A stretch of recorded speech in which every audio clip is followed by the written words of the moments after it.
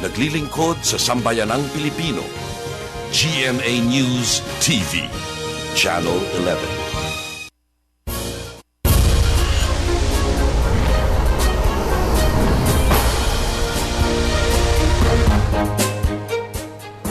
Magandang hapon mga igan, nagsisimula na ika-6 na araw na makasaysayang impeachment trial ni Chief Justice Renato Corona. Ako naman, Arnold Glavio. Ako po si Vicky Morales, samahan niyo muli kami sa special coverage ng GMA News TV. Ito po ang The Chief Justice on Trial. At syempre, patuloy tayo magbabantay sa mga pinakamainit na pangyayari sa Senado. At mag-uulat mula roon ang ating kasamang si Joseph Morong. Punta na po agad natin si Joseph Morong sa Senado. Joseph, anong nangyari sa caucus ng ating mga senador?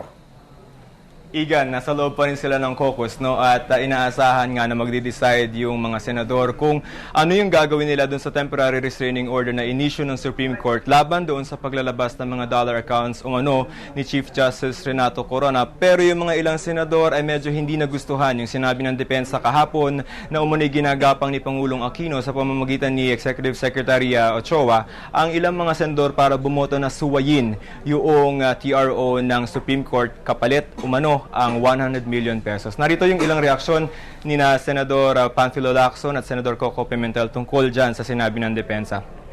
Kahapon na, insulto po ba kayo doon sa sinabi ng depensa na 100 million per senators? Ay, alam nyo, ganito na lang sasabihin ko doon sa mga fellow lawyers ko sa defense team, ano?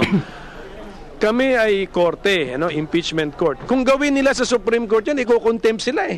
Kunyari may pending issue sa Supreme Court, tapos magpapapress ko ng abogado, sasabihin niya, kung hindi ganito ang desisyon ng Supreme Court, linagyan niya mga yan. Contempt po yan. Kaya hindi ako magtataka kung mayroong mag-motion to cite them in contempt. Pero hindi ako yun. Because I'm willing to forgive them. No? Kasi siguro dala lang ng passion and emotion yun. Mukhang talagang gawa-gawa lang yung istorya. As a matter of fact, we will question them, dahil sinasabi nila meron silang source na ayaw na naman nilang pangalanan. So, how will we get to the bottom of this issue? Kung magsasabi sila ng ganong information to the detriment of the senator judges, pagkatapos hindi naman natin ma-verify kasi they refuse to name their source or sources. So, Igan, kasama natin ngayon ang tagapagsalita ng magkabilang panig. No? Unahin muna natin si Attorney Karen Jimeno ng Depensa. Ma'am, medyo mukhang hindi nagustuhan ng ilang senador yung in-announce nyo kahapon sa media. Siguro, syempre, ginagalang ko yung kanilang pananaw dito. At naiintindihan ko rin siguro kung meron silang, kung hindi nila maganda yung pagkatanggap dito. Pero, siguro ang gusto ko lang linawin, yung pinahiwatig kahapon ay hindi against the senator judges. In fact, ang sinasabi nga kahapon ay yung pag pinakinggan nyo yung press conference, ang sinasabi, ang pinapakiusapan dito ay ang Pangulo na sana wag makialam yung ehekutiba. Ang sinasabi rin ng source, according to the members ng defense panel na linapitan ng source, parang ang linalapitan nga senator judges ay hindi naman nagpasuhol. In fact, parang nagreklamo pa nga na bakit sila kailangan kausapin. So sana yun ang malinaw. Ilang senador yun? Hindi ko masagot kasi hindi ko rin alam. Okay. Pero you're qualified. Kanina ma'am, halimbawa i-defy ng Senate. Sabihin na, okay, may TRO but we will not follow. What's going to happen? Mahirap sagutin kasi hindi ko rin alam. Yung PS Bank kasi dito ang nakakuha ng TRO. Sila yung nag-apply for the TRO sa Korte Suprema at sila yung nakakuha nito. Yung tanong kasi, kung hindi nila sundin ng impeachment court, yung TRO, PS Bank ang magkakadilema. Kung magbibigay ba sila ng impormasyon, gayong hindi rin klaro sa kanila kung ano yung nakalahad sa batas at pwede sila magkaroon ng criminal liability para naman doon sa kanilang pagtestigo sa impeachment court. Pag hindi naman nila sinunod ng impeachment court, baka naman makontempt sila. So, yun yung siguro mabigat dito. And as far as that concerned, hindi kayo pwedeng mag-come in to anything? Hindi, kasi hindi naman namin testigo ang PS Bank, hindi rin namin sila kliyente. Okay. Igan, let's go to Representative Miro Kimbo. Anong balita mo sa loob? Wala pa.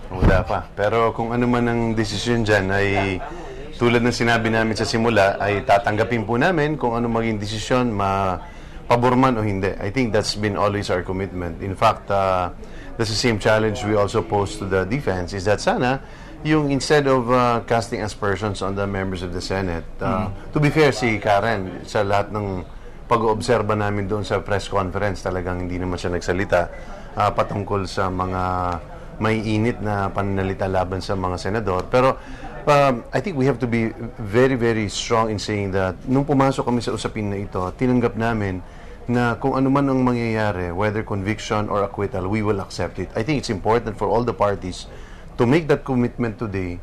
Otherwise, wala akong mangyayari dito. It will only weaken our democracy. Mauwi na naman tayo sa 2001. Magkakaroon naman ng kaguluhan dyan kung hindi natin tatapusin ito. Sabi ni Atty. Meno, hindi naman nila sinasabi, I think that was clear sa press ko nyo kanina, correct me if I'm wrong, na hindi namin sinabing may senador na tumanggap na nasahulan na. It's just that there is going to be, may act towards that. Is that a proper defense or... Pero kulang na lang kagabi nangyari sa Club Filipino, tinutukan nila ng baril yung mga senador. They've practically tied the hands of the senators for them not to make any decision that is adverse. Kasi kung anong gawin ng mga senador ngayon, ay may pagdududa. Ngayon, kung sila mag-decide in favor of opening the subpoena or opening the dollar accounts, ang sasabihin ay tumanggap siguro ng 100 milyon. That was what they were successful in doing. Na sa tingin namin ay unfair para sa proseso. Ma'am, pasagutin kita dun sa sinabi. Kulang na lang daw yung ganun. Palagay ko hindi naman yun yung tungkulin ng mga... Pero hindi si Karen nagsabi nun, ha? Pero ako, siguro pananaw ko, yung tinitingnan ko sila, hindi naman ata yung ganun yung tungkulin nila. At yung siguro ang kailangan klaruhin dito, ang sinabi ng mga member ng defense team na nakausap ng source nga, yung mga kinausap na senator judges ay ayaw naman magpasuhol at ay hindi nga nagpapa-impluensya. At ang sinabi rin, hindi lahat ng senator judges linapitan. Oh, so meron na kayong ganyan na source na yun yung pangalanan. Meron silang small lady. Pwede bang sabihin nyo na lang, palitan na lang kayo ng info kung sino si small lady, sino si... Pero ibang-iba yun, no? Ibang-iba yung usapin doon. Dahil yung usapin doon sa kay Congressman Ray Umali, merong ebidensyang ipinakita. Ang paliwanag lang is yung source, yun ang parang naging anonymous kasi hindi nga niya matandaan. Pero in this case, may malinaw talaga na usapin na may accusations on the senators. I think it's only but fair to the process, to the Constitution, that they be able to at least disclose it to be fair to the senators concerned. Okay. Maraming salamat Attorney Jimeno and Representative Kimbo. Kita-kita sa loob. And maraming salamat po. Thank you very much for your time. Arnold, Vicky. Maraming salamat, Joseph Morong. At babalikan natin si Joseph maya-maya lamang. Samantala, para po ipaliwanag sa atin ang mga legal na proseso sa impeachment trial ni Chief Justice Corona, muli tayo sasamahan sa studio ni Professor Rowena Daroy Morales ng UP College of Law. Magandang hapon po at welcome back sa inyo, Professor Morales. Magandang hapon, my pleasure. Anong epekto nung press conference kahapon dun sa kanilang revelation about dun sa tangka, na umani ginagapang ni Pangulong Noy through Executive Secretary Jojo Ochoa yung ilan sa mga senators na hindi nila nakikitaan na susuporta dito sa impeachment? You mean epekto sa legal process? O epekto sa tao? Doon sa mismo impeachment Oh, yun na nga. Sa... Your Honor. Yes. Sustain. Okay, Professor, ano Overruled. But anyway, walang epekto Wala yun. epekto yun. Siyempre, put on guard lang ngayon. And it's... parang pinoprogram ang mga isipan, either of, lalo na ng publiko, na kung ano man ang maging desisyon ng Senado ukol doon sa foreign currency deposits ngayon, kung ito ba ay bubuksan o hindi, naku, pag pumayag, may siguro, kasi pag hindi pumayag, nanalo siguro ang depensa. Hindi sa ganon eh. So how should they have handled this issue about the alleged 100 million peso bribe? Kung hindi sila dapat nagpa-presscon, paano nila pwedeng i-manifest ito o ilabas ang issue nito sa korte? Well, if it were true, okay, if it were true, dito sa impeachment court, bakit nila ilalabas sa impeachment court? Right? But hindi nila ilabas yan sa talagang korte, kung sakali man. This is just tantamount to going to media. A press con is a media event. It's like going to media and say, alam nyo? And then, throwing and hurling charges. Nakakaano ata yun, it's very jolting. At ang mga tao naman wouldn't know how to react. Kasi nga, crucial na ngayon to. And maybe it also comes at the point, di ba may binitawan yata ang depensa, if I'm correct, if I remember right, na tuwing Monday, may mga ipapasabog daw sila. Remember, Monday din lumabas yung tungkol sa mga supposedly discoveries nila about yung bahay ng isang representative ng chief prosecutor. Yung mga laging may ipinapalabas. So, is this one of those programmed na lumalabas? We're not sure. So, what's this? It has become a war in the media. Yun nga, Professor, kahapon hining ko ng reaction ng ilang mga senador, At may mga, siyempre, denial. Ang isa sa mga issue kasi, isa side back for contempt itong Defense Counsel. Pero sabi ni Senator Sergio Osmeña sa akin, wala yata silang right to cite contempt itong defense panel. Ang dapat daw mag-file ng libel case ay si E.S. Jojo Ochoa. Libel against the Against president? sa mga abogado. Pero yung mismo impeachment court, hindi pala pwede nilang kasuhan ng contempt. Kasi yun ang kaninang pananaw ni Senator Ping Lacson, ikaw contempt daw nila Pwede, pwedeng ganon na nagsasagutan na sila It would have been better. I am not sure, but what it becomes now, it has become some parang political war na. More than a war in the impeachment court, but it's not a war in the impeachment court. Dati impeachment both within the Senate and then in the public, in the eyes of the public. Ngayon may third, in the eyes of the public, and what the COMS would like to have the public perceive, to anticipate maybe a positive or a negative reaction towards kung ano man ang magiging desisyon ng Senado. Kumbaga, covering all bases na. By the way, itong sinasabing bribe or promise or carrot, yung stick na yan, ito din yung sinasabi nila na nung una, yung mga tangible rewards, sinasabi ng depensa. Dun sa answer, nung umpisang nagkaroon nitong verified complaint, kaya lang naman nagkaroon ng verified complaint na yan, na minadali because they're tangible rewards.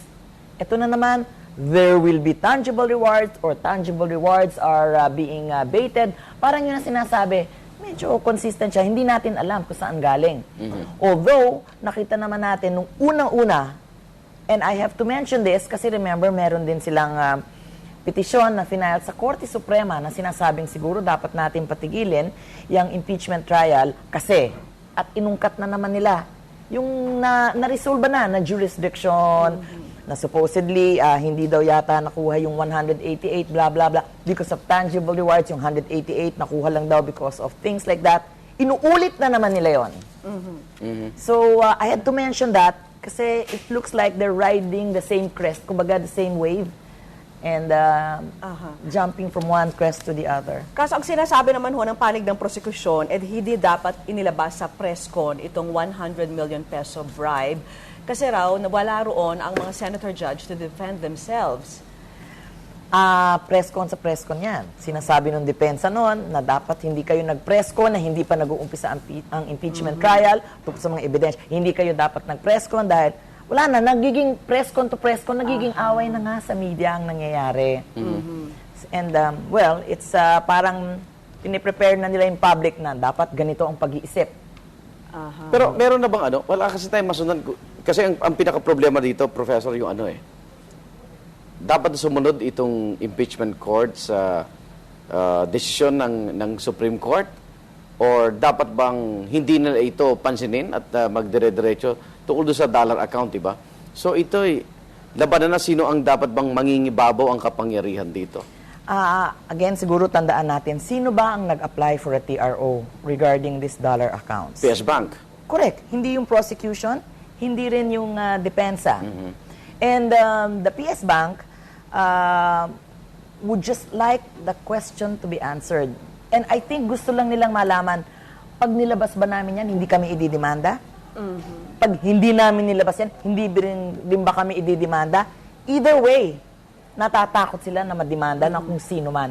That's their only concern. But of course, it has evolved into a bigger issue.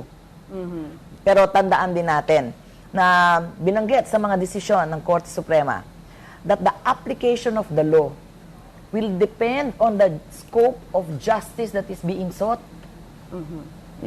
So, siguro kailangan makita yan from a fresh perspective. Professor, ngayon, ang inaantabayan natin, they're expected to divide the House. Magbobotohan sila kung ano ba, susundan ba nila itong TRO ng Korte Suprema o dededmahin nila.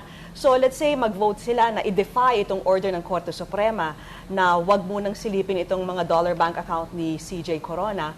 Where does that put us? Nasa stalemate ho tayo. Hindi yung stalemate, no? Kung stalemate ang ating pinag-uusapan, the prosecution can go on.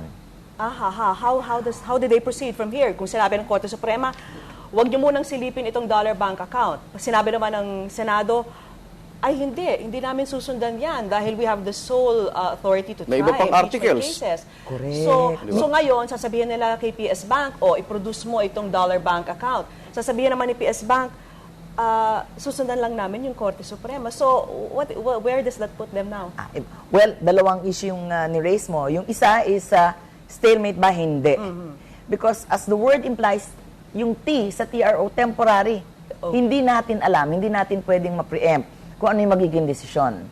Pwedeng, sige, ibuksan muna natin yan subject to the rules on admissibility pagdating na sa presentation.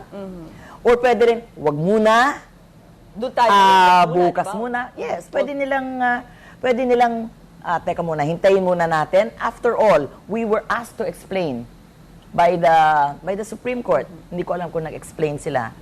But nonetheless, the point is, hindi pwedeng stalemate, at hindi naman ibig sabihin na titigil na ang impeachment proceedings. As nabanggit nga ni Igan, they can proceed to the next point. And just, it doesn't Actually, really matter. inaabangan ho ngayon dito yung branch manager ng PS Bank na hindi man pag-usapan yung dollar account, pag-usapan paano nailabas o nag-leak yung mga documents sa ito na under her watch, no? Itong si Chongson yata. Annabelle Chongson. Annabelle Kung talagang Chongson. galing sa kanila yun. Kasi ang contention nila, ibang-iba raw dito sa original documents na nasa kanila. Okay, pag magkaiba yun, hindi ko alam. Hindi pa natin nakikita kung ano yung documents, no? Actually, binanggit ni Presidente last Thursday na parang ang nakita niya yata doon sa photocopy, iba doon sa hawak nila na mga bank documents itong si CJ Corona. Ang gusto ko nga malaman, paano kaya naiiba doon sa original, no? Kung yun lang ang magiging issue. But is that an issue for the impeachment court? Siguro yung issue doon is whether or not the impeachment court should hold liable. Kung sino man yung pinapatawag nila dahil hindi dumating.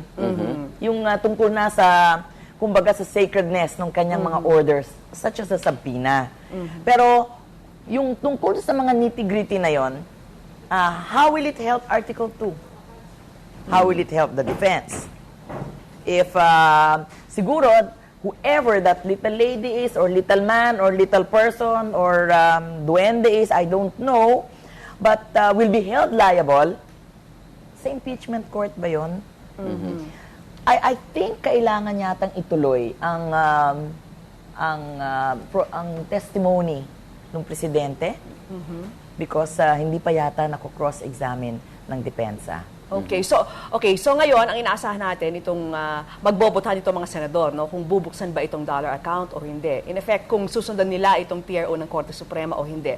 Let's say it goes either way, no. Let's say bumoto sila na pabuksan itong dollar account at i-compel nila itong witness nila from PS Bank na buksan. Will the witness have to open the dollar account? Well, the witness will have to sit on the witness stand.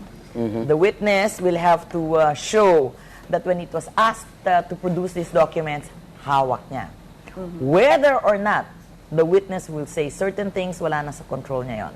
Whether or not the witness will actually show and give what it has on hand, ibang usapan. Naalala ninyo yung nangyari kay Vidal. Mismo. Yes, so, there is a difference. Sige, dalhin mo. Nung linabas yung salin, no? Dalhin mo. Because we can imagine that the defense will be on its toes. Bawat tanong yan, objection. So, pwede palang dadalhin niya, pero hindi niya ibubunyag yung mga nilalaman ng dokumentong yun. Pwede niyang gawin yun. Ibang usapan yun. Pero pag, di ba, if what we are talking about is merely obedience or compliance to a subpoena, pinapunta kita, nandiyan ka nga. Pinapaupo ka, makaupo ka nga. Alright? Tinatanong kita, sumagot ka. Kailangan bang Pero sumagot ka. Hindi pa pwedeng ganon. Pero pwede ba siyang i-contempt kung Ibang hindi niya usapan ibinyan? yon. Correct. So pwede ba siya? Yeah, sure. Pero pwede niyang sabihin, no, sinusunod ko naman yung kautosan ng Sure. Korte Suprema. Sure. Pero nasunod din niya yung utos ng Senado. So, may karapatan ba doon. ang Senado na i-contempt siya pag hindi niya linabas itong mga contempt? Yes. Full powers. Kung hindi naman napaka-lame ng Senado as an impeachment court, kung mag-i-issue siya ng mga order at mga mandates na hindi naman pwedeng sundan at wala man lang ngipin para ito'y masundan. Okay. Pero kung pakinggan yung mga argumento ng mga constitutionalists, no, like si Christian Bonsod at si Father Joaquin Bernas, lumilitaw na although ang sole authority ay nasa Senado, hindi na sususpend yung katungkulan ng Supreme Court na sila ang mag-interpret ng batas. Kaya hindi dapat daw ito labanan ng kapangyarihan. Sino ba dapat bang ibabaw? Dito, sinasabi lang Senate, hindi Senate Court na hiwalay sa... Para ba kasi ang tingin ng ibang senator judge, ano na sila nangingibawa na sila, hindi dapat sundin ang Supreme Court. We have the sole authority to try impeachment cases. Kasi at sabi naman itong Korte Suprema, hindi. Pwede kaming mag-power to review. Ayun ang term na ano ba itong power to review? Kasi napatunayan dun sa Davide impeachment na nung inutos sila na hindi dapat ituloy ito, sumunod Sumunod ang House of Representatives at maging ang Senado, hindi ba? Magkaiba Magkaiba. Magkaiba yun. Magkaiba yung kaso na yon. Dahil nung sa Senado, nung kay Chief Justice Davide, remember, during the House hindi pa dumarating sa Senado yung dalawang dalawang levels yan. Actually, dalawang Isa articles. yung impeachment, nasasabi natin ang impeachable officer na impeach pag lumampas sa House.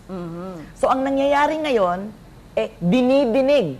At ang dulo ng pagdinig na to is not impeachment, but conviction or acquittal. Alright? So, nung kay Chief Justice Davide, nandito pa lang sa House, hindi pa pumupunta natatransmit dito. sa Senado. At klaro naman kasi whether or not the constitutional provision, it was a constitutional provision that was being questioned on, ito bang impeachment complaint laban kay CJ Davide noon ay labag doon sa prohibition. Ano natin yan, yung dalawa within 1 year. Kung hindi, Yung 1 year ban. yung dinigin, nandoon pa lang. Dito, iba ang pinag-uusapan. Dito, kung ang ating pag-uusapan is yung tungkol sa whether or not dapat talagang dinggin, na-resolve na yun by the impeachment court itself. And the impeachment court has that authority to determine also its authority regarding its power. And, come on, let's face it, after the defense has vigorously put up a vigorous and active defense, ngayon sasabihin niya, ay, wala pala kayong authority or ipaglalaban namin na hindi pala dapat ito natuloy. Pagkatapos nating marinig na haharapin ko lahat ng mga bintang laban sa akin, ngayon sasabihin, ay, huwag niyong ituloy. What's that? Diba? So, may mga sinasabi nga, kung tapat ang isang tao, huwag kang tatalikod sa nasabi mo na. Yung mga sinabi mo ba, okay lang pag para pabor sa'yo, pag hindi na pabor, babawiin mo, ay, hindi applicable dyan yung aking sinabi. Ganun yung magiging epekto dito sa ating hinaharap. Okay, pero dapat ba magsumbong yung depensa sa taong bayan through a press conference? Dahil alam natin lahat na mismong si Pangulong Aquino ang ayaw kay Chief Justice Corona, di ba? So yung mga ganitong accusation of ginagapang yung mga senador, hindi naman siguro katakataka na siya mismo kasi nagagaling talaga sa executive yung mga, at hindi lang ito unang, mismo si Pangulo nagsabi at humamon na buksan mo na kasi kailangan sa batas waiver ng depositor, di ba? So, kung walang tinatago, buksan mo na. Ang sinasabi naman ng depensa, ikaw ang nag-aakusa Wala ba akong karapatan na i-depensa sa sarili ko? Bakit sasabihin mo magnanakaw ako, pero ngayon pinapaamin mo magnanakaw ako? Wala bakit diba? Hindi pwedeng sabihin nung isa sa isang venue at yung isa sa same venue? Sabi nga natin, nagiging labanan na to ng press con. Presko na. Nagiging press con labas na sa impeachment court, no? Ito daw yung pangalawang impeachment, yung nasa labas na ng Hindi, pangatlo daw. Ano pa pangatlo? Ito yung pangatlo, yung political. Political. Yung separate press con sa press con.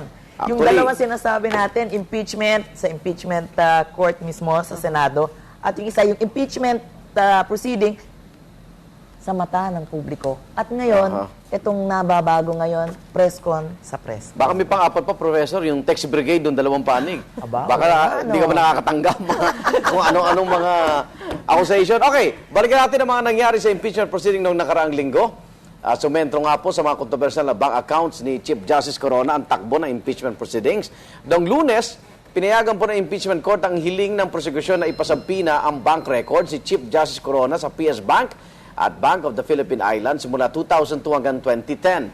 Pero ang kondisyon ng korte, dapat daw may kaugnayan lang ang pagbusisi sa mga ito sa issue ng Statement of Assets, Liabilities and Net Worth nitong si Chief Justice Corona. Agad itong inalmahan ni Senadora Miriam Defensor Santiago na bagamat wala sa pagdanig ay naghain ng motion for reconsideration. Dumulog naman sa Korte Suprema ang PS Bank para hilinging ipatigil ang pagpapasupina sa bank records ng punong maestrado at kasabay nito, hiniling din ng kampo ni Chief Justice Corona sa Korte Suprema na ipahinto ang paglilitis. Sa kabila ng inihaing petisyon, umarap sa pagdinig si PS Bank President Pascual Garcia III at kinumpiro nga ang detalye ng 5 peso bank account ni Corona pero hindi siya nagsalita tungkol sa dollar accounts ng punong maestrado dahil sa batas na nagpoprotekta sa pagbubukas sa mga foreign currency deposit. At dahil dito, hininga ng paliwanag ng impeachment court si Garcia kung bakit hindi siya dapat ipakontempt. Pero nung Huwebes, naglabas ng temporary restraining order ang Korte Suprema laban sa pagtalakay sa dollar accounts ni Corona. Samantala, humarap din sa paglilitis si Leonora Dizon, ang manager ng BPI Ayala Avenue branch, kaugnay naman ng checking account ni Corona. Sinimulan na ring talakayin sa paglilitis ang Article 3 ng impeachment complaint na tungkol sa umuning kawalan ng integridad ng punong maestrado dahil sa kanyang mga desisyon sa ilang kaso. At unang sumalang si Roberto Duisa, presidente ng Flight Attendants and Stewards Association of the Philippines o FASAP. Anya, pinanghimasukan daw ni Corona ang pagbaliktad sa naunang desisyon ng Korte Suprema pabor sa mga empleyado ng FASAP nang dahil lamang sa sulat ng abogado ng Philippine Airlines. Alright, at balik naman po tayo sa ating talakayan. Kasama pa rin po si Professor Rowena Morales. Okay. So ang sinasabi po natin, summary, last week naglabas ng desisyon ng Korte Suprema. Sabi niya, di nyo pwedeng buksan ang dollar account ni Corona. Sabi naman ng Senado, teka, malinaw sa konstitusyon na kami ang may sole authority, sole power to try and decide all impeachment cases. Sabi naman po ng panig ng depensa, di namin sinasabing angat ang Supreme Court sa Senado. Ang sinasabi lang namin itong Supreme Court ay may power to review, no? Ano itong power to review na sinasabi? Do they really have this power to review? Di ba sinasabi nga sa Constitution malinaw na they have the sole power to try and decide impeachment cases. Pero ano itong power to review? Okay, ang una, that's a very controversial topic at wala pang settled no na nasagot diyan.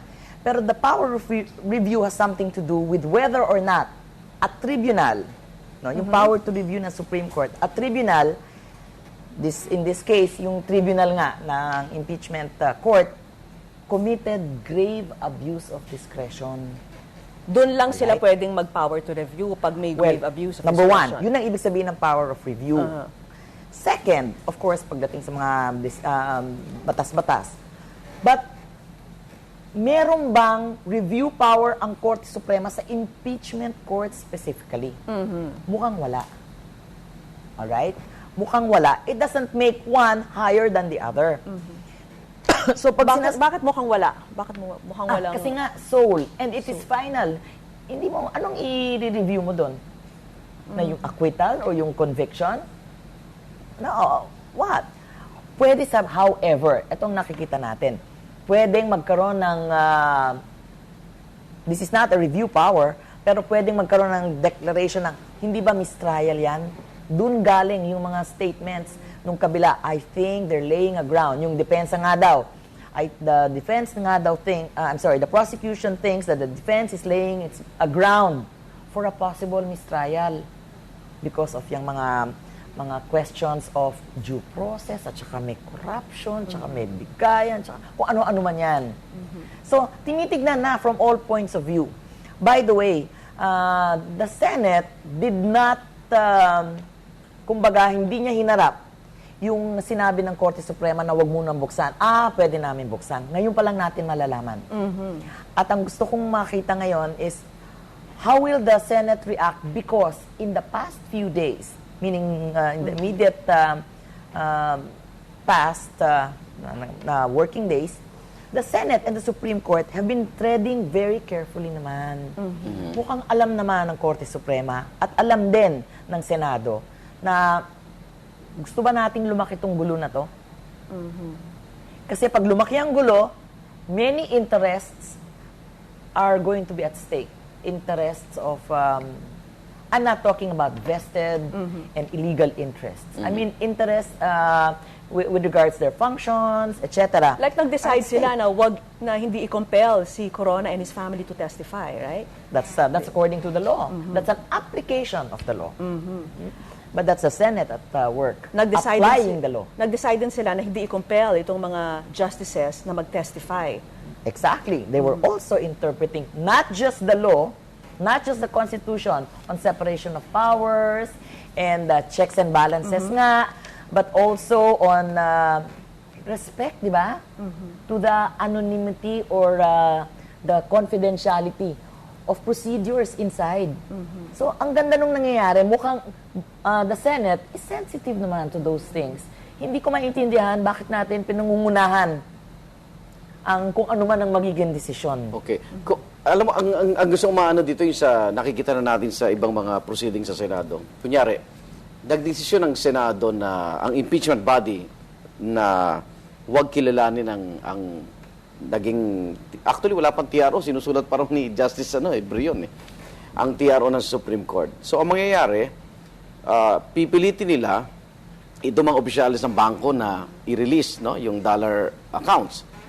Pag tumanggi ang mga opisyalis ng bangko, ipakukulong sila ng Senado dahil may contempt power ang impeachment body. Pag ni-release naman ng mga bank officials, pwede naman silang kasuhan ng depositor, citing yung provision ng secrecy, di ba? Sinong depositor?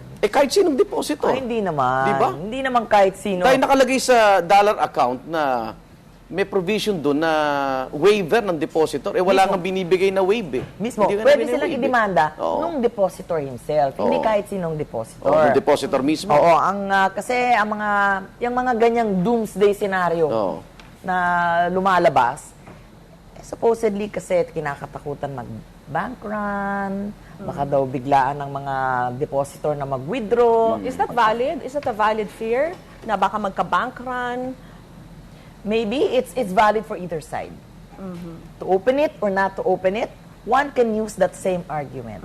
Kasi pag binuksan yan, wala naman palang confidentiality yung aming mga accounts. Even if the exception is only for impeachment, hindi naman impeachable yung mga bank depositor. Hindi, may mga criminal case Hindi exception itong FCDU law, meaning foreign currency deposit walang law. Impeachment Walang impeachment na exemption only for the peso deposits. But they had an exception of parating ng binabanggit ng Senado itong salvation versus central bank. Maybe ito yung naging loan exception dito sa foreign currency account, no? It was an exception that the Supreme Court thought should be an exception. It's not an exception found in law. And that was in the interest of justice. Sa salvation kasi, itong isang babae nagsampa ng kasong rape, among other things, against this foreigner. At, medyo tumakbo yung foreigner. Pero may notice of garnishment. Meaning, dapat bayaran yung danyos. Oo. Okay. Garnishment, parang sinasabi sa bangko. Kasi may account pala. Itong akusado. Yung akusado sa rape. Dollar account pala sa dollar account. Doon kukunin kung ano man ang magiging danyos. Di ba? Okay.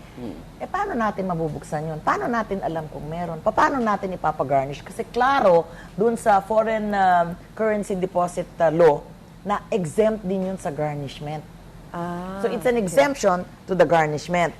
So hindi pwedeng pakialaman yung funds. Pero ang Supreme Court sinabi, doon ko nga kinuha yung nabanggit ko kanina, yung shinare natin kanina, the application of the law depends on the scope of justice that is being sought. Alam nga naman isang foreigner na may isang account dito na dollar, na siguro marami, hindi ko alam, against a Filipino na biktima ng isang krimen, protektado natin yung foreigner against this Filipino victim. That was a crime that is involved.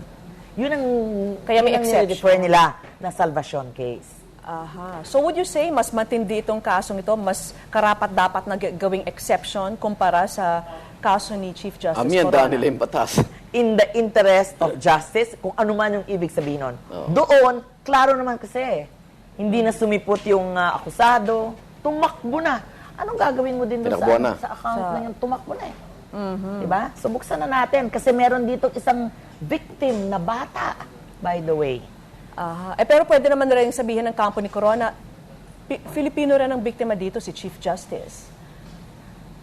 Si Chief Justice is a lawyer, is the Chief Justice of the Supreme Court. Alam niya yan. Alam niya itong mga batas na to. And, I don't think one is analogous to the other. Hindi naman yata pantay si Chief Justice as a victim of an opening of the account. And kung ipapantay natin siya, saan? Doon sa foreigner in salvation? Hindi ata pantay. Hindi ba? Kaya ngayon ang hamon, kung wala ka naman tinatago, di ba? Ayun na lang doon. Yun yung justice aspect nun. Kasi, ba't hindi na niya ibigay yung kanyang sabi ng depensa, huwag kayo mainip. Kailan daw? Sa depensa pa. Sa depensa pa. Bubuksan daw, bubuksan daw. O sige, let's say na nga, sabihin na natin, nandun na tayo, na may talagang significant amount doon sa account na yon. Hindi natin alam. Sabi kung, let's say, hypothetically, no? Is it justifiable for a justice to hold the account for someone else? Pwede niyang sabihin, hindi ko pera yon. I'm keeping it in trust for someone, for a client. Is that valid? That sounds very familiar. Remember the accusation against GMA before about owning houses in the U.S.? Oho. Nandyan ho yan, nasa pangalan ko. Pero hindi ho akin yan. I am just keeping it in trust and I'm just holding it in trust for somebody else. Magpapakita ngayon ng mga trust agreements. Pero pwede pa rin yun. Yeah, sure. It's justifiable. Sure. Papakita niya ngayon. Di ba yung panahon mismo ni impeachment ni dating Pangulong Estrada, hindi niya dinidinay na yung account para kay De Chavez. Siya lang yung pumirma. Parang gano'n din, inaako niya yung account ng iba. So we hear refrains over and over. So medyo merong loose ng konti dito sa ating batas sa mga bangko, no? Totoo yan. Kailangan tingnan ulit. Kailangan tingnan ulit.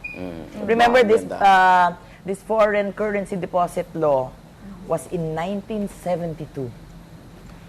When things were so different, our economic climate was so different at naghahanap tayo ng foreign. So ang isang gagawin na lang ng isang corrupt official i-convert yung peso niya sa dollars at mag-open siya ng dollar account. Para hindi na masisita. Hindi na masisita yun. Correct. Di ba? Okay, mga teka, abang iniintay natin itong Tagalong Caucus, Alas 11 pa nagsimula yan. Oo, so sige, balikan na lang muna natin. Ang problema kasi doon yung mga non-lawyers, no? Na senator judge, kailangan ipaliwanag kasi ng, baka ito, ako, 100 milyon, emotional kasi sila, hindi.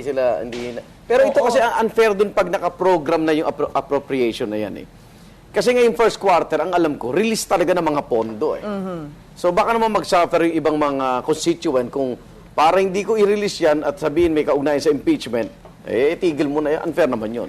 Works both ways. Works many ways. So parang, hindi ni-release kasi siguro. Sino man aamin? Kaya ito na nga hinihintay natin yung resulta ng caucus. Kagabi, sulat ako ng sulat. Sino kaya ang boboto ng open, close, open, ang sarap close? Mahirap sabihin. Mahirap sabihin kung talagang sinong panig ang mananalo dito sa labanang ito. Samantala, tuloy-tuloy pa rin ang balita natin sa GMA News TV. Ang News TV Live, ihahatid po sa inyo ni Ivan Mayrina. Maraming salamat, Igan at Vicky, na babahala ang WHO o World Health Organization sa patuloy na pagtaas ng bilang ng mga nagkakasakit ng leprosy. Kabilang ang Pilipinas sa Asia-Pacific region na may naitalang maraming kaso. Ayon kay Dr. Shin Yang-su, ang Regional Director for Western Pacific ng WHO, nasa 2,000 na iuulat na may sakit ito sa Pilipinas. Napapabayaan daw ang nasabing sakit, gayong curable naman ito. Aminado naman si Health Secretary Enrique Ona na talagang napapabayaan ang mga may sakit na leprosy sa ating bansa. Mas nakatuon daw kasi sa ngayon ang atensyon ng DOH sa ibang sakit kaya ng tuberculosis, AIDS, cancer at iba pa. Samantala, isang araw bagong Valentine's Day, pinayuhan ng grupong Eco-Waste Coalition ang mga mamimili na maging maingat sa pagpili ng mga regalo para sa kanilang mga mahal sa buhay. 13 uri kasi ng produkto ang nakita kanila ng mataas sa antas ng nakalalasong kemikal tulad ng cadmium at lead sa ginawa nilang pagsusuri sa ilang Valentine gift items at accessories. Ayon sa grupo, binili nila ang mga gift items sa Binondo, Divisoria, Quiapo at Santa Cruz sa Maynila. Nabilang sa mga sinuring produkto ay mga stuffed hearts, puffy toy gifts, mugs, panty rose at iba pang Valentine's Day knickknacks. At yan po ang iba pang malalaking balita sa oras ito para sa News TV Live. Ako si Ivan Leyrina. Balik sa inyo, Arnold at Vicky. Alright, salamat Ivan. Okay, sabi naman ho ng impeachment court, dito pa rin tayo tungkol sa close open ng bank documents na ito. Kailangan raw mag-file ng comment ang prosecutors within 10 days. Pag nag-file ba sila ng comment, ibig ba sabihin, sumasang-ayon sila dito sa authority ng Supreme Court? You mean the Supreme Court is asking whom? The Supreme Court is asking, di ba, the Senate and the House prosecutors to file their comments within 10 days regarding itong pagbukas ng dollar about the TRO. Yes, the TRO. Yeah, that's right. No naman. No, So, pwede I sila don't think mag-file? so. They can file, no? Kung sino man ang inutusan ng Korte Suprema to file or to respond to an order, kung sino man yung inuutusan na yon under pain of compulsive measures, kagaya nga ng contempt, or baka matalo ka kung ikaw ang magiging nasa receiving end ng hindi magandang decision, you should be ready to face that. And ito yung sinasabi nating TRO na inaplayan ng TS Bank. Directed against the Senate Impeachment Court na huwag niyong buksan kasi paano ba kami? Anong gagawin namin? And it has asked the Senate, bakit nga ba? Anong gagawin natin? Okay, sabihin na nga natin, okay, the Senate votes to respect the TRO issued by the Supreme Court na huwag munang silipin itong mga dollar bank account ni Corona. Does that mean from here on, lahat ng bagay pwede idulog sa Korte Suprema kung let's say ayaw ng depensa, yung naging takbo ng paglilitis, yung naging takbo ng desisyon ng Senado, pwede sila magsumbong sa Korte Suprema anytime? Depende kung ano ang basihan ng magiging desisyon ng Senado. Kung ang desisyon ng Senado, sabihin nila, with due deference or alang-alang sa TRO ng Korte Suprema, hindi namin ipabubukas. Ibang usapan yon. Paano yun? Ibang usapan yon at saka pag nagharap sila ng sarili nilang dahilan, no? Kung they do not make any reference to the Supreme Court decision or the Supreme Court TRO at sarili nilang decision yun ang magiging difference. Kasi pag sinabi nila, and we do not know if they're going to say this, sabi mo nga pag wag pabuksan dahil sa TRO, meaning making reference to the Supreme Court, mukhang yun ang magiging epekto. Okay, may epekto pala ang Korte Suprema. Okay. At natatakot ang Senado. Pero pag sinabi niya, wag buksan dahil, and without referring to the TRO ng Senate, and I can think of several reasons why they can say, wag buksan, without referring to the TRO, hindi ka pwede ano mga reason yun? Kasi ang caucus based on the decision of the Supreme Court, ang gustong malaman, alin ba mas magulo, sumunod sa Supreme Court o hindi? Kasi kung babalansin ng mga senador ito, alin ang mas less yung magiging chaos or kaguluhan ng taong bayan? Kasi at least may respeto pa rin, di ba? Kaninong gulo? Magulo para sa depensa? Magulo para sa prosecution? Hindi, sa pagitan ng Senado at ng Supreme Court. At talagang whichever way naman, magkakaroon kasi kung equal pa rin sila, hindi pwedeng ihiwalay mo yun eh. Di ba? Sasabihin mo na with this sole authority, elected ka, hindi naman porket binigyan ka ng kapangyarihan na maging member ng impeachment, nahiwalay mo na yung mandate mo na isa ka pa ring legislator, di ba? They're not functioning as legislators here. Alam natin yun. At hindi rin nila sinasabi na we are doing this as part of our functions as legislators. Nagkataon lang, alright, that the impeachment court, according to the Constitution, will be made up of members of the Senate. This is Kaya nga, pero hindi rin sinasabi ng Konstitusyon na mangingibabaw ka sa mga maestrado. Pantayan, walang equal to none yan. One is equal to the other, but no one is more equal than the other. Kumbaga, I mean, there's no such thing, no? Pero walang ganon. Kaya nga dito, dapat ang pag-isipan dito, alin ba yung less na gulo? So, kailangan ba ako maging masunurin o matigas ang ulo? Is there a third option? Is there a third option? Like for instance, di ba ngayon, kaya tumatagal ho tayo dito sa caucus. Yung sinasabi ni Professor. Dahil nagde-decide kong Senate, ano bang gagawin natin? Will we defy the Supreme Court order to open the dollar account? O ire-respect ba natin? Under the ire-respect natin, meron pa bang iba pang pwede ba nilang sabihin hindi namin kinikilala itong authority ng Supreme Court, but at the same time we are respecting it. Pwede ba 'yon? Na pwede. We are not, because kung kilalanin nila yung authority ng Supreme Court, then from now on, kahit na let's say convict or acquittal, pwedeng idulog sa Supreme Court yung resulta niyan. Pwedeng sabihin nila with deference to the Supreme Court, but not necessarily to the TRO issued. Out of respect acknowledging, yes, Court. Parang yung kanina. Anong dahilan para? Why not? The same dahilan na sinabi nila, wag natin, let's deny the subpoena, the request for subpoena regarding the Supreme Court justices. Baka hintayin natin yung official na release niya, no? Diba? Lipat tayo sa ibang articles. Pwede? Why not? In fact, one other option, depende nga kung anong mga interest na pinipreserve dito, is for the prosecution to say, atas na lang kaya muna namin yan. Kasi meron na silang moral victory. Meron na silang moral victory in the sense that, at saka of course, meron na silang basihan to say na, napakita na namin yung Article 2. Mukhang umiral yan kasi may discrepancy sa salin at hindi accurate. At meron na rin silang moral victory in the sense na mukhang meron nga na mga foreign may laman. Correct. Foreign deposits, foreign currency. So ibabalato na lang nila kumbaga. Parang, sige, alam natin, siguro naman may laman yan. Dahil iilan yan. Di ba? Pero ayaw niyang buksan. Bakit kaya? Ayan. Professor, teka lang po, Vicky. Babalikan natin ang talakayan na may balita na Pero tingnan natin, may balita na si Joseph Morong. May balita rin ako. Bubulong ko kay Professor. Joseph Senado, may resulta ka na? Mukhang tama tayo. Hindi pa pwedeng sabihin, hindi pa. Pero ako bubulong ko kay Vicky. Pakitext na lang ako mamaya. Sige. Confirm natin. 90%. Pero ganito, sinasabi Okay. is mainit. Yung usapan sa loob, pinamumunuan niya ng at least dalawang senador, between two senators yan. Yung issue kung papayagan ba yung, susundin ba yung temporary restraining order ng Supreme Court o hindi.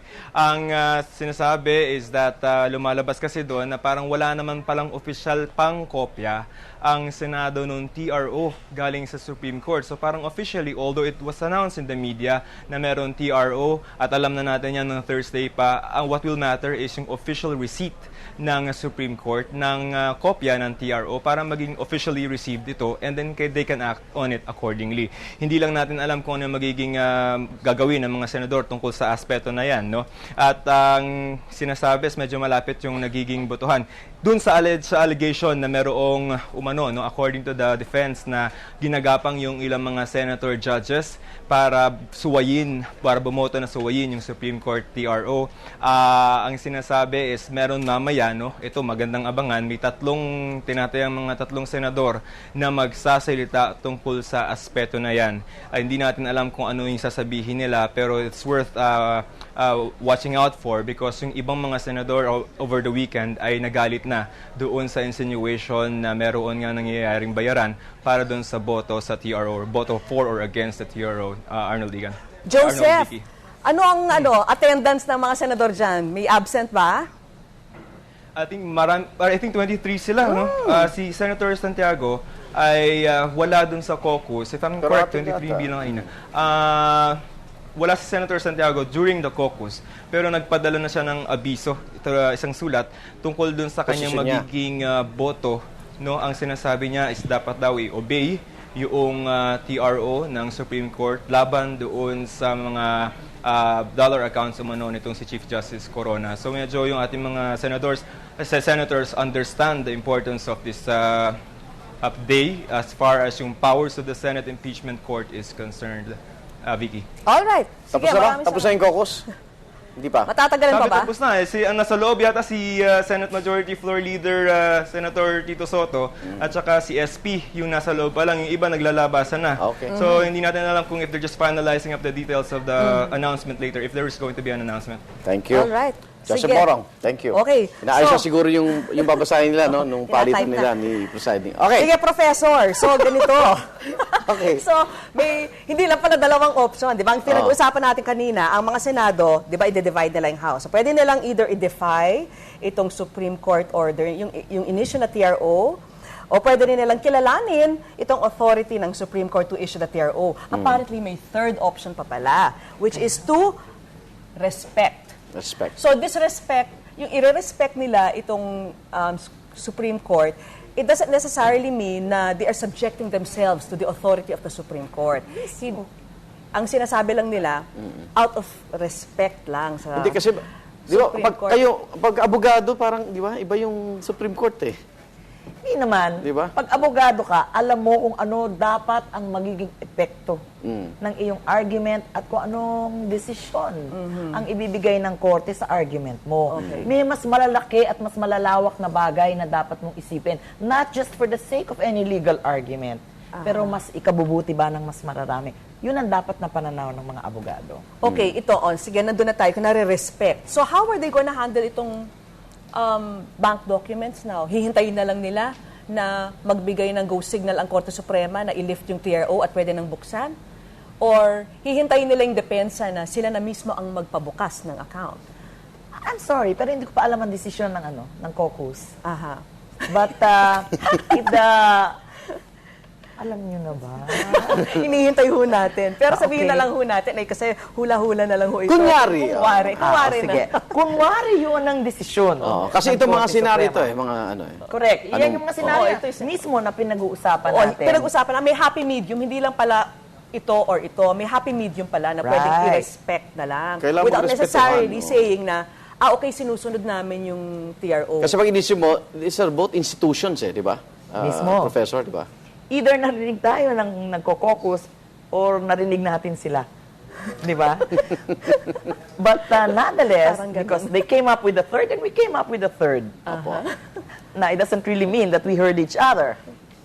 Pero ang ibig sabihin yan, that's right, napaka-sensitive at napakahalaga ng implikasyon ng desisyon na to. And you can stick to the law and to hell with the consequences, or you can say justice, justice, justice without sticking to the law. Either way, di ba, black or white, delikado ang mga mas magiging epekto sa mas nakalalaki. So there must be another solution. At yan na, which is respect. For Respect. each other. Teka muna. O ano mangyayari sa mga testigo natin? May napapansin lang ako, lumabas na po si Presiding Officer Senator Enrile, pero hindi siya di ba may issue rin na may plano rin i-ano siya? I-unseat. Nakikipagkamay na siya sa prosecutor Naku, siya birthday pa naman Ko ni alam. presiding Tomorrow. officer. Tomorrow. Oo nga pala, kaya siguro may ikot siya. Happy Batiin niyo naman birthday ako. Batiin niyo naman ako. Pulang-pula pa naman ang kurbata. Advance happy birthday kay Presiding Officer Juan Ponce Enrile. Enrile.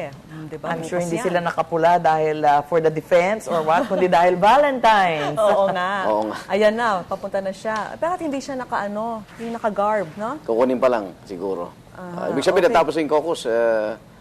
At inaabangan na natin yung paglabas ng mga senator judges na yan. Ano ba ang magiging desisyon nila? I-defy ba nila? Pero bago itong yung Supreme resulta Court ng order? caucus, siguro, Kikilalanin ba? may tatayo talagang paparinggan itong mga defense lawyers. Kasi dito, kung talagang schedule for release, no? Kung ano man yung, magkano man yung budget na yon, panalo-talo itong mga senador. Diba? Ano man maging desisyon nila sa caucus, i-release pa rin yun. Pero anong mangyayari sa mga testigo natin na Kasi may iniisip? Iniisip. Ano mangyayari sa mga testigo Te-text natin, yung kita. mga taga-PS Bank, yung bank manager? Let's say, kung hindi nga pwedeng tignan itong mga dollar account na ito, anong pag-uusapan nila? Bay, masaya sila. Ang dami pa nilang Ang dami pag-uusapan, pag-uusapan. whatever. Siguro subject itong- to the issue of relevance. Itong 100 million peso bribe na sinasabi ng depensa, maybe tatalakayin na rin nila Actually, yun. doon sa Article 3, maraming hanging question kung talaga bang nai-impluensyahan ng Chief Justice yung mga iba pang member, yung maestrado. Punta na tayo Diba? ng Article 3. Article 3 na Maganda, tayo. diba? Exciting yun. Isa yun, kasi lahat ng mga umupo sa witness stand, lumilitaw na parang duda lang nila eh. Di ba? Pag tinignan lang nila yung mga hindi sa desisyon yung sa mga bakit siya nag-participate, bakit pagdating dito hindi siya nag-participate, na naipapaliwanag naman eh. In other words, from 1, normal ba napupunta sa 2? O normal ba napupunta agad sa 3, 4, 5 without going to... In other words, we're looking at logic and logic as to the... At mo sa article... Yung mga paano mag-behave ang mga tao. Mo si Lauro Visconde yata Professor, sa Article 3 din eh. Opo, yung pangatlo na sinasabi nila. Dahil may source siya, si Chief Justice mismo. May source siya, si Chief Justice daw na ginagapang daw nung isang maestrado, di ba? Actually, yung desisyon ang kay Hubert sinasabi Webb. ngayon dyan, ang effect, ng sinasabi dyan is, nangiintriga daw si Chief Justice. Kasi sinasabi niya, nandadawit ba ng iba pang justice ng Korte Suprema? So, tungkol daw yun sa pangintriga. Question of character na yun. That's what Article 3 is all about. Kaya kung gusto nila talagang tumira sa character and everything, punta na lang sila sa Article 3. Baka hindi maano yung ari-arian, no? Doon lang sa karakter. In other words, sige na, let's go. Sa bagay, 8 naman yan eh. Where it's hot. 8 pa, nasa Article 3, babalik sa Article 2, pupunta uli ng Article 3, depende. Unless tapusin na nila yung 2. No? Kasi mag-adjourn na ang Senate on March 23. Pero may bagong ano ngayon, may bagong ano ngayon ng Defense Council, hindi daw nila tinitira yung mga senator. Kasi natutuwa pa nga raw sila na tumanggi daw yung iba at...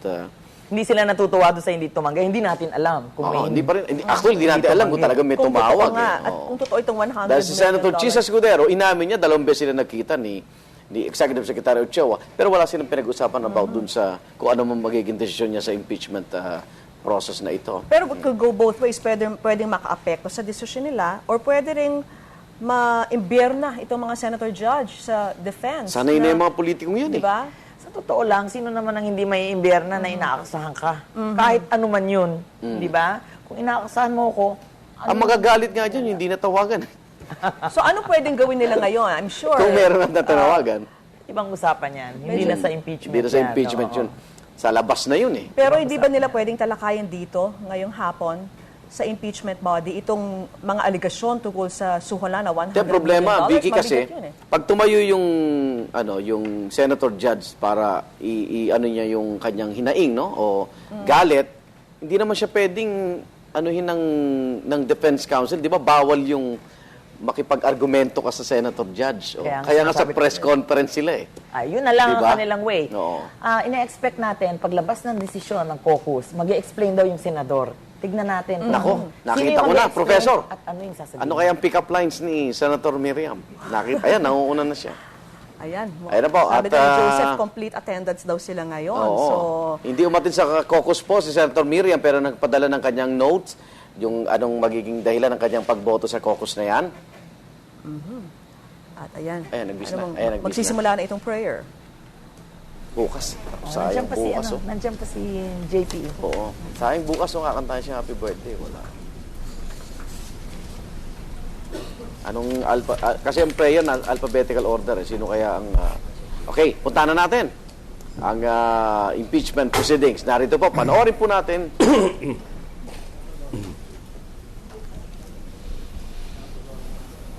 Senator Lore.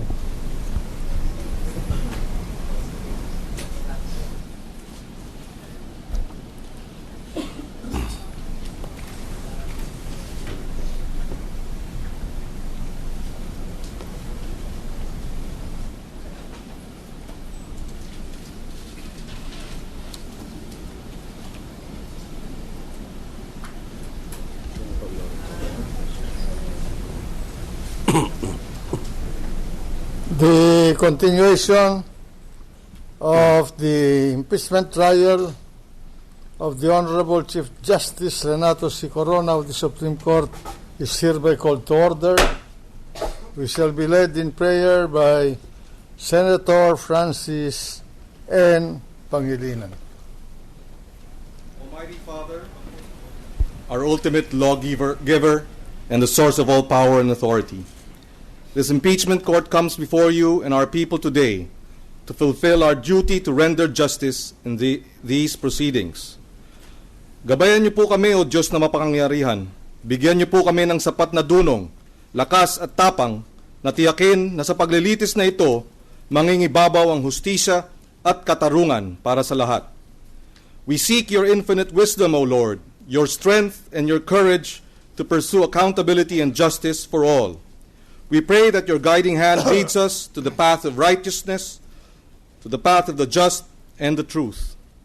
O Lord, as the nation wades through unfamiliar constitutional waters, we seek clarity of mind and a courageous heart to do what must be done to uphold the national interest. Where there is confusion, we pray for enlightenment.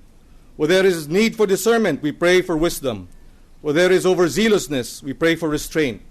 Where there is dissension, we pray for unity for the good of our nation. Bigyan niyo po kami ng sapat na kakayahan na mabigyan ng linaw sa harap ng kalituhan, magkaroon ng pagkakaisa sa harap ng bangayan, mabigyan ng mapanuring pag-iisip sa harap ng samot-saring mga posisyon at argumento upang masagot ang simpleng tanong kung nagkasala ba o hindi ang nasasakdal. As public servants, we pray too that as we pursue justice and accountability, we do so without neglecting the need to create jobs for our people, provide food for our hungry, and to provide the atmosphere for the creation of wealth for our nation and our people. This we ask in the name of Jesus. Amen. Amen. The Secretary will please call the roll of Senators. Honorable Senators Angara, Arroyo, Cayetano Alan Peter Compañero, Cayetano Pia, Defensor Santiago, Drilon Ejercito Estrada, Escudero, Gingona, Honasan, Lacson, Lapid, Ligarda, Marcos Osmeña, Pangilinan, Pimentel, Recto, Revilla, Soto, Trillanes, Villar, the Senate President.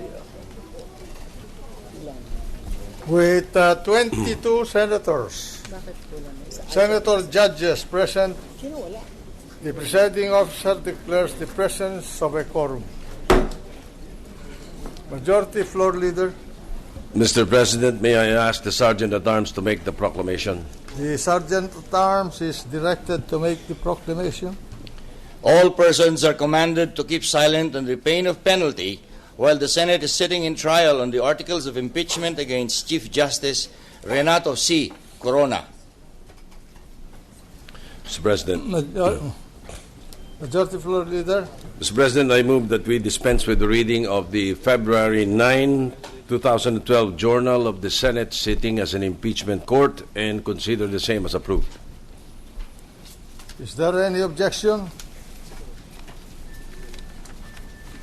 There being none, the February 9, 2012 Journal of the Senate sitting as an impeachment court is hereby approved.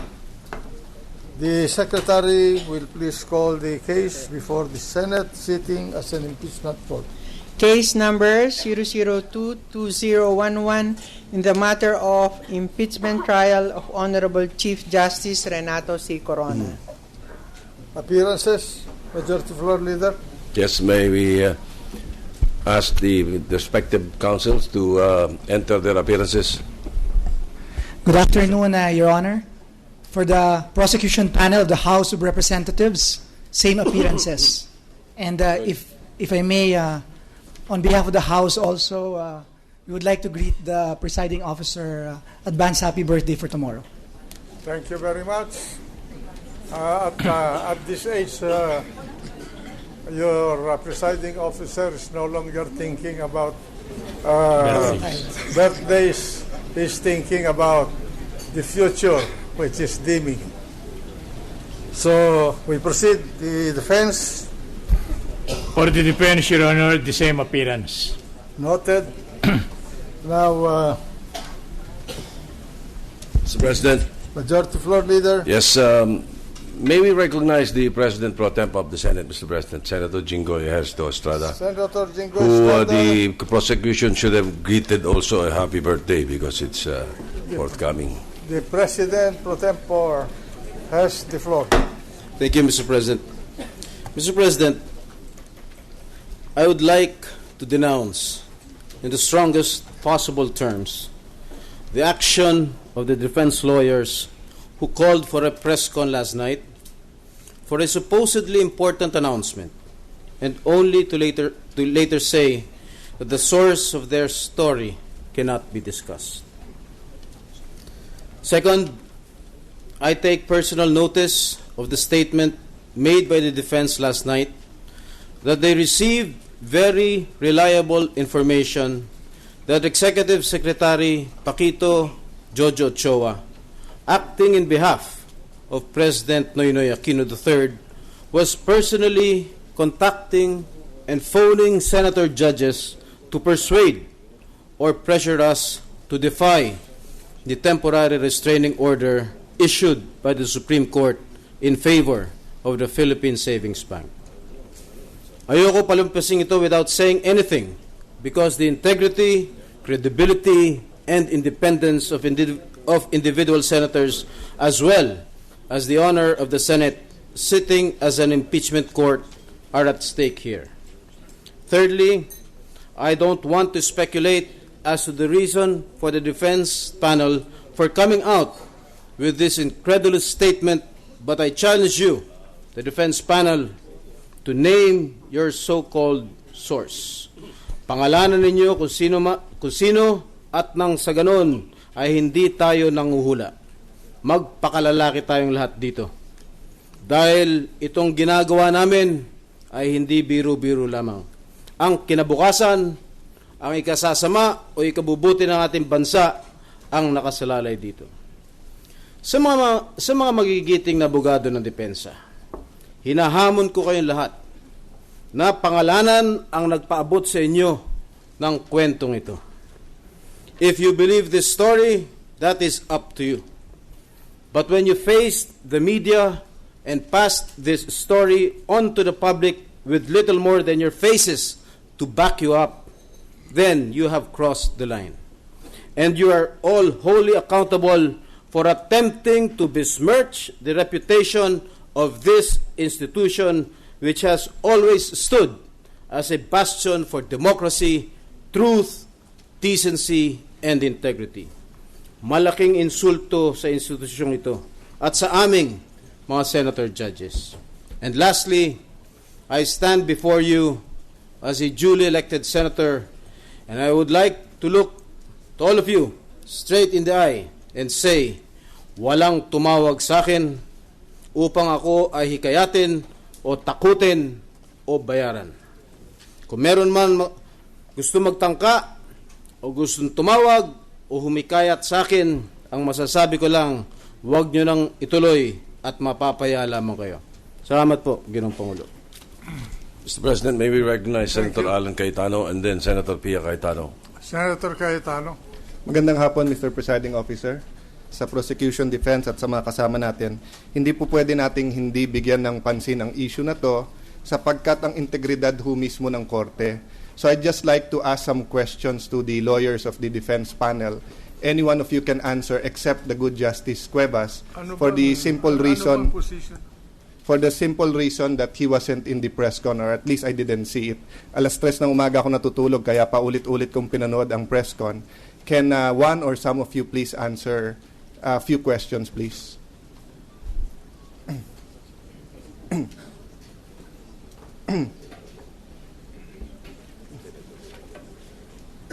The defense counsel may respond.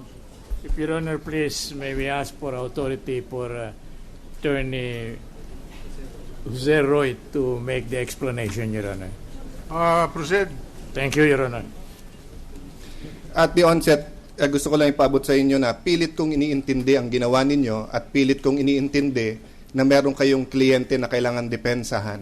Ngunit kayo na po mismo ang ilang beses nag-remind sa korte na to na kailangan respetuhin yung korte. So I'd like to clarify some of your statements through some of these questions. Attorney Counsel, I'd assume that except for some very young lawyers in your panel, most of you have had extensive practice. Tama po ba to? Well, I don't know if extensive is the right word, Your Honor, but yes, I suppose for purposes of this question that. And I would assume ho that respect to the court is given. Your Honor, I wish to assure you that was foremost in our minds. Okay. What do you think would happen if you had a case in the Sandigan Bayan, the CA, or the Court of Appeals, or the Supreme Court, and the night before a important decision was to be made, you would go on air saying that some of the justices are being bribed and being offered 100 million? That is a terrible allegation, Your Honor. But that is not the allegation we made. What Okay. we said, Your Honor, was that we had received information that there were offers. We never meant to taint the integrity of the senators, Your Honor.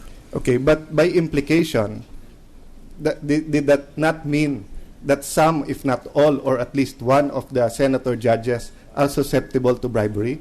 By saying that tinatawagan at inoopera ng 100 milyon, nung una 100 milyon, hindi sinabing soft projects. Later on ay klinaro nyo na hindi cash to kung hindi soft projects. Hindi po ba ang implikasyon nito or ang perception na ibinibigay sa ating mga kababayan ay para bagang hindi solemn oath ang aming tinake dito at pwede kami magtanggap ng ganyang kalaki kapalit ng aming boto sa kahit anong issue? Humihingi po kami ng dispensa kung hindi po naging malinaw ang aming pahayag. Yeah. Hindi po namin nais palabasin na kayo po ay nasuhulan o kayo tinanggap nyo ito. At yun ang pinakamalayo ho sa aming layunin. At this point, I thank you for your apology or for your clarification, and that's important for each member and this impeachment court. However, let me continue my questioning. Yes, Your Honor. Or these questions. If in fact you made that statement before the Supreme Court, don't you think that the Supreme Court would make you explain? Yes, or Your at least Honor. subject you to disciplinary action if ganun yung allegations na binigay nyo? That is correct, Your Honor. That is why we are here in full force, to show you that there was no malice on the part of the defense, and to prove to you that what we did as a matter of principle, of professional belief. Isn't it true also, Mr. Counsel, that nilagay nyo sa alangan yung korte? Kasi kung ang dinesisyon namin ay wag sundin yung TRO, di lalabas may tumanggap sa amin ng 100 milyon. Your Honor, Pagka hindi, let me finish, I'm sorry, Counsel. Your Honor. Kapag ka namang sinabi namin we should abide, lalabas naman, natakot kami sa press con nyo. Of course, it's not limited to those two scenarios, but by on the eve of we all announced last Thursday that magko-focus kami at pag-uusapan namin yung TRO. And then suddenly, you're on television. That's why Sunday late afternoon, all of the members of the media were calling us not to even ask those questions, but making us or asking us to deny. Isn't it an insult to us to even have to deny that we're susceptible to bribes? Please. You put us in that situation, Mr. Counsel. In hindsight, Your Honor, perhaps you could view it that way, but please, I beg your indulgence. That was not our intention. Please hear me out. We had very little choice but to hold the press conference at that time. We received word late Saturday afternoon while we were in a conference with our client. We had been told that Senator Tatad announced this plan. And I think he was with Senator Maceda at that time. Yes, Your Honor. We then received, Your Honor... we will deal with Senator Tatad or whether that's his right or not separately. What I'm saying is that we're talking about the defense panel. Yes, Your Honor. And I was getting to that. And Counsel, just because I have limited time, that is not only what you said or what the group said. Kasama po sa sinabi na hindi na patas, hindi na kayo makapresenta ng evidence. Can you answer this question? Turn nyo na ba mag-present ng evidence or pagkatapos ng prosecution, saka pa kayo mag-present ng evidence? We are being tried in public, Your Honor. Minamadali po kami. Well, is that the fault of the senator judges or is that precisely the system? No, my point, Your Honor, is that go ahead, engage in a trial with publicity with the prosecution. Yan po ang demokrasya natin. Yan ang sistema. We will try to restrain both sides. Senator Honasan has stood up so many times to try to restrain both sides. Pero bakit pati yung referee, gagawan nyo ng intriga? Yun po ang point ko doon. Kasi nung sinabi nyo hindi na patas, kung klinaro nyo na sinasabi nyo nakikialam kasi ang presidente, sinabi nyo nakikialam ang presidente, inuutusan ang senator judge. Ang implikasyon tuloy, kami na uutusan dito ng Pangulo. Paumanhin po muli. Ang pinapahiwatig po namin ay pinipressure po kayo kaya hindi na ho patas. Kasi po ang unang pahayag ng presidente na hindi ho daw siya makikialam. Pero nakita nyo naman sa mga nakaraang mga araw, naging malinaw muli ang posisyon ng presidente. Pero Mr. Counsel, hindi po ba obvious na marami naman talaga magpe-pressure eh? Whether it's public opinion, whether it's your family, whether it's politics, pressure is always part of the game. Ang question na pre-pressure ba kami? Hindi. At nung nag-oath kami, pinangako namin sa inyo at sa mamamayan at sa Diyos na hindi kami magpapa-pressure kahit kanino man. But on this point, no, a last question on this point. Kung ngayon po, may TRO before the Supreme Court, pumunta ako sa media, tapos I'm a lawyer, at sinabi ko, meron po akong balita na 8 justices po ay bibigyan ng tig 50 million para lang po patagalin yung TRO. Don't you think that the Supreme Court will ask me why I should not be held in contempt, or they should not ask me why I shouldn't be disciplined? Opo, I would expect that you would be asked to and wouldn't explain. you think that we're at the same level at least ng Supreme Court as far as impeachment is concerned? Yes, Justice. Yes, Senator. Precisely what I wanted to say is that is because we wanted to send a very clear message to those who would try to subvert the process, that we will not allow it to go unnoticed. We will bring it to the light of day. We will expose it. But we will protect the integrity of the proceedings. We fully understand that. And I once, like Senator Arroyo, he was a prosecutor. We did not reach the impeachment court, but when we were trying to impeach Gloria Macapagal Arroyo, the former president, Senator Gingona, Senator Escudero, makasama namin si Joel Villanueva, makasama namin sa House, no? Sila Congressman Zamora, all of them, we would have done some things like that. But we would have stopped when it came to the integrity of the court or casting doubts upon the court, no? So let me go to my last few questions on the source. Is any of you defense counsels also members of the media? Not that I'm aware. Okay. So I ask that because we are all aware that the members of the media have the source privilege granted to them by a Republic Act. Yes, Your Honor. Is the source privilege also given to members of the bar, Philippine Bar, to lawyers? There is a fundamental right, Your Honor, which we draw comfort from. It is found in paragraph E, section 20 of Rule 138. And essentially, it states that the lawyers are under oath at every peril to themselves to preserve the secrets of the client. But you will confirm to me that the attorney-client privilege is only available when there is an attorney-client relationship. That is exactly the case so here, unless your source is your client, then you are bound to reveal the source if this impeachment court asks you to reveal such. Your Honor, the reference to the attorney-client relationship pertains to the conduct of all the business of the client. Whenever we receive information in our professional capacities which relate to the business of the client for which we have been retained, Your Honors, then it is covered by the mantle of the privilege. Well, I will not argue with you on that, counsel, just because we don't have time, but I wanted to bring that to the attention to the court because I have heard some of the members wanting, or you have heard Senator Estrada challenging you to come out with the names, no, so that we can clear the air here. And that's why I asked you these questions. Anyway, I took more than my time. Thank you, Mr. Presiding Officer. Thank you, Your Honor. But let me just make this strong statement also that you put us in this situation. We apologize, Isipin niyo Your po, Honor. kailangan pa namin mag-deny. The mere fact na kailangan namin tumayo at sabihin, walang 100 milyon, walang lumapit sa amin, walang nag-o-offer, paano po ngayon kung nagdesisyon kami? Kung pabor o hindi pabor sa inyo? Kayo naglagay sa alangan ang ng korte na to. Buti na lang, ang tingin ko, ang mamamayan ay may faith and confidence sa impeachment courts at makikita nila na bawat desisyon namin ay may dahilan. We want to explain every single point that every single vote we have. But we're trying to save the prosecution and the defense time.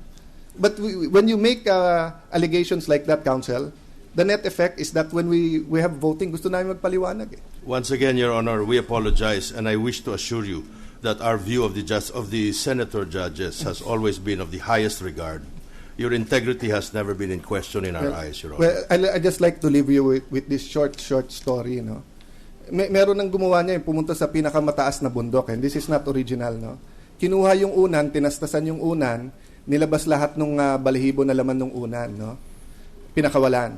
Tapos bumaba siya, tapos sabi sa kanya, "Hoy, chismoso ka." Dahil mga gossip at saka mga reliable sources ang sinasabi mo. Sabi niya, "Boss, pasensya ka na. Mali pala ako," or na naging mapusok ang damdamin ko, sinabi ko kaagad. So sabi sa kanya, "Umakyat ka sa bundok, lahat ng balahibo, habulin mo, kunin mo." Sabi ko, "Boss, hindi ko na magagawa yun. Kalat na eh." So yun din ang sinabi sa kanya. Unfortunately, yung chinismis mo, kalat na, hindi na makukuha. So sana po maisip nyo that when you make statements like that, it's easy to apologize.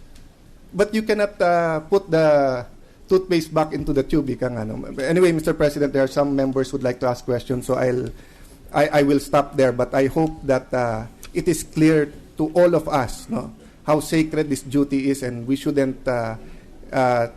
We should be very responsible in anything we do in this court or outside of this court. And that goes both for the prosecution and the defense, and even for the senator judges. Thank you, Mr. President. You have my word, Your Honor. We shall heed what you said. Majority Floor Leader.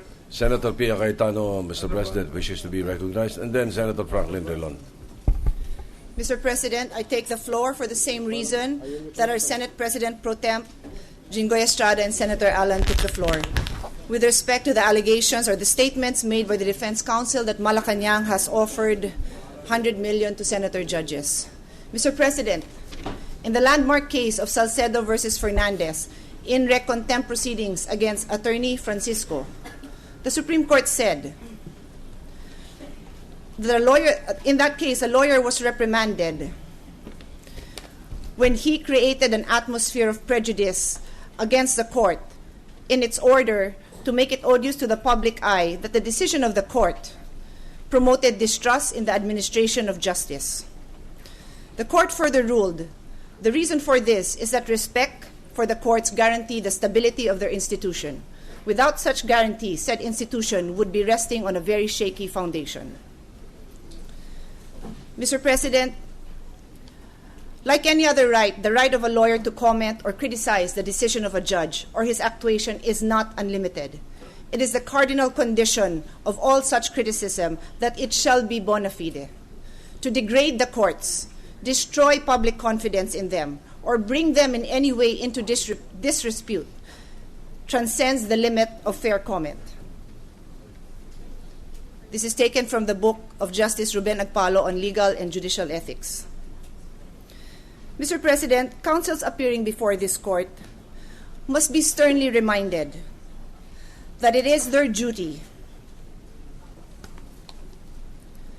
to uphold the dignity and authority of the court to which it owes fidelity, not to promote distrust in the administration of justice. Faith in the courts a lawyer should seek to preserve. For to undermine the judicial edifice is disastrous to the continuity of government and to the attainment of the liberties of the people. I quote directly from the case Surigao Mineral Board versus Cloribel. Mr. President, the Defense Counsel must point to the source of their information and reveal who was promised or who was given 100 million pesos to influence our decisions.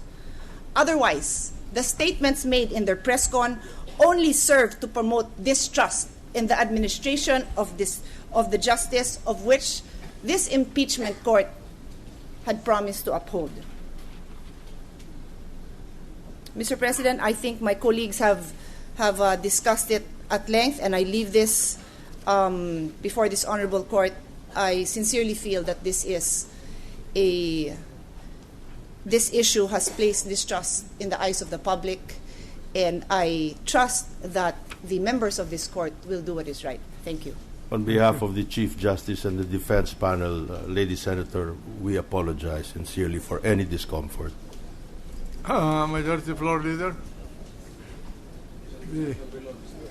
The gentleman from Iloilo. Ilang tanong lang po, Ginoong Pangulo, kay Attorney Roy.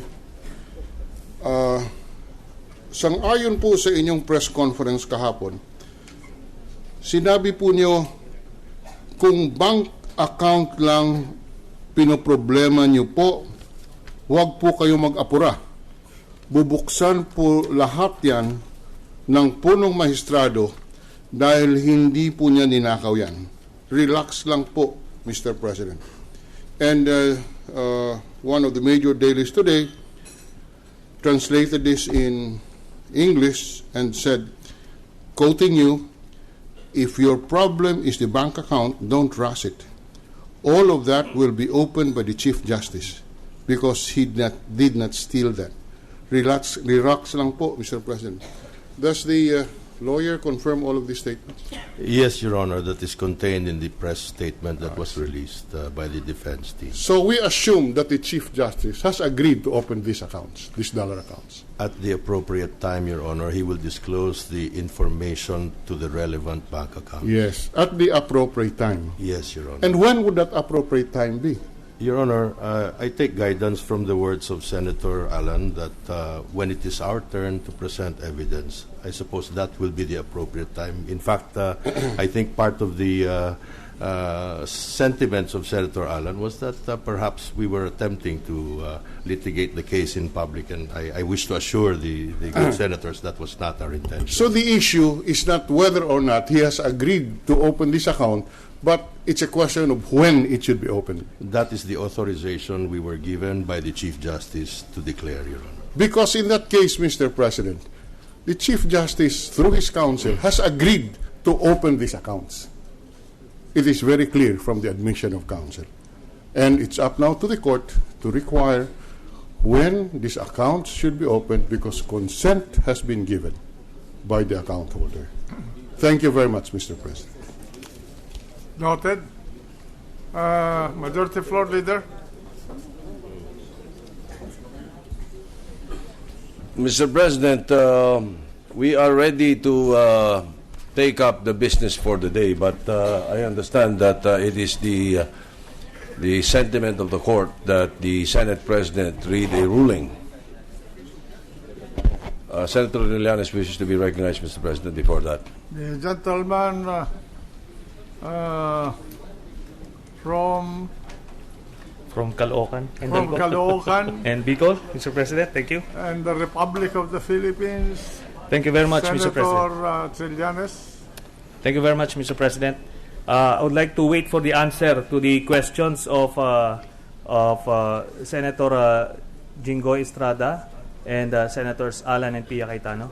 Who are the senators you are referring to? I'm sorry, Your Honor. The information we received had nothing to do with the identities of the senators, Your Honor.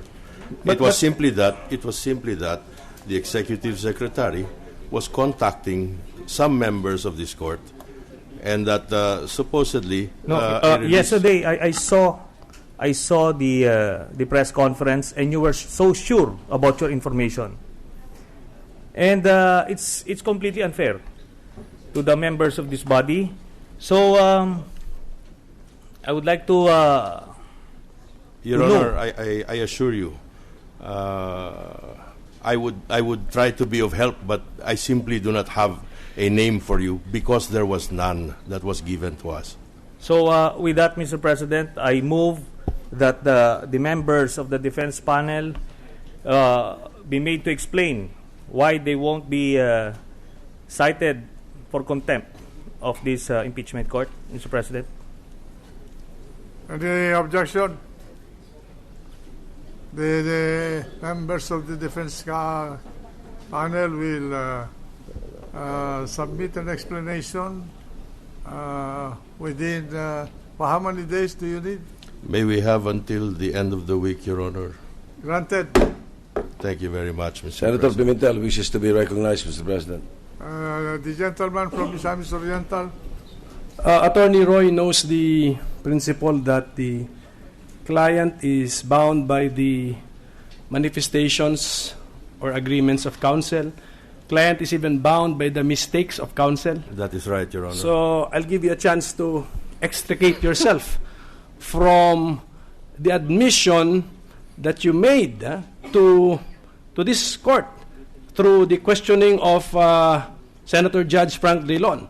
So do you confirm his statement that your client is consenting through you to the opening of his dollar bank accounts. Your Honor, I confirm that the client has told us that he will release the information in due course. He did not authorize us to do it for him, Your Honor. So he will do it personally and in due course. I suppose that is what he meant, Your That Honor. is your safety mechanism. Your Honor, as you know, you yourself are a student of the law. We are not authorized to compromise our client beyond that which they have allowed us to do. The statement was quite simple. Relax lang po, Mr. President. Huwag nyo kung yun lang ang pinoproblema nyo, huwag po kayong mag-apura. Dahil? Bubuksan po naman lahat yan ng punong maestrado. Yun po ang statement na we were authorized to make. Of course, and qualified with the manifestations you have made today. So, okay, we will just have we will refer to the TSN as to the extent of the concessions, the extent of the admissions that you have made today. Let me be clear, Your Honor. This is the way we understood our instructions. The Chief Justice has informed us and authorized us to announce that he will disclose the bank accounts himself at the appropriate time. That is what we mean by in due course, Your Honor. Okay, let's leave it at that. Thank you, Your Honor. Okay. The Majority Floor Leader. Yes, Mr. President, we are ready for the ruling of the court. Thank you. The chair would like to make a statement. If you recall, there was an issue that arose out of the issuance by the Supreme Court of a temporary restraining order upon petition of the Philippine Savings Bank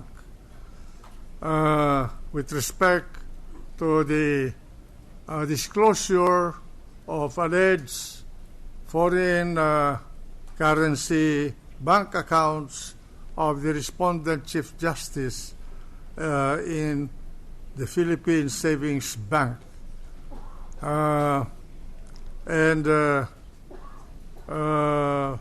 When that news reached this presiding officer, he made an appeal that we take heed of the alleged ruling or order of the highest court of the land. And some members of this court suggested or advanced the opinion that the Supreme Court cannot exercise judicial review jurisdiction over this court's proceedings. And because of that, the chair opted to submit the matter to the consideration of the impeachment court in a caucus today at 12 noon. And this matter was thoroughly discussed. All members of the court were present, either in person or through their representations, formal representations, and each member of the court explained his or her position, and a vote was taken on this matter.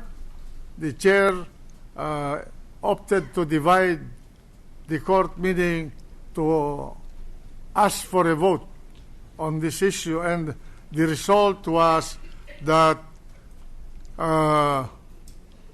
13 members of the court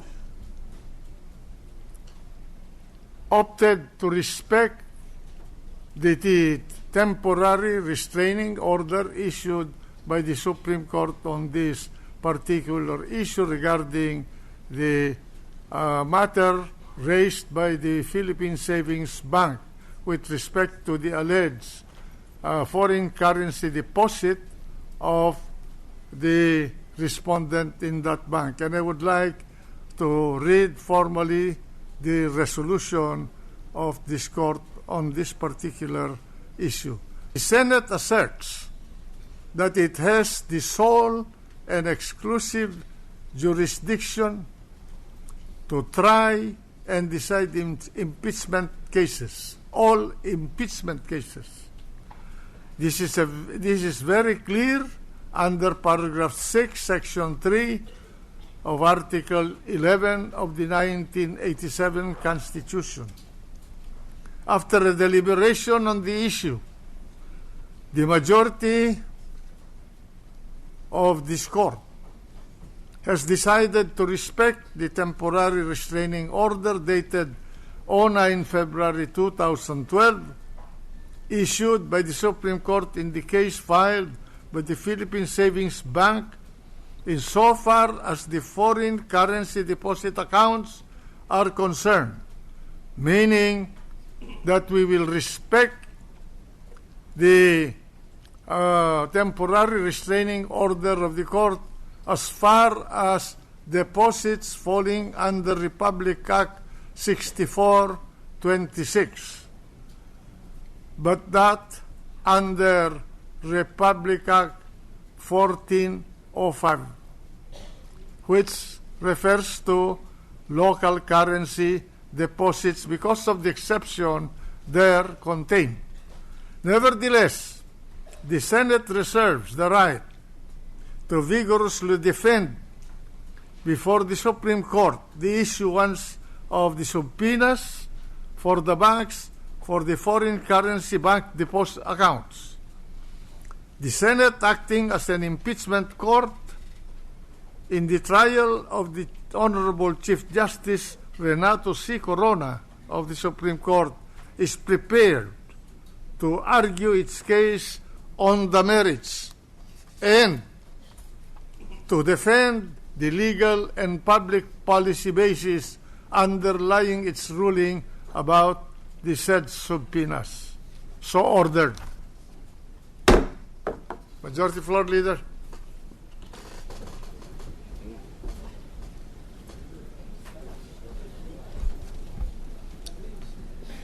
You want?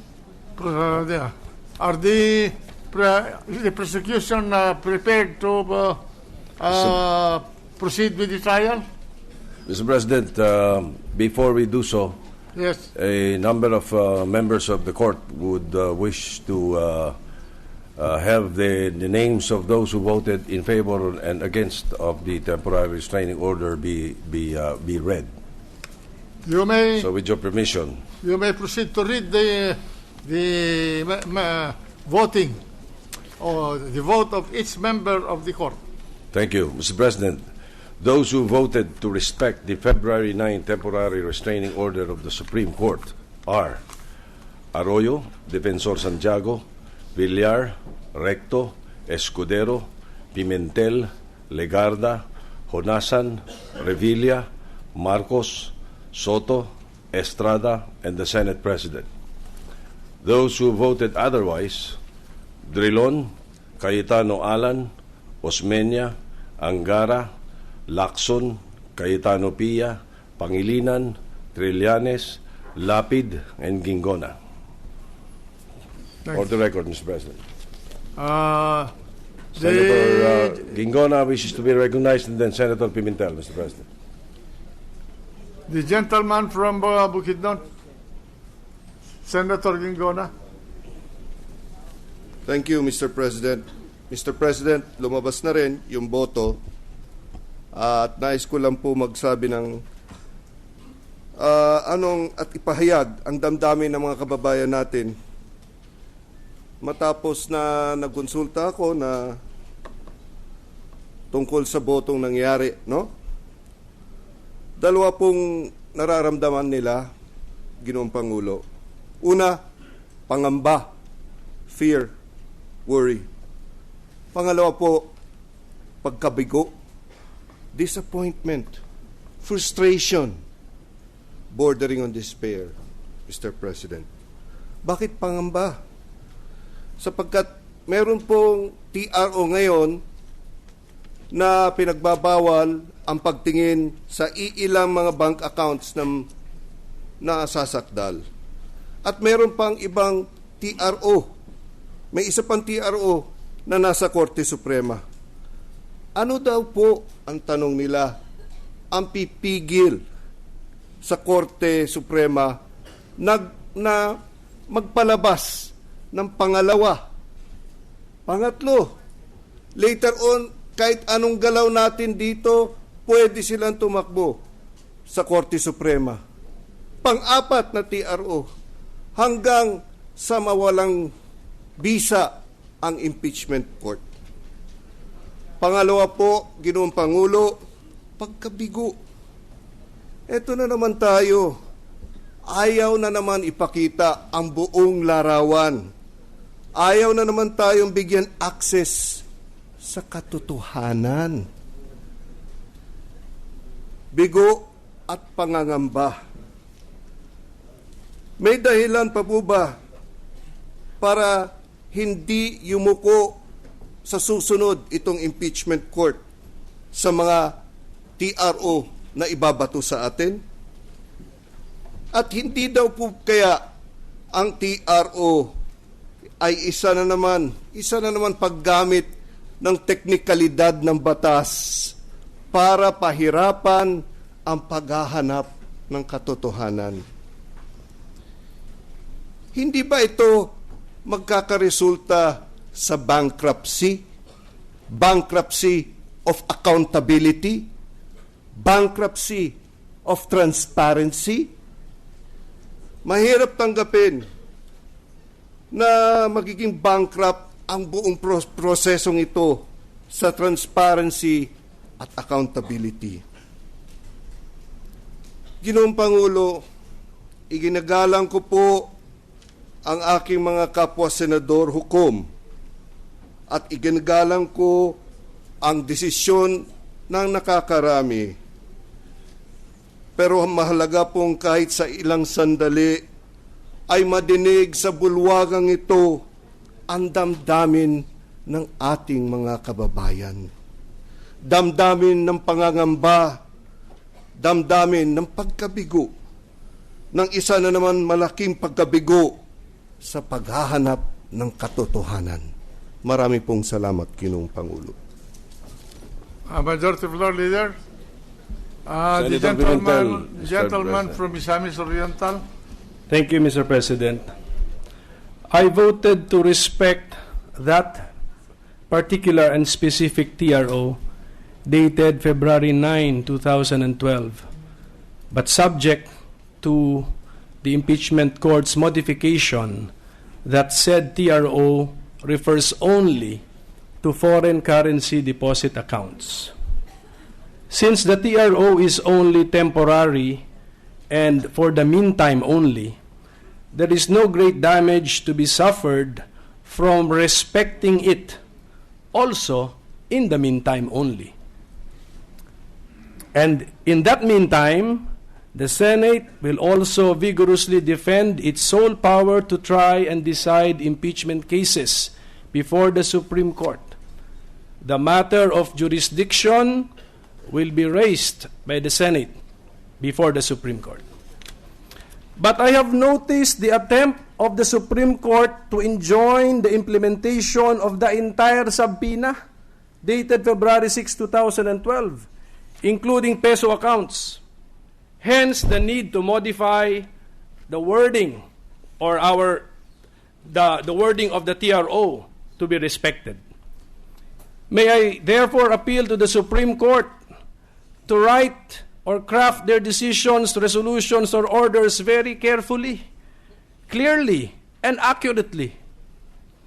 But what ultimately swayed my vote to respect the said TRO is that I agree with the preliminary reading of the Supreme Court majority that foreign currency deposit accounts are of an absolute confidential nature. But I am still hoping that in the final disposition of the PS Bank case, the Supreme Court will respect the constitutional power of the Senate to be the sole trier and judge of impeachment cases. Because if the Supreme Court does not, we will cross that bridge when we get there. Majority Floor Leader. Senator Trillanes earlier asked for the floor, then Senator Cayetano Pia, then Senator Pangilinan, and Senator Alan Cayetano, Mr. President. Proceed. Thank you, Mr. President. I voted not to abide by the temporary restraining order of the Supreme Court, and this is my explanation. We, the graduates of the Philippine Military Academy, are not taught to be saints.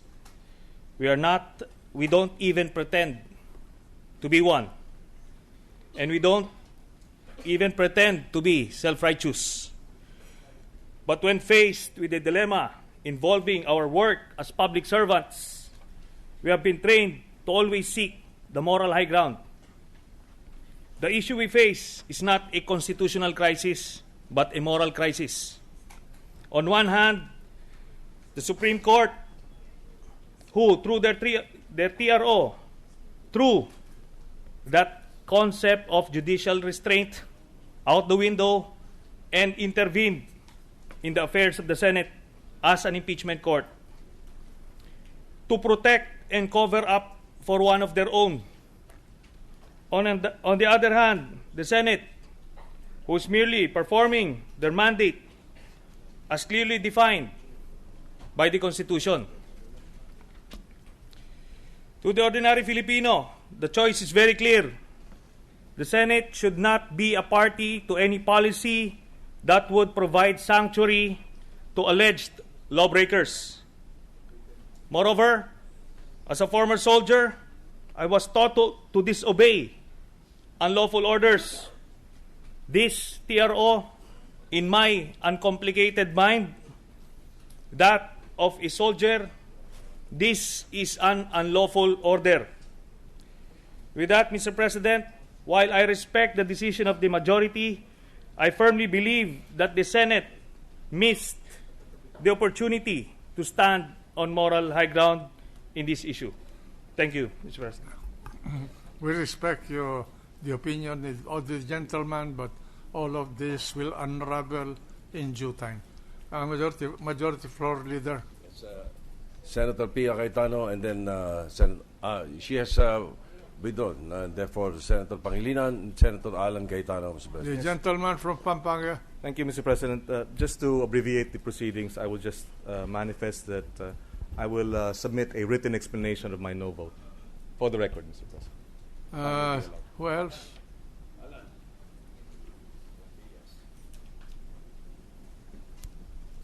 Mr. President, in casting my vote this afternoon, I did not get 100 million pesos in cash nor in projects, but I did have 100 million reasons to vote that way. Mabigat po ang desisyon. Since Thursday afternoon, sinabi ko hindi muna ako mag-iisip, pero nung Friday, Saturday, Sunday po, talagang inisip ko, pinagdasal, diniscern. Kasi bilang abogado, napakahirap magdesisyon kung mag-a-abide or kung rerespetuhin ang isang TRO. Hindi po sapat ang ilang minuto para i-discuss ang napakabigat na issue. So baka katulad ni Senator Kiko Pangilinan ay magbigay na lang po kami ng extended written explanation. Ngunit gusto ko pong banggitin na we took into consideration the law, meaning the Constitution, existing laws, jurisprudence. Yung pong mga desisyon ng Supreme Court, hindi lang po ng Pilipinas kasi kokonti pa lang po ang impeachment proceedings natin, kung hindi yung nangyari sa Amerika. Sa isang banda po, sinasabi na pag hindi nirespeto ang Supreme Court, masisira ang rule of law. Sinasabi po na ito ay huling takbuhan po ng mga gustong protektahan ng kanilang karapatan. Pero tama din po ang sinabi ng isang senador kanina sa caucus na ang impeachment court ay huling takbuhan ng mamamayan kung meron napakataas na posisyon o nanunungkulan na kailangan alisin. Nakakalimutan po ata natin na isang Chief Justice, isang membro ng Supreme Court ang ating trinatry ngayon. At nagkakaroon na ng pag-iisip ang ating mga kababayan na ang Supreme Court po ay sila'y meron tulungan pagdating dito sa impeachment. I don't want to cast any doubt upon the Supreme Court. That's why I was hoping, after asking last Thursday the witness, Mr. Garcia, kung walang TRO, ilalabas mo ba yung accounts? Ang sagot niya, hindi. Meaning kahit hindi nagbigay ng TRO ang Supreme Court, hindi pa rin naman ilalabas dito. So I was hoping they would not issue a TRO even if they would go on with the case. But to expound, Mr. President, why I voted that way, totoo po, the highest court ang Supreme Court, the court of last resort. Pero madalas nating sabihin, ang impeachment court ay at the very least sing taas or equal, or some will say higher in the sense that pwedeng kasuhan ang buong Supreme Court. Pwedeng lahat ng miyembro i-impeach, pwedeng pa isa-isa. So at the least, Mr. President, we all agree na pagdating po sa matters of impeachment, that should be left completely to the impeachment court. We have agreed po that all of us who graduated law school after the 1987 Constitution understand the expanded jurisdiction, yung parating binabanggit na grave abuse of discretion leading to lack or excess of jurisdiction. Pero tinuturo din po sa atin na hindi nawala yung political question doctrine, na kung klaro na sa isang ahensya ng gobyerno o isang body o isang instrumentality ang kapangyarihan na yon, hindi dapat paghimasukan ng Korte Suprema. Meron po tinuro sa amin, nung mahilig pa po tayo sa mga debate clubs in high school, in college, yung pong argumentum ad absurdum. You bring the argument to the absurd so that you will understand whether or not that argument is plausible. The court agreed. Pag pinatigil ang hearing, hindi pwede gawin ng Supreme Court yan. The court also agreed that yung decision natin ay hindi pwedeng baguhin o ibahin ng Supreme Court. Ang pinag-uusapan po natin, interlocutory orders, kung pwede po, or mga points of law, ay pwede mag-issue ng TRO ang Supreme Court. Ang sabi po ng majority, pwede. So let me bring the argument to the absurd. What if the only ground to impeach a president, a COMELEC chairman, chairman of COA, or a Supreme Court justice was a dollar account? Then the TRO will practically stop the whole impeachment proceeding. Or what if the one party suddenly decides each and every sub-paragraph, we will go to the Supreme Court for a TRO? And what if the Supreme Court issues a TRO, 3 TROs a week, 2 TROs a week, 1 TRO a week? Hindi ba meron tayong doktrina sa batas, what you cannot do directly, you cannot do indirectly? We cannot say later on, we will abide by this one, we will not abide by this one. We have to face squarely the issue of jurisdiction. Does the Supreme Court have jurisdiction in matters of impeachment cases? And we have to look them in the eye and tell them, this is not a disrespect. Hindi nyo field ito. Hindi nyo po sakop ito. Dahil pag sinabi po nating sakop nila ito, they can practically stop the impeachment court.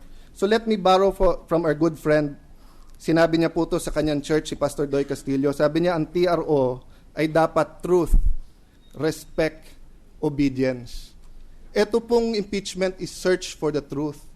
Hindi to criminal case, hindi po makukulong ang respondent dito. Ang pinag-uusapan dito, fitness, kung karapat-dapat.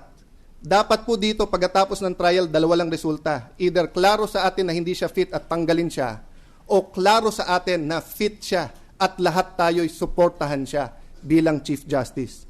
Respect goes two ways, Mr. President. We should respect the Supreme Court, yes, but did they respect us by suddenly issuing the TRO, even if they could have taken judicial notice that hindi rin naman ibibigay ng presidente ng PS Bank? Tayo po, bumoto pa tayo na wag ipatawag ang mga justices dito. And then they will issue a TRO just like that. Lastly is obedience. Obedience to the rule of law. We are under scrutiny here. Binabantayan tayo. Kahit anong maging desisyon natin dito, may sasang-ayon, meron hindi sa atin. But the question is, obedience to what law which will lead us to the truth? Will the TRO help us to find out what's in the dollar accounts, or will it hinder? So this is my humble submission, Mr. President, and that's why I voted. My vote really was that to uphold the jurisdiction of this impeachment court, that the Supreme Court does not have any jurisdiction, or it is a political question. They cannot issue TROs or orders that will, in one way or the other, affect how we try and how we decide this case. Thank you, Mr. President. Thank you. Majority Floor Leader. Senator Pia Cayetano, Mr. President. The distinguished lady senator from Taguig.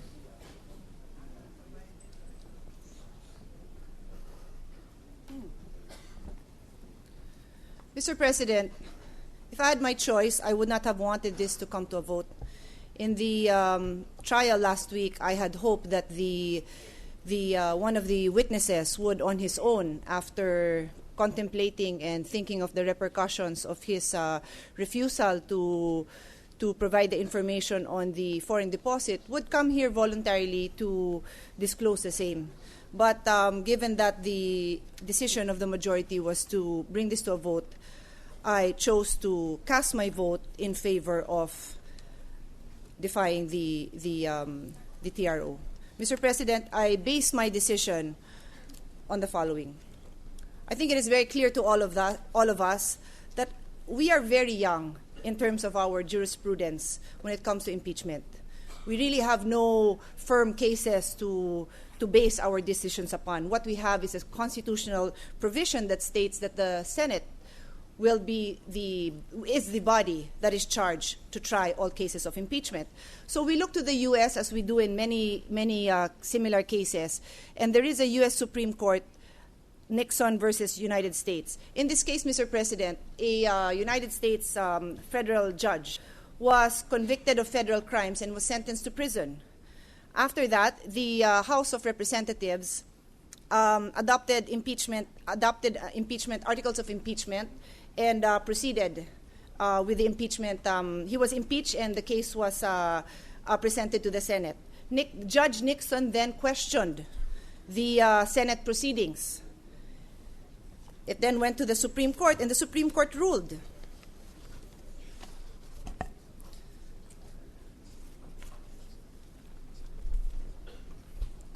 The Supreme Court ruled that there are reasons why the judiciary has no role in impeachment. The Supreme Court stated that the framers of the Constitution recognized that there would possibly be two sets of proceeding. One would be a criminal trial, which in this case the judge faced, and an impeachment trial. And therefore, the criminal trial already called for judicial interference, in fact, judicial supremacy. But the impeachment trial called for the impeachment court to be the sole judge. The respondent, Judge Nixon, argued that judicial review is necessary in order to place check and balances on the legislature. He feared that the Senate, if the Senate is given unreviewable authority to interpret the impeachment trial clause, there would be a grave risk that the Senate will usurp judicial power. On this matter, the Supreme Court ruled the framers of the Constitution anticipated this objection and created two constitutional safeguards to keep the Senate in check. The first safeguard is that the whole of the impeachment power is divided between the two legislative bodies, with the House given the right to accuse and the Senate given the right to judge. This split of authority avoids the inconvenience of making the same person both accuser and judge, and guards against the danger of persecution from the prevalency of a factious spirit in either of those branches. The second safeguard is the 2/3 supermajority vote requirement, and that is the same requirement that we have under our Philippine Constitution. Finally, Mr. President, I'd just like to mention that there are lengthy discussions, and I have taken the time to read the Federal Impeachment Process, a Constitutional and Historical Analysis by Michael Gerhard, wherein it states, judicial review of such an impeachment procedure would undermine the impeachment's effectiveness as a check on executive and especially judicial abuse of power. Judicial review of the impeachment process would give judges the last word on the propriety of the procedure for their own removal, and thus the chance to make their own or their colleagues' removal virtually impossible by ensuring that Congress could achieve such outcomes only through the most complex and time-consuming ways. I have many more interesting points that I can put on record, but I think I have covered the most important ones, and I thank the Senate President for the time to put on record my sentiments on the matter. Thank you. The Yes, chair, Mr. President, Senator. the chair would like to make a statement apropos to the statement of the lady Senator from Taguig. I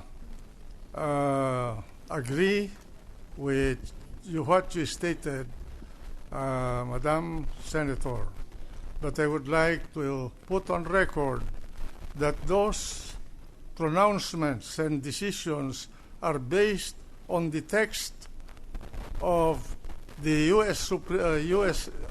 the United States federal government.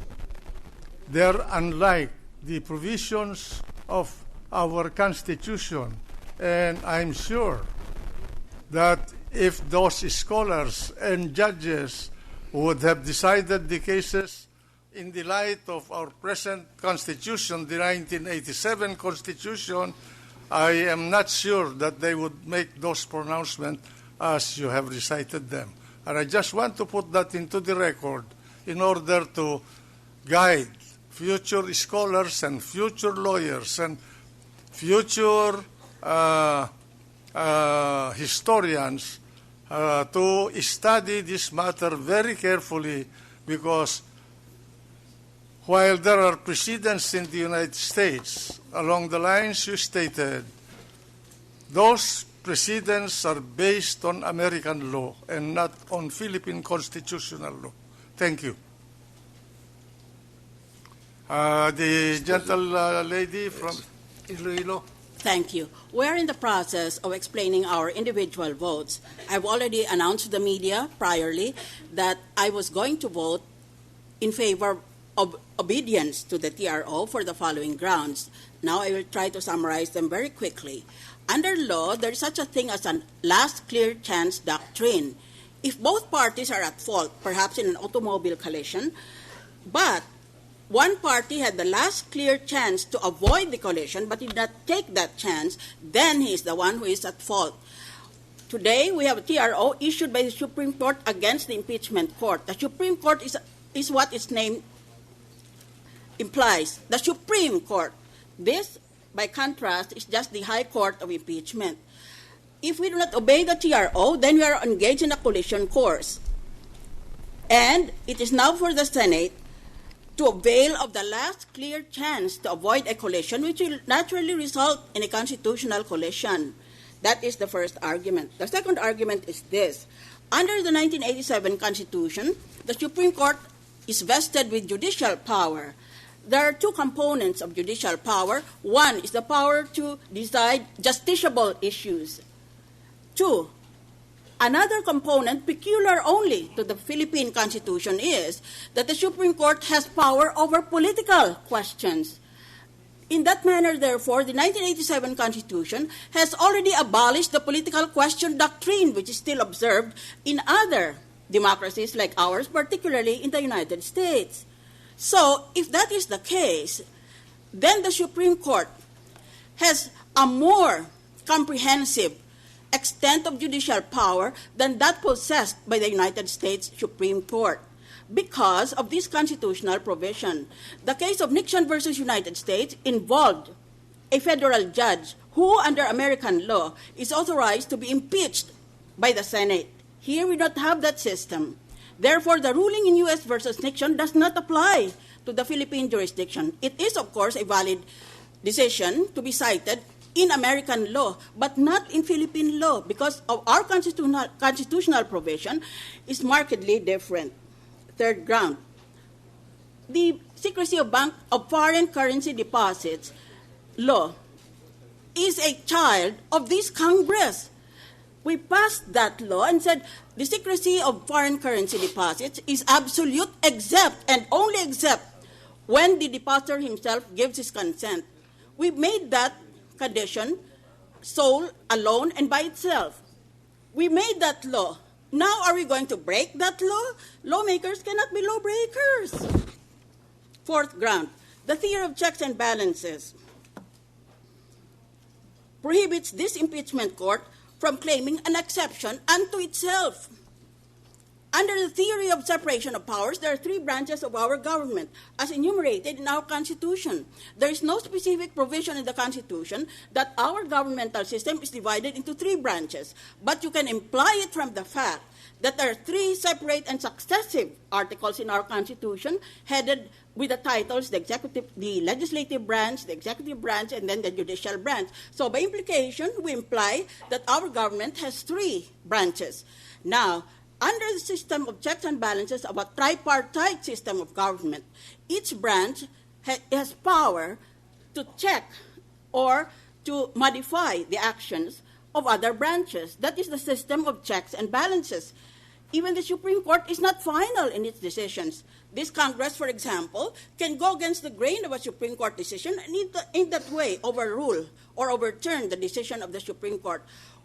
Who are we that we should claim an exemption from the principle of checks and balances which underlies the very system of government under which we operate? Who are we? Is the impeachment court illimitable? Are the powers of the impeachment court infinite?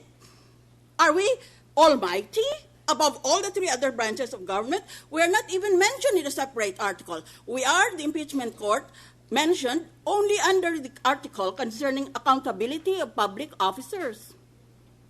So if we do not recognize Supreme Court, who therefore? Do we recognize? Nobody? Nobody's checking the impeachment court? Is that your theory? Fifth ground, disobedience to the TRO violates the defendant's human rights. The separation of powers doctrine was invented to protect the individual rights, the individual and his rights, or in other words, his human rights. So, it becomes a question of how much judicial review should the Supreme Court exercise over the impeachment court. I humbly submit that it should not be full judicial review, that it can check us at any point.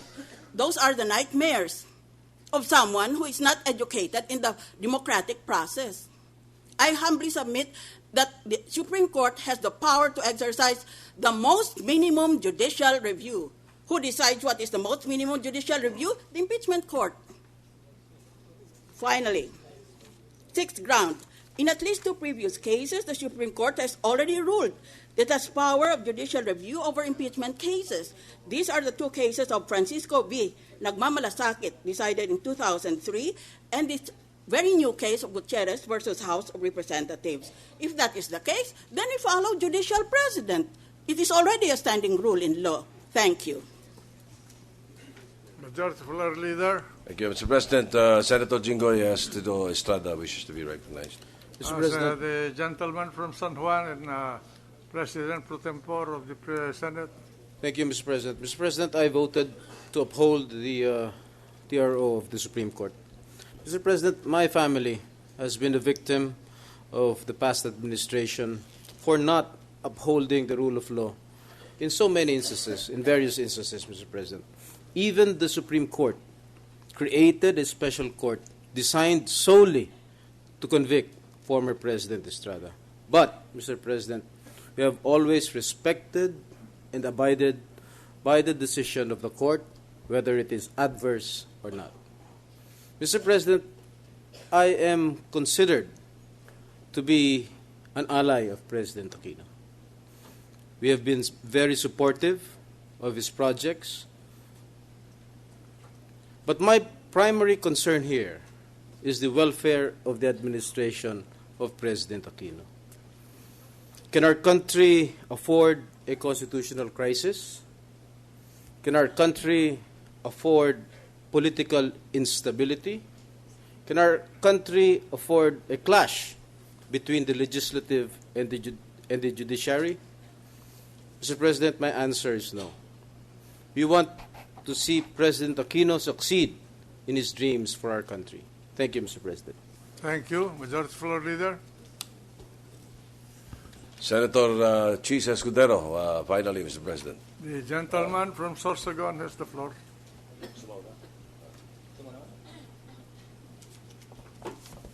Thank you, Mr. President. Mr. President, I voted with the majority to issue the subpoena insofar as the bank records are concerned, both local and foreign. I still stand by that decision, Mr. President. I believe the TRO issued by the Supreme Court is wrong. However, the place to slug it out is not here, but in the Supreme Court. Hindi naman ho tayo mga tambay sakali na pwede tayo magpatigasan ng muka dahil hindi tayo nagkakasundo. Ang tamang lugar para ipaglaban na tayo tama ay sa Korte Suprema na siyang nag-issue ng desisyon. Hindi po dito para pagbanggain ang dalawang institusyon ng ating pamahalan. Mr. President, I am saddened by the fact that we even had to put this to a vote. Labi sa aking kalukutan na kailangan pa bang pagbotohan ito? Ang katanungang, susundin ba natin ang desisyon ng Korte o hindi? Natatakot na nanganganib na baka mamaya gayahin tayo ng ibang mga sanggunian sa buong bansa. Paano nalaman ko ang sangguniang panlalawigan, bayan o syudad ng ibang probinsya, munisipyo at syudad? Sabihin, tingin namin mali ang desisyon ng Korte. Pagbotohan nga natin kung susunod tayo o hindi. Dahil mali yan illegal yan. As a student of the law, Mr. President, tama man o mali ang desisyon, tinuruan po kami na sumunod at ipaglaban na lamang ang aming karapatan sa loob ng Korte. Hindi sumuway. Dahil ang kapalit po niyan, anarkiya sa ating bansa at karapatan at kapangyarihan para sa bawat isa sa atin. Piliin alin ang desisyong susundin, alin ang desisyon na hindi susundin. Mr. President, when we speak of morality and doing what is right, I'm of the firm belief that in our search for the truth, this does not in any way give us any right to violate the law. Sa paghahanap natin ng katotohanan, wala naman siguro tayong lisensyang lumabag sa batas at hindi sumunod sa utos ng Korte. Sa paghahanap ng katotohanan, ba't tayo tutulad sa kanila na walang pakundangan kung ilabag ang batas? Kung pag-uusapan po natin kung anong tama at mali, dapat dito tayo tumayo. Dito tayo naiiba dun sa iba na walang pakundangan kung labagin ang batas, tama man o mali. Dahil kahit gaano kaganda ang ating motibo, wala tayong lisensyang lumabag sa anumang batas na tayo mismo ang pumasa. Bilang solusyon, Mr. President, Your Honors, ang akin pong naisipan ng kalay, una, to hold to task and hold to their word the defense and the respondent as well as their counsels in their promise to reveal in the course of the trial these bank deposits and bank accounts. Secondly, Mr. President, Your Honor, we have a Senate bill number 107, which is contained in Committee Report number 2, the second committee report to be filed before plenary in this chamber. And I hope our colleagues in the House will support this too. It is a simple bill, Mr. President. It mandates that all public officials required to file SAL-N shall, together with their SAL-N, execute a waiver insofar as the secrecy of bank deposits are concerned. Perhaps this is the best time, this is the right time, to remind our colleagues both in the House and the Senate to pass this long overdue bill so that once and for all, we will be able to do this legally, and should this occur again, we would be empowered and would have the arms and the necessary mechanisms in order to exact the truth, not only from any respondent, but from our banks as well. As a final point, Mr. President, Your Honor, lahat tayo ayaw ng may daga sa loob ng bahay natin, kahit gaano man kalito kalaki yung dagang yun. Pero sa kagustuhan nating hulihin yung daga, wala naman siguro tayong lisensyang sunugin yung buong bahay. Idama yung ibang institusyon, idama yung ibang tao na wala naman pong kinalaman dito. Our vote does not and cannot be compared with respect to the other votes of the Senate insofar as hiding the truth is concerned. Only that we want to do it properly. We want to do it in accordance with law, and at the end of the day, we hope that we will be able to still find the truth legally, respecting everybody's rights, and in accordance with the Constitution and our laws. Thank you, Mr. President. Thank you. Senator Ligarda wishes to be recognized. The gentle lady from Antique, from Malabon, and the Republic of the Philippines. Thank you, Mr. President. Mr. President, it is my belief that the Senate has a sole jurisdiction over the impeachment trial. That we have no question. However, regarding the law covering foreign currency deposits, we must respect and implement the law unless and until we amend it. This action of the Senate of the majority does not at all give the Supreme Court jurisdiction over the Senate sitting as an impeachment court. We are simply following the law which this institution created. The law clearly states that only when the depositor allows the opening of the account can it be opened. The respondent, through counsel, already committed to submit his FCDO account to the impeachment court last week, to the media, and in the court today. Kung hindi po natin susundin ang batas na ginawa natin, papaano po natin sasabihin sa iba na sundin ang ating mga batas kung ang Senado na mismo ang lumalabag po nito?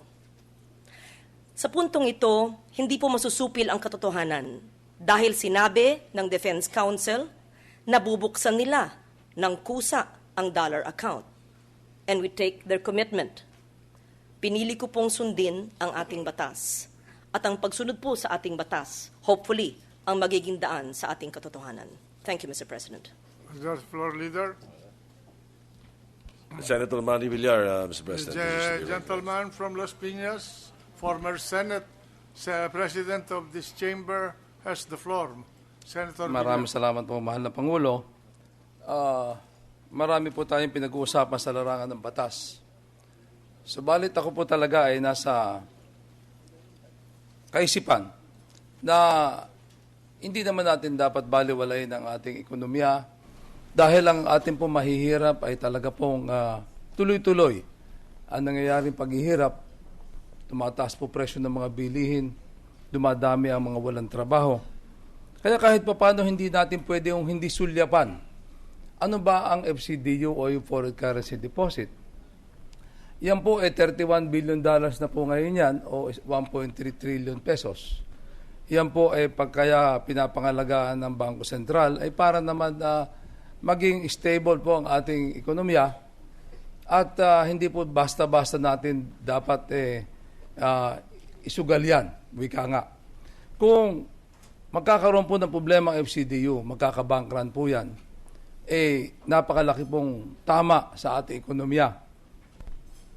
Marami po sa atin dito mayayaman, hindi po maapekto. Subalit yung milyong-milyong mahihirap na naman po na wala namang kinalaman dito sa ating pinag-uusapan na diretsyo, yun na naman po ang tatamaan. Kailangan po ba naman? Matanong ko po na kailangan po ba naman na talagang labagin natin yung batas dyan? Sa akin palagay, hindi naman kasi kailangan Maliwanag naman po na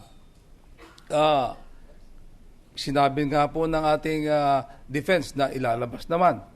Sinabi naman po na hindi naman natin kailangan banggain ng Supreme Court.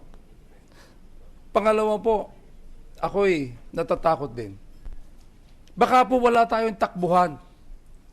Yung pong sa ating hangarin, sa hangarin po ng iba, na ma-impeach ang ating Chief Justice, ay marami pong institusyon ang nawawasak na po. Baka pati Supreme Court masama na dyan. Natatakot po ako doon sa mga maliliit na balang araw o malalaki na balang araw ay maaagrabyado. Saan sila po tatakbo? Kung ang Supreme Court po ay nawala na ng karangalan at nabastos na.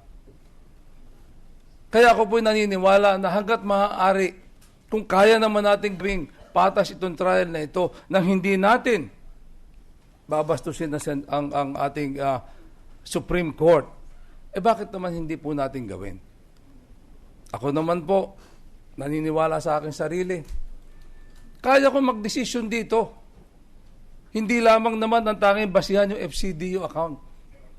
Napakaraming basihan para kung i-impeach natin o acquit si Chief Justice Corona. Hindi lamang po ito. Mahaba pa po ang trial. Papakinggan pa po natin ng depensa. Ang akin lamang hong nahangarin, isipin din po natin yung milyon-milyong mga kababayan natin, lalo maghihirap din pag ang FCDU po ay nagkabankran at yung pong karapatan naman, baka balang araw po, wala na tayo matakbuhan kung tayo po ay naagrabyado o nawawala ng hustisya. Majority Floor Leader. Yes, Mr. President, may we now proceed with the trial proper. Before the last that, time. Yes. the Chair would like to announce that he has prepared a written explanation of his vote, and he would like to submit this to the Clerk of Court and make it a part of the record for the scrutiny of anybody interested, the whole public who is interested to read the position of the Chair on this issue. Thank you. Mr. President, Thank you. In the last trial date, it was the turn of the defense to cross-examine the witness of the prosecution then. So, Senator Miriam Defensor Santiago wishes to be recognized at the start of this trial proper, Mr. President. The gentle lady from Iloilo has the floor. Thank you.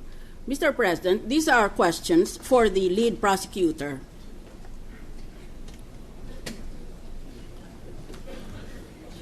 Counsel, do you still recognize me? Yes, Your Honor. I'm sorry I cannot give you full time to explain your answers at length, but you see we are under time constraints. I only have 2 minutes. Question 1.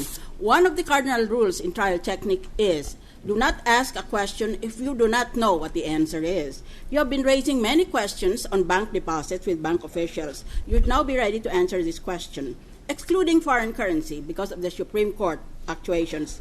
Here, what is your estimate in Philippine pesos of the total bank deposits of the defendant? Remember, you should know the answers to the questions you've been raising. Yes. Magkano? Well, so far for 2010, we discovered 31 million. 31 million. Your Honor, All for right. 2007, we discovered around 5 or 7 million. But on 2007, the cash that was declared in the SALN is only 2.7. In 2010, Your Honor, we discovered 31 million in cash, but the cash declared in SALN was only 3.5 million. So let's make that our working estimate. The prosecution's estimate, which is not, of course, binding, is about 31 million pesos in the bank deposits of the defendant. Now, I ask you personally, what is your proposed benchmark for a total peso amount deposited in a bank or banks that would constitute evidence of betrayal of public trust? Ano sa tingin mo? Kung total na, suma total na, wag lang yung dolyar dahil may Supreme Court ruling tayo doon. Sa pesos, ano sa tingin mo ang dapat na minimum na sabihin mo may betrayal of public trust, public official man o hindi? Mga ano kaya? Ang tingin, Your Honor, ang tingin ko dito pag sobra sa dineclare niya doon sa SALN niya, kasi dinedeclare niya naman 3.5, pag sobra doon, ay that would already constitute betrayal of public trust. Sobra by how much? Halimbawa, a few pesos, natural you can excuse that, but by how much? So in other words, for example, give me a benchmark. yes. Give me a benchmark figure. Ngayon Just po pluck yung it out of the air. Yung napakita namin na 31 million, 31 Your Honor, million. that would already a benchmark. clear case of betrayal of public Betrayal trust. of public trust. All right. There is a saying, those who come to court must come to court with clean hands.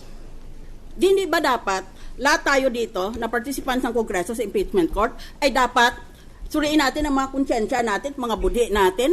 Meron ba tayong 35 million lahat-lahat? Pati itong mga tagapakinig sa gallery. Meron ba kayong mga 35 million sa bangko? Ay may betrayal of public trust pala kayo. Kung ganon yun. Ma'am, ang punto ko dyan ay ganito. Hindi mo masabi kung magkanong benchmark mo for betrayal of public trust in quantifiable amounts. Because it will depend how old is the person, how many children did he have to send to school and support, what is his record of accomplishments in his profession, is his wife working, etc., etc. Your Honor, please. No? If I may be Question allowed two. to This explain. is my 2 minutes, you see. Okay, go He ahead. will also stop me after a while. Under the Anti-Money Laundering Act, the Anti-Money Laundering Council may investigate any deposit in a bank upon order of a court and establish that there is probable cause of an unlawful activity. That is the provision of law. Now, my question to you is, has this council made such an investigation into the bank deposits of the defendant? Answer, yes or no? No. That you know of. This counsel, no. No, not you. I mean, do you know if the Anti-Money Laundering Council has asked a court to examine the bank deposits of defendant? Because if it did not, then there is no probable cause. It seems very, very much like that. We are not aware of that, Your Honor. Okay. Now, answer this question. What is evidence on motion? Evidence on motion. Define. I will supply the answer. Evidence in motion is evidence that is not given inside the court. It is given outside the court. There are two lawyers there from each of the panels. There's a clerk of court from this court and a stenographer, and you ask exactly the same questions that you would ask in court, except that you don't take the time of the court by doing it in the courtroom but outside the courtroom. That is also called a deposition. Kaya, ang punto ko dito ay, ba't hindi ka mag-evidence on motion para matapos na ito? Question number 3. Under the doctrine of judicial president, kung mayroong kaso ang Korte Suprema, yung kaso na yan, pwedeng gagawing, how do you say, a compulsory. If there is one case decided by the Supreme Court, all other cases in a certain category must be decided in the same way as that case. That is called the doctrine of judicial president. Question, what is the determining criterion for the applicability of judicial president?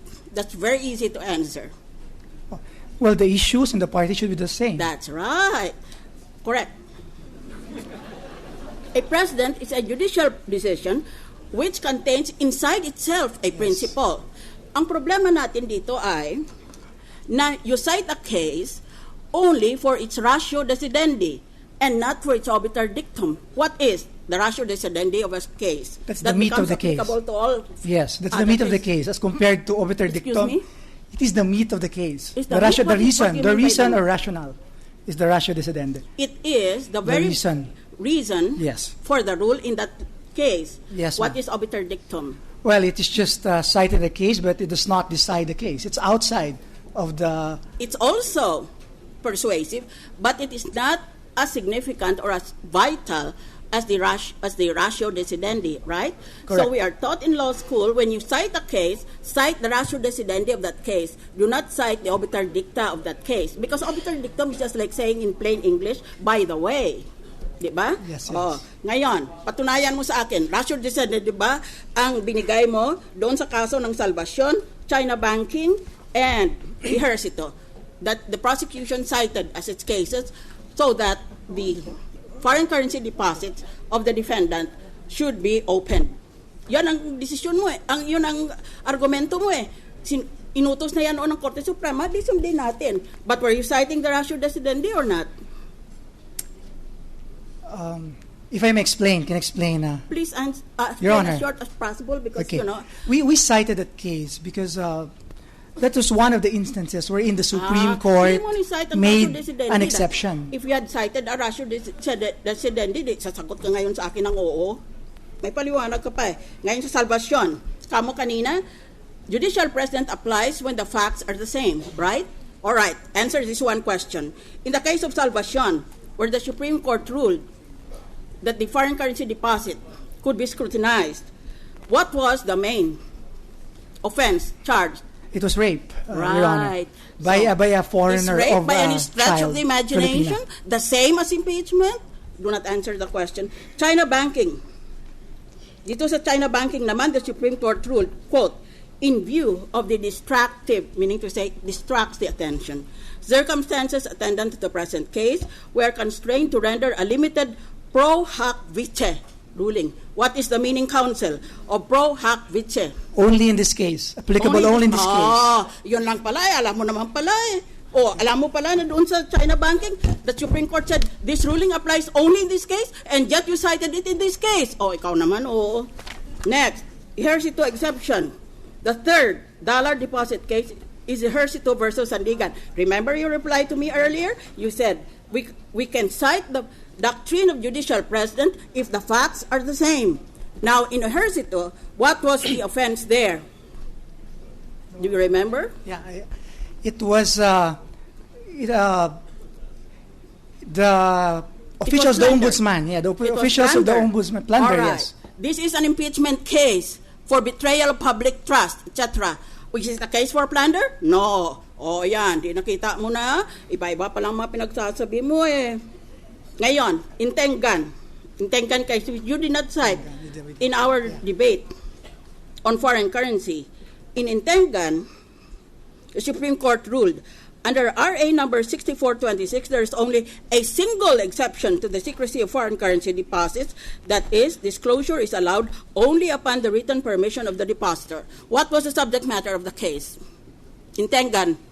We did not cite that, Your Honor. Foreign currency deposits. Currency, yes. Exactly. So there's only one case on record, which is on all fours with the facts of this case in the impeachment court.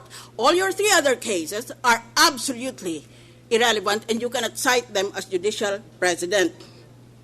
Ngayon, bilisan ko na lang ito.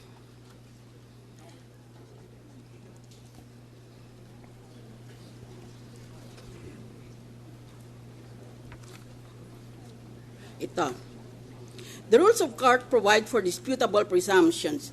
These are presumptions which are satisfactory if uncontradicted, but they may be contradicted and overcome by other evidence. That is why they are called disputable. The presumption is in favor of one party, but the other party might produce evidence, then the presumption no longer holds. One disputable presumption is that evidence willfully suppressed is evidence would be adverse if produced. According to a long line of cases, this presumption applies only if the suppression is an exercise of a privilege. In other words, if it does not lie within the discretion alone of the defendant, but is related to some national interest, then the presumption does not apply. For example, yung itong pagsasagot sa pagtatanong, kung wala siyang tinatago, ba't hindi niya ipalabas? Yan ang sagot sa batas. Because he's not allowed to do that. By law, it doesn't fall exactly on his personal discretion alone. For example, it is reported that when one bank official testified against President Estrada in his impeachment case, her testimony was followed by massive withdrawals from her own bank. That is a fact. It is discussed sub rosa secretly by the banking community dahil takot na takot sila sa bank run. Yan ang nangyari. Merong isang opisyal pumunta dito, dinaldal niya lahat tungkol sa kaso ng akusado noon, kaya lahat ng depositors nila nag-withdraw.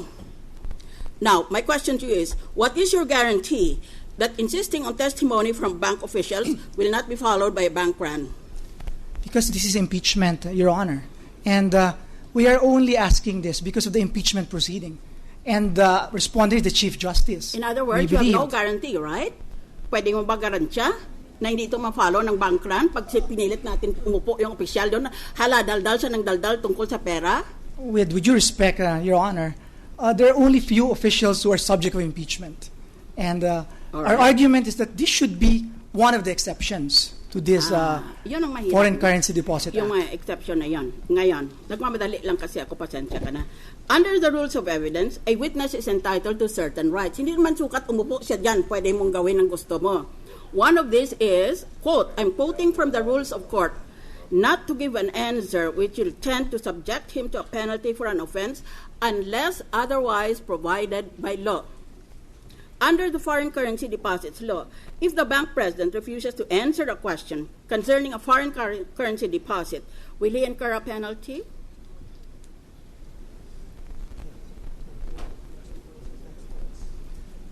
If there's a justifying circumstance, then he will not incur. You're temporizing.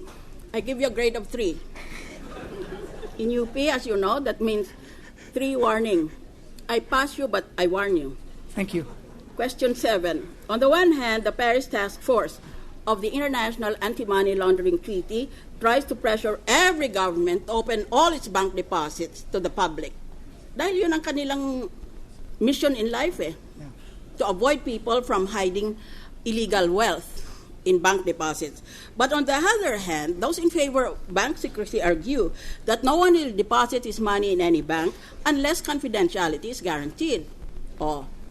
Ilalagay ba natin pera natin sa bangko kung hindi tayo sigurado na sikreto yan at hindi niya ibabalita sa madla?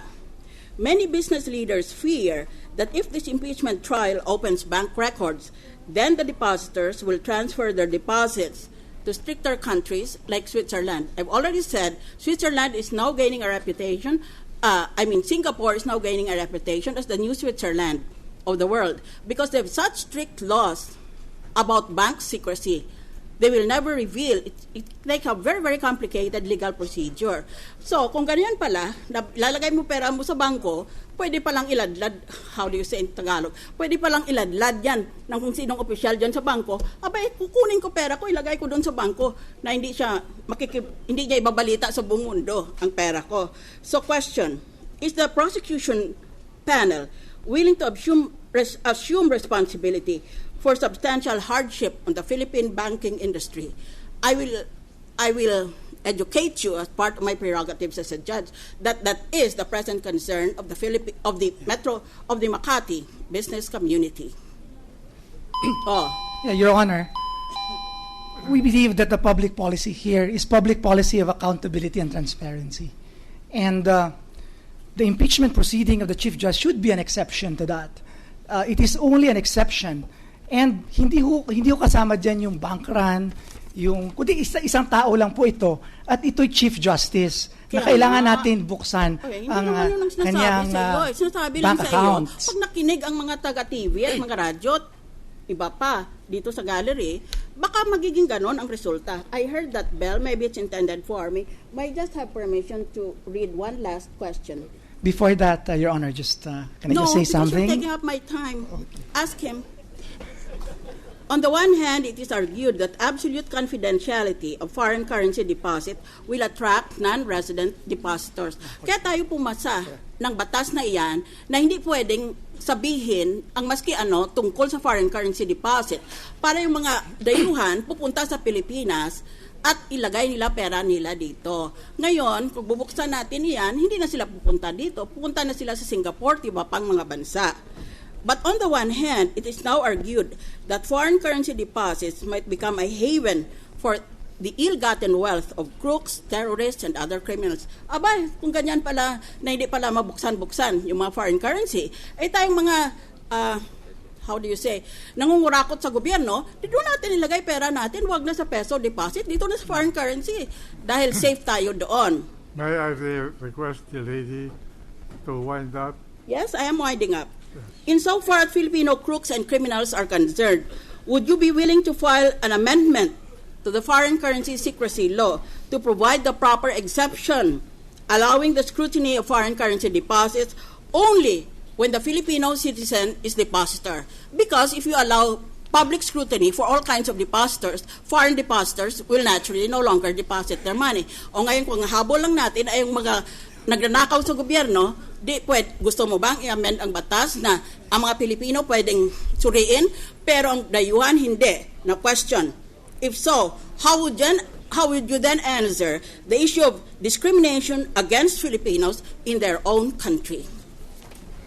Una sa lahat, Your Honor, willing tayo mag-file nun given yung nangyari ngayon sa Korte Suprema.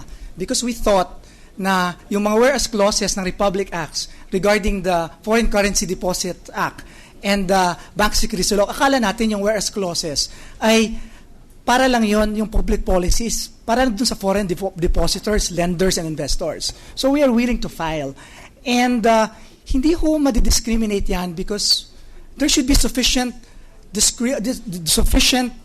yung differentiation, yung distinction sufficiently dapat mapakita lang natin na may distinction at hindi po madidiscriminate yung mga Filipinos. And we are thinking about that, Your Honor, because of this ruling of the Supreme Court. All right. Majority Floor Leader.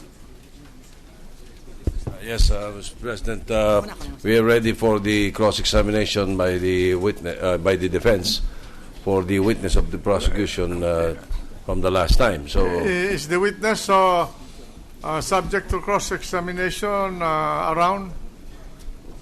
I'm asking this from the prosecution. Yes, we are not yet through with our direct examination with the witness from the PS Bank, the president, Mr. Pascual Garcia. But before that, Your Honor, just one. Just a minute. If you're not through with the direct examination, are you ready this afternoon to present him for the examination. Yes, Your Honor, we're ready. Then bring him into the courtroom. Okay, we now call on our witness, Mr. Pascual Garcia, President of the PS Bank. And may we request, Your Honor, that Attorney Demetrio Custodio be recognized to conduct a direct examination for the prosecution. While the witness is coming to the courtroom, Yes. session suspended for May we request 15 minutes, Mr. President? 15 minutes.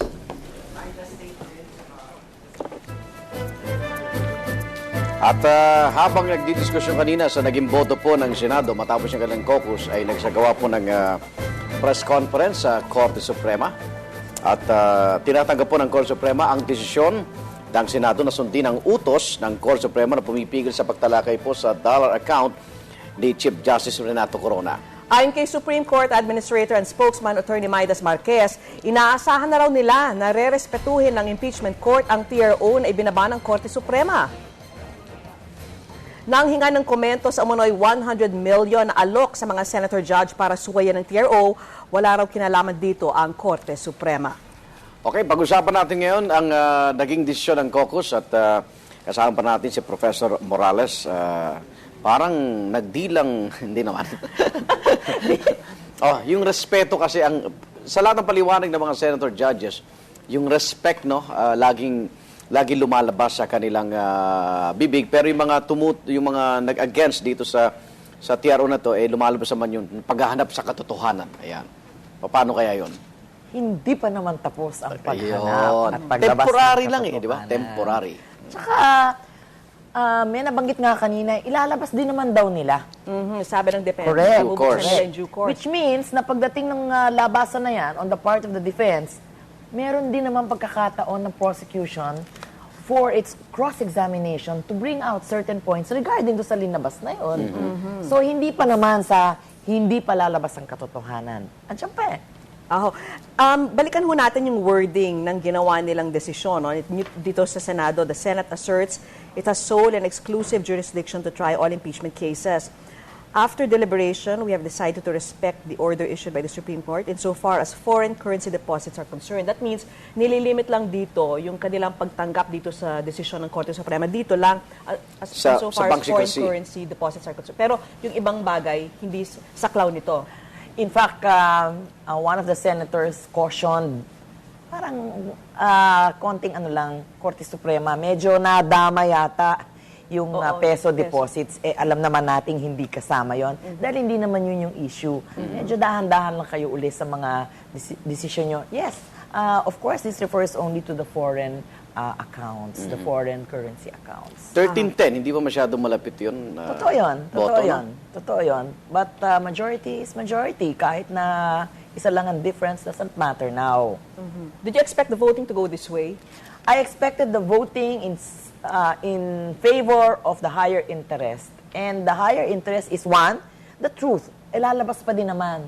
So bakit ngayon pa lang gagawin nating on collision course yung dalawa at madidiskarel ng husto, magkakaroon ng off-tangent discussions tsaka issues. Di harapin na natin ngayon, hindi lang yun. Nabanggit nga kanina ng isa pang senador, although in the beginning, I thought, anong kinalaman nung last clear chance? Oo, yung sinasabi ni Senator Miriam na last clear chance, kumbaga kung magbabanggaan yung dalawang panig, yung isa yung iiwas, parang ganun ho. Oo, ang may pagkakataon ngayong umiwas, kasi nauna na to, no? Ang may pagkakataon umiwas, doon sa naunang sabihin natin on collision course, ito nga impeachment court. May ganun Iwasan na muna natin.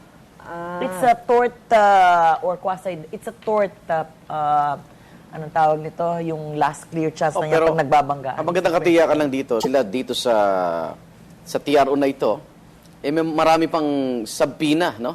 Na may issue pa rito sa paggulong po ng impeachment trial na ito. So hindi ito parang ito na yung magiging boto sa mga hinaharap pang mga desisyon Hindi naman, nakita naman natin na iba ang pinanigan tungkol doon sa sabina, tungkol sa mga justices. So, wag naman tayong mag-generalize agad.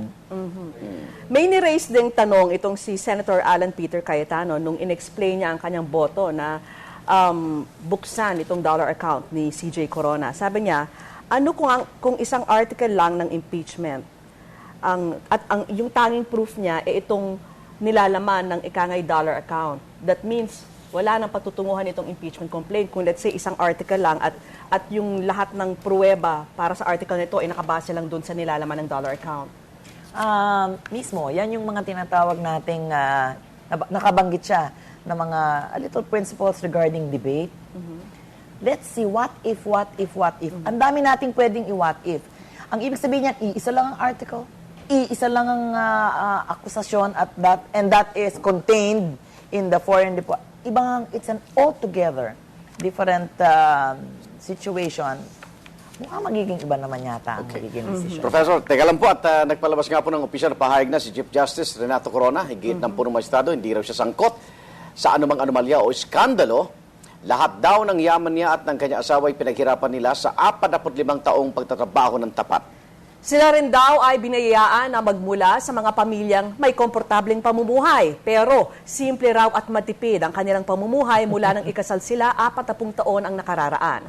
Dagdag pa ni Corona, nasasaktan siya na makitang nagdurusa ang kanyang pamilya dahil lamang sa ilan na nais daw sirain ang kanyang pangalan. At anya, hindi niya raw ito hahayaan kaya determinado raw ang depensa na ipaliwanag ang lahat kapag panahon na nila ang magpresenta ng mga ebidensya. Hiniling ni Corona sa publiko na huwag daw agad paniwalaan ang mga akusasyon laban sa kanya. Tinawag din niyang huwad ang impeachment trial laban sa kanya. Isa raw itong sukdulang paghihiganti at kahiyahiyang tangka umanong pigilin ang pagbabahagi ng lupain sa Hacienda Luisita.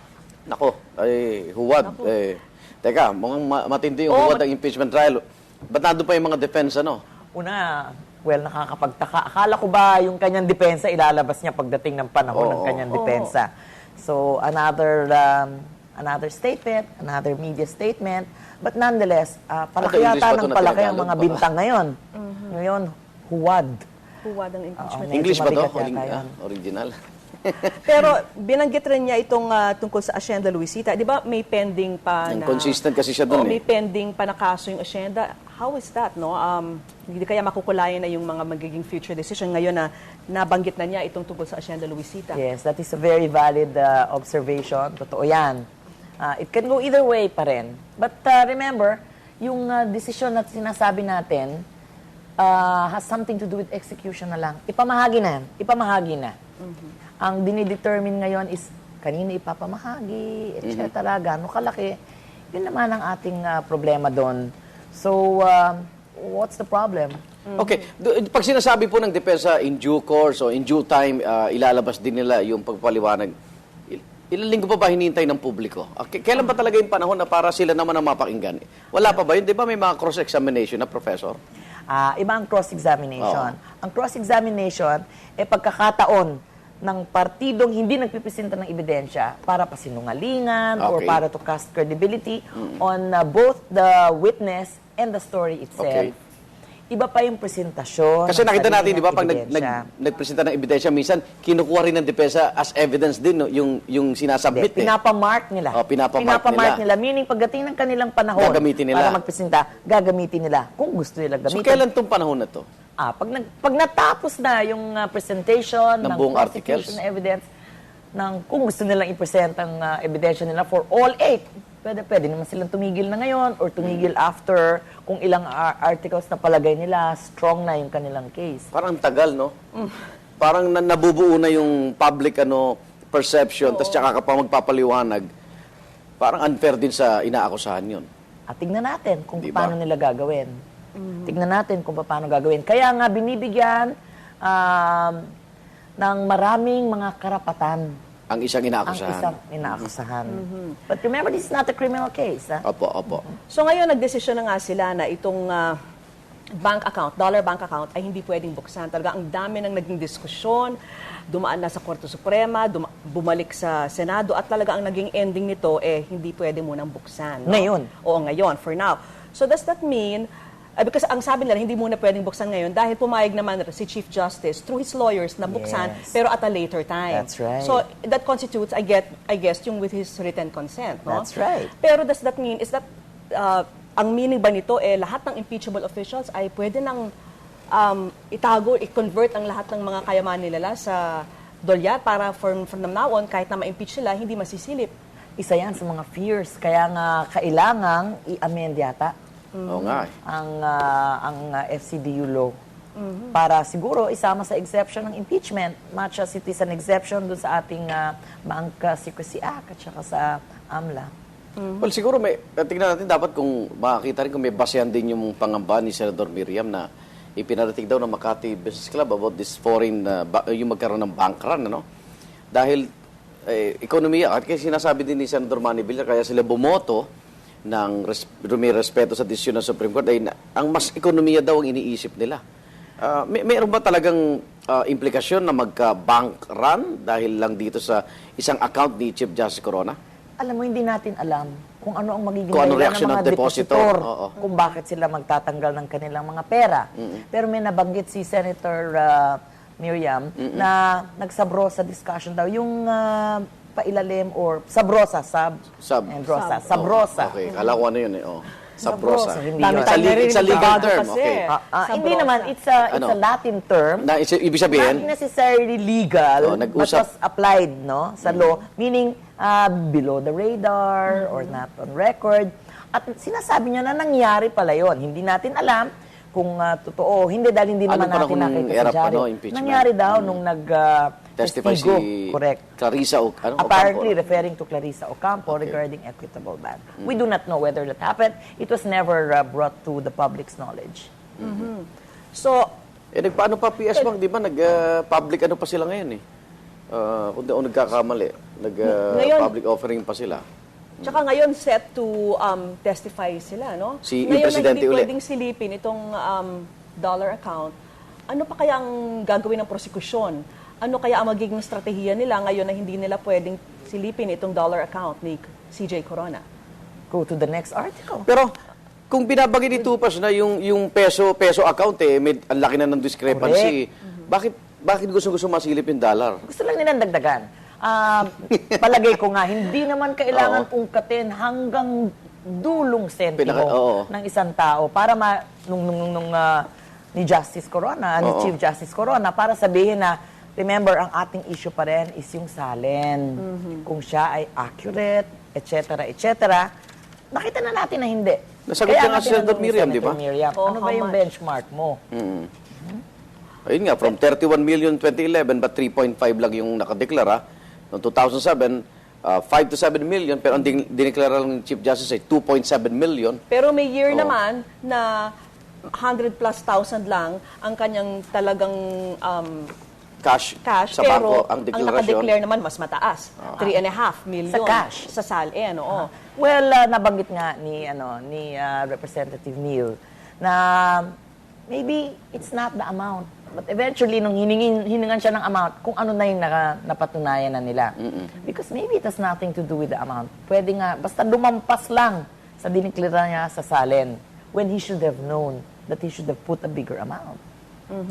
When you say manifestly disproportionate, how much are you willing to go? For instance, ang dineclare niya 3.5. Forgivable ba kung let's say 4.5 lang lumabas na laman ng bank account? 5? 6? I think that's the reason too why there is now a statement.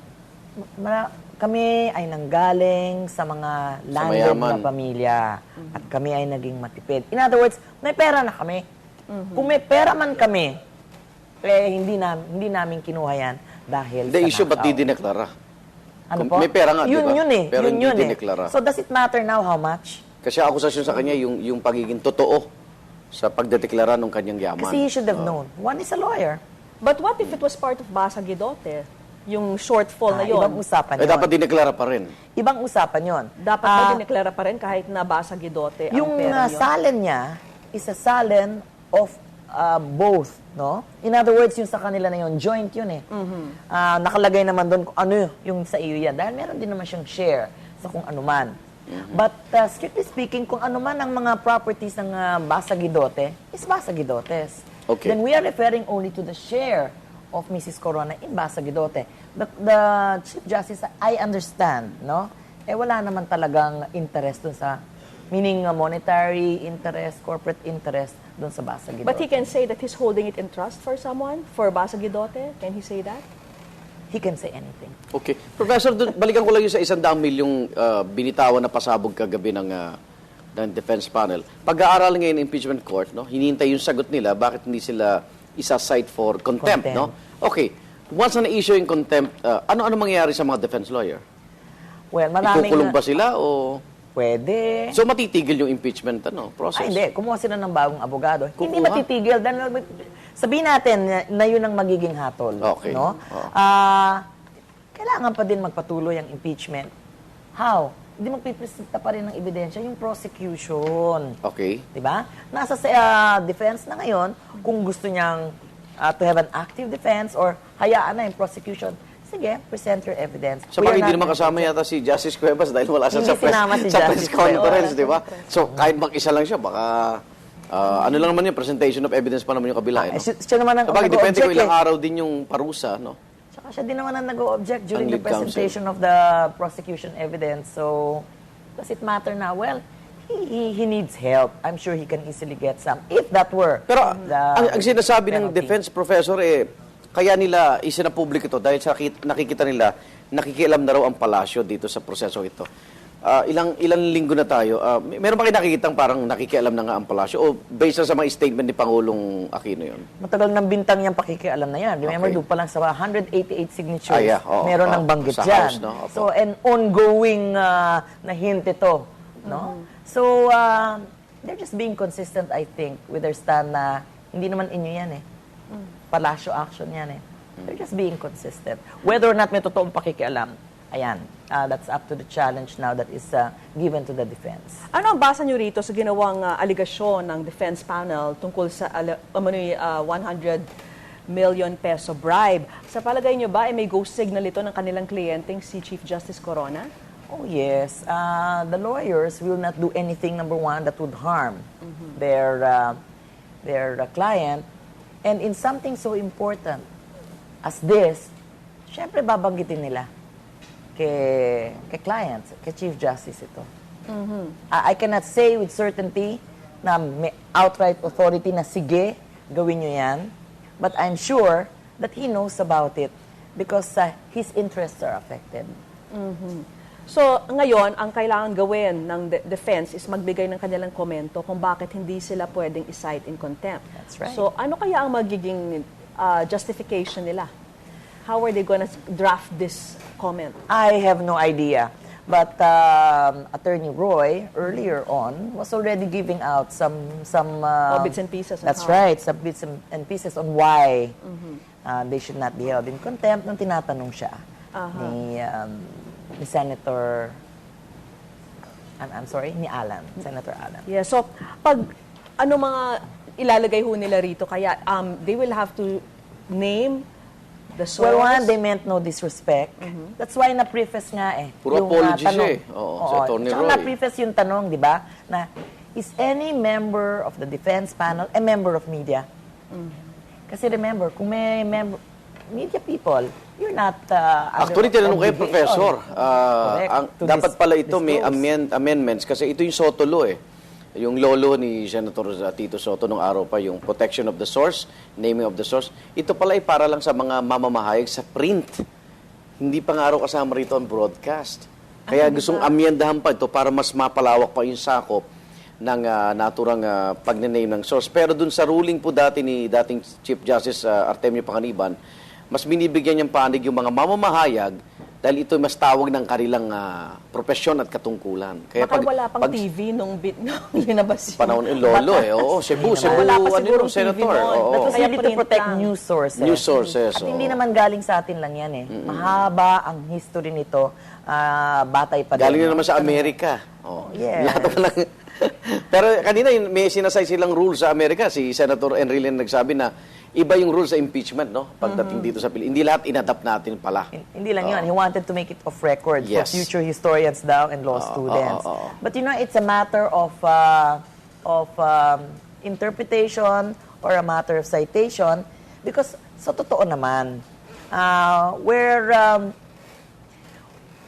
our law is based on the laws of certain laws of the U.S., kung ano man yung mga kaso ng kanilang Korte Suprema based on a certain kind of law, pwede nating gamitin na nabanggit naman to ni Miriam by way of judicial precedents. Not necessarily as presidents some people pronounce it precedent or precedent, President. not necessarily as a precedent to the Philippine Supreme Court decision, but the decision of a high court, of the Supreme Court in a country or in a jurisdiction where our law is based anyway. In the same manner, pwede na rin nila gamitin kung ano yung maging kalalabasan ng paglilitis natin dito. Pwedeng gamitin ng ibang bansa na may kaparehong sistema. Kung pareho.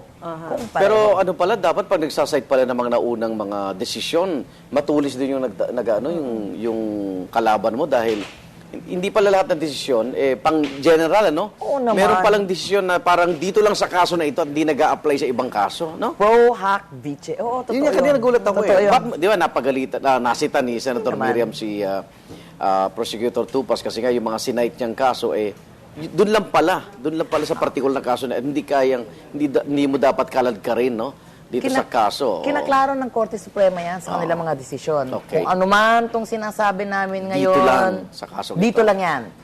At wag nang ihalintulad sa iba pang mga future decisions. Pero remember, sabi nga, at tama dito si Senator Miriam, yung application ng isang desisyon sa isang situation, kung pareho ang tinatawag natin on all fours, ang facts. Bihira naman yata yun. Okay. Professor, teka lang po, tutuloy natin talakayan mamaya. Samantala, tuloy-tulitin ang ating mga balitaan dito sa GMA News TV. Ang News TV Live, ihahatid po sa inyo ni Mark Salazar. Mark! Salamat, Arnold at Vicky. Pansamantalang naabala ang operasyon ng Calibo International Airport sa Aklan nang lumagpas sa runway ang isang eroplano. Papalapag na sana ang Air Philippines Express Flight PR 63227 pasado alas 10:30 ng umaga kanina nang lumagpas. Wala namang nasaktan sa aksidente. Ayon sa Air Philippines, nananatiling normal ang kanilang operasyon maliban sa ilang flights na madedelay. Posible raw magdagdag ng flight papuntang Calibo. Inaalam pa ang sanhi ng pag-overshoot ng eroplano. Sa ibang balita, nalubog sa baha ang ilang bahagi ng General Santos City bunsod ng walang tigil na pag-ulang dulot ng low-pressure area sa bahagi ng Mindanao. Ayon sa City Disaster Risk Reduction and Management Council, mahigit 600 pamilya ang apektado sa barangay Lagaw at Baluan. Nasira rin ang baha ang mahigit 70 ektarya ng palayan. Sa taya ng mga otoridad, nasa 1.4 million pesos ang halaga ng pinsala. Nagkakasakit naman ang ilang residente dahil sa maruming tubig baha. Nagbabala naman ng pag-asa na posible pang ulanin ng lungsod sa mga susunod na araw dahil sa La Nina phenomenon. At yan po ay iba pang malalaking balita sa oras na ito para sa News TV Live. Ako po si Mark Salazar. Balik sa inyo, Arnold and Vicky. Maraming salamat, Mark Salazar. At balik naman tayo sa ating talakayan. Kasama pa rin po si Professor Morales. Okay, balikan mo natin itong sinasabing photocopy na ipinakita ni Senator Jinggoy last week, no, sa impeachment trial. Kaya medyo nagulat ako sa pagboto niya ngayon, no, dahil siya pa yung nag-produce nitong photocopy na allegedly itong laman ng dollar account ni Chief Justice Corona dito nga sa PS Bank. So ngayon, baka nalaman niya may kulong. So ngayon hindi na pwedeng gamitin itong photocopy na ito? Hindi, kasi it was not presented as evidence. At siguro, let us also refer back to what happened last week. Naalala ninyo, I think it was Senator Osmeña who requested for more documents outside yung period na prinisinta. Yes, yes, that's right. Parang lahat-lahat na. Correct. Na hindi naman topic or sinasaloob nung sabpina.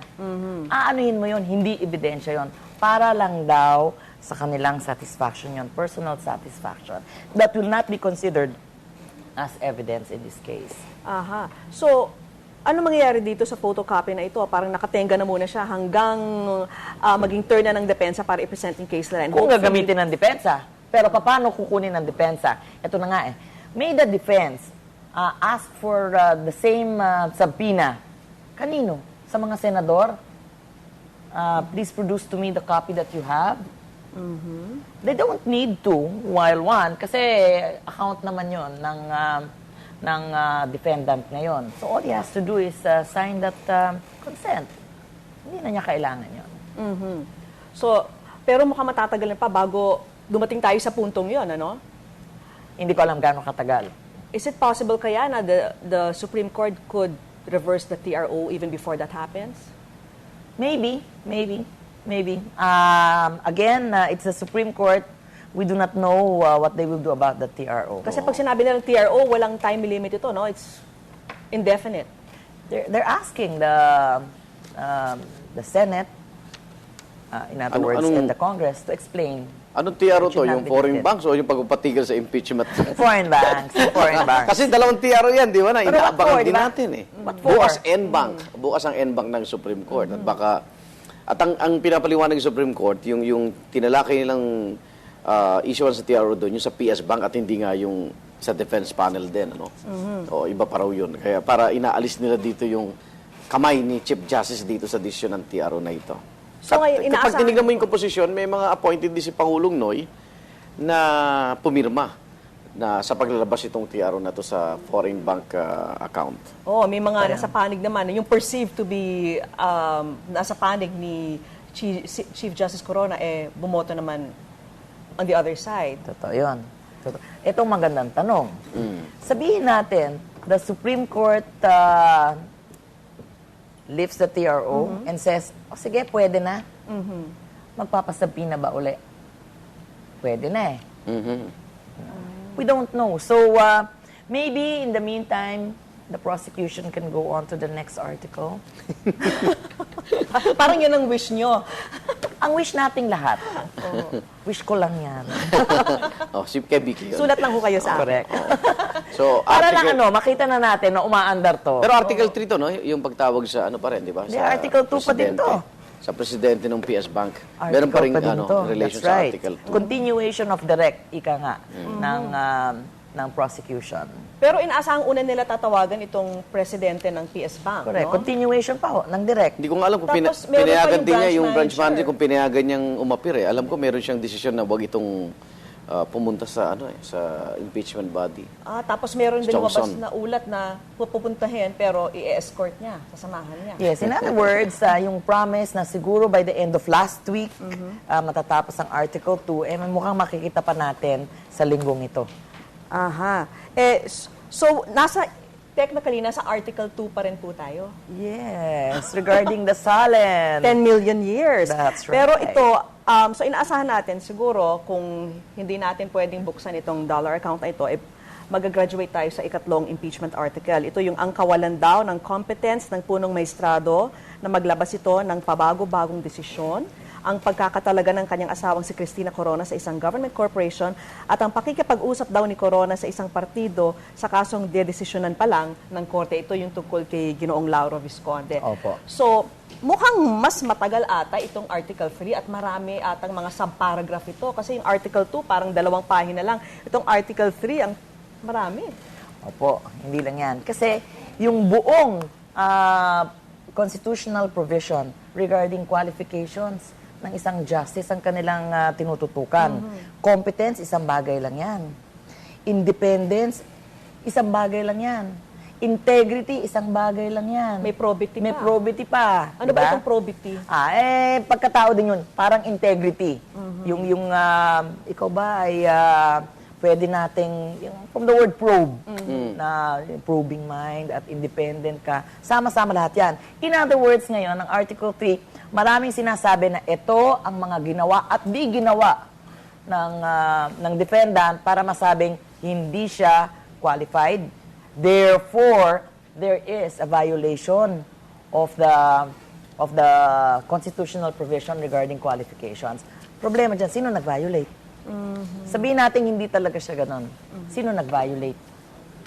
Kasi culpable violation of the Constitution ang Article 3. Culpable violation and betrayal of public trust. Pero pag-iisipan nyo, parang pare-pareho lahat, ano? Parang one issue could be used, one issue in Article 2 could be You mean used for two grounds, three. no? Yes. Yes, there are several grounds for impeachment. 2 grounds ang ginamit nila, pero iba-ibang articles, meaning iba-ibang bintang kung paano nagkaroon ng violation ng Constitution, culpable violation, at paano nagkaroon ng betrayal of public trust. Okay. Alam mo, ang dapat dito para maiwasan rin yung mga ganitong issue, yung mga conflict of interest, dapat mag-iwasan muna sila makita sa public eh. Di ba? Yung mga taga-palasyo. Kasi kahit magkakaalyado, like yung nangyari nung Friday sa TESDA, umatindi yung ibang mga senator judge dun at nandun din yung mga private prosecutor kasama si Pangulong Noy. Pag nakikita ng gano'n, nag-uusap, kahit pang pinag-uusapan iba Kaya doon nag-uumpisa ang mga diba? salita. May mga iba na nagkulong sa kwarto. Yan yung siguro analogo sa beyond suspicion, Yes. just like Caesar's wife. Ganun lang Total, siguro. inaamin nila na sila'y senador na naging judge ngayon. Di pati yung dapat na karakter ng isang judge, di ba? Isabuhay na rin nila na bawal sila makita in public kasama itong mga opisyalis ng gobyerno. Ano ba naman yung hindi ka dumalo nung Friday, isang election ka na lang dumalo. No? Wala nang Hindi impeachment. naman complainant Diba? ang executive department. Hindi nga, pero pag nakita Simply may speaking. kausap ka na taga-executive, lalo pa, nangyari to Friday, ang akusasyon Sabado. Di pag pinagdugtong mo na yung pangyayari yung professor, di ba? Kawawa rin pare-pareho tayo rito. Yan ang mga logical thinking ng logical ordinary, minds. So, yun ang kailangan iwasan. Iwasan na nila. Ano lang na kunyari, sino ba magbe-birthday? Si Senador Enrile, birthday bukas. Baka makitaan pa si Executive Secretary. Valentine's Day. Valentine's Day pa. Take note, bumati lang yung prosecution. Yes! Same appearance defense, pero hindi siya na bumati. Ano ba yun? Sip-sip ba yun? Hindi ko alam. Baka dahil pareho silang nasa Kongreso. Balikan na nga natin yung naging botohan kanina, no? Yung 13-10. Can you say this is more or less how they're gonna vote dito sa acquittal or conviction ni Chief Justice Corona? Maybe as of now. As of now? Maybe as of now. Sabi nga ng aking favorite barbero, we can never can tell. Okay, barbero, in fairness. Mag-Ingles. So, na-surprise ba kayo sa naging botohan ng ibang mga senador? Which vote struck you most? 13-10, ano? Okay. Well, I was surprised. Of course, Joker Arroyo, Miriam Santiago, you more or less know kung saan sila boboto. Pero yung the others, I was surprised with Coco's vote. Coco. Pimentel. Why Coco? Yes. Only because na yung mga sentimiento niya prior. Naging kaklasiko yan, by the way. Wow, really? Bakit naman hindi? But I'm not sure. Ganun pa ako kabata. Ikaw naman. Hindi, sinasabi ko siya. Basta yung ibang pronouncement niya earlier, Yes, parang we're parang leaning towards, not necessarily leaning towards, basta medyo liberal, no? Medyo in the interest So, mas of gusto mo justice ang part. posisyon niya akala natin, pabubuksan niya yung bangka, no? Yung ganun lang, yung ganun lang. But I am not surprised that he voted this way. Kasi Because lawyer. I know, I'm sorry, yes. Marami na lawyer, hindi rin naman. How about, let's see, Estrada? Ako nagulat ako kay Kay? hindi pala. Kay Dito pala Jinggoy. sa kabila. Jinggoy. Maganda nga yung pagka-preface ni Jinggoy ng kanyang explanation. Kahit na ang pakiramdam nila. Biktima sila, di ba? Correct. Dahil nga we should uphold the law this time. So, At ang naging ending line niya we want to see President Aquino succeed in his dreams for our country. So, ang boto niya medyo pumapanig sa Supreme Court. At the same time, sinasabi niya, I want to see President Aquino Ayaw niya lang succeed. magkabanggaan yung mga co-equal branches of government siguro. Siguro.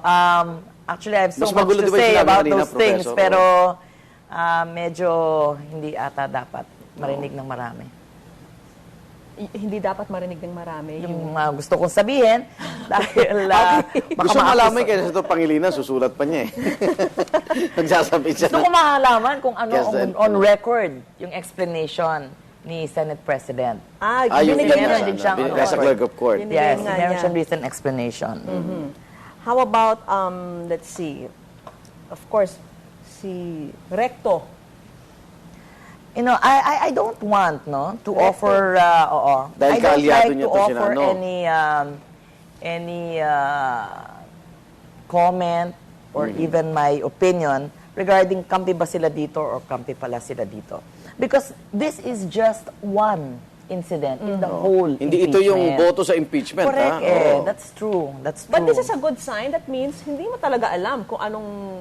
hindi po pwedeng i-typecast ang isang senador sa isang pattern Mismo. of voting. Mismo. Right? So you can Mismo. really say it's democracy at work. Hindi mo pwedeng mahulaan na, okay, dito sila papanig. Medyo maraming surprises. Very dynamic, very dynamic. Democracy and the workings of democracy towards what it should be or what it really is. Would you say they were affected by the alleged $100 million, $100 million peso accusation? Itong apparently, no, marami din nagsabing bumoto kami dito, hindi dahil. Hindi naman. Hindi ka ba nagulat kay Lito Lapid? Hindi. Bakit ikaw nagulat Hindi, ka ba? hindi kasi 'di ba, kilala siyang kaalyado ni dating Pangulong GMA.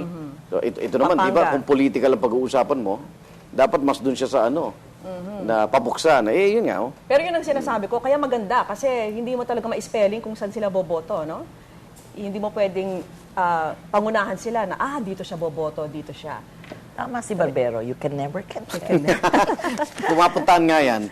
Oo. Tapos kanina, naku, parang kinakabahan ako dito kay lead prosecutor itong si Tupas. Dahil parang binibigyan ng oral exam ni Senator Miriam Santiago. Parang, naku, parang siyang estudyante doon. What do you think was the reason Tama bang behind forum this? yun? Or clarificatory, ano ba yun?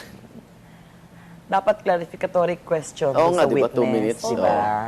But, I only understood half of what they were talking about. Pero kayo, since professor of law kayo, ano sa palagay nyo ang naging objective? Alam ko, tatanong mo, ano yung grade 3? Hindi ko alam kung ano objective. Alam nyo, naging teacher ko din si Miriam. Si Professor Miriam, kamusta mo Defensor siya bilang Santiago. teacher? I want to know. Terror Ano ba? ba? Mahigpit. Huwag na natin pag-usapan yung pagiging teacher Anong niya. grade Anong nyo? grade? 3 ba? 3 ba? Mas mataas naman. Okay. Mas mataas naman. Oo. Pero by giving grades kay Prosecutor Tupas, parang ginawa niya ng no? he wanted to remind everybody that she wanted to remind everybody she knows her constitutional law and her rules of procedure. So that she will be So, hindi kaming paikutan, that's right. parang So ganun. meaning yun lang ang mag-i-spur sa akin to make my decisions, the law, which of course the supreme of which is the Constitution. So tama bang grado? 3 ba? Ay, hindi ko alam. Isang bagay lang naman yung tinrest siya. Isang bagay lang naman. Yung iba yung iba hindi makasagot. Yung iba pass. Pero para sa akin, okay na si Prosecutor Tupas, ha? Bill mo, Senator Miriam yun. Di ba talaga siya hiningi, siya ang ni-request. Pero at least, tama yung mga sagot niya. Di ba sabi ni Senator Miriam, tama. Pero may mga konting rin. Minsan, may coaching. Which is, Okay lang yun. tama rin para ma-practice. Maski naman sa klase, yun may nga reklamo tinatawag nila, na di ba? radyo. Ang tagal nilang hindi nakapag-practice.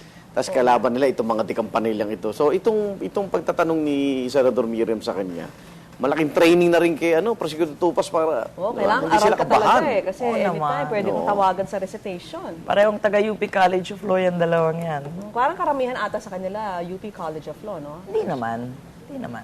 Sinong sila? Yung mga Prosecutor? prosecutors. Hindi naman po. Hindi ba ho? I know sina Miriam, si Sino ba Drilon, dumagin- yung dalawang yon, di ba? Sa UP College of Law. Drilon and Miriam That's right. Santiago were Same, classmates. same batch. Correct. And Arthur Lim also. Correct. Yung Ganda, madalas di ba? niyang pagbilatan. So, Pero 15. dati nagkaroon ng parang mga pagrereklamo na tungkol sa nagiging line of questioning ni Senator Miriam sa mga prosecutor. Is it valid for them to file a complaint to this effect? Kasi dati may parang lumabas na gano'n eh. Si Justice Cuevas na nga mismo ang nagsabi, nakakahiya minsan yung ginagawa. Kaya, I guess not outrightly, no? Because hindi ka nga pwedeng mag-objection, gumawa ng objection, mag-object sa mga questions ng Senado. So I guess the senators here are given as much leeway to say anything and everything that they want. Subject na lang syempre sa bounds of decency and materiality. So nakikita natin ng mga personalidad ng bawat senador dito. Tsaka syempre dapat balansin rin dahil alam natin may hypertension she was cool, issues. ha? Oh, yes. Relatively, yeah. At saka nakaayos si Miriam ngayon. Maganda ang gising ni Senator Miriam. Magandang blood pressure niya. High pa paano eh. Hindi maapektuhan. So, ang inaabangan na lang po natin, itong muling pagharap ni Ginoong Pascual ng PS Bank at bagamat hindi pinayagang mabuksan yung dollar account, gusto pa rin siya matanong ng mga taga-prosecutor sa ilang mga bagay na walang kinalaman sa dollar account. Which is, pwede naman, ano? Hindi naman, napag-usapan na natin kanina yun na marami pang issue ang PS Bank na kung saan merong nga accounts itong si Chief Justice Corona nang pwede hindi mo talakayin tungkol sa kanyang bank accounts. Ayan. In fairness, it looks like Mr. Garcia is Cooperative well naman, advised. no? Oo, marunong siya sumagot.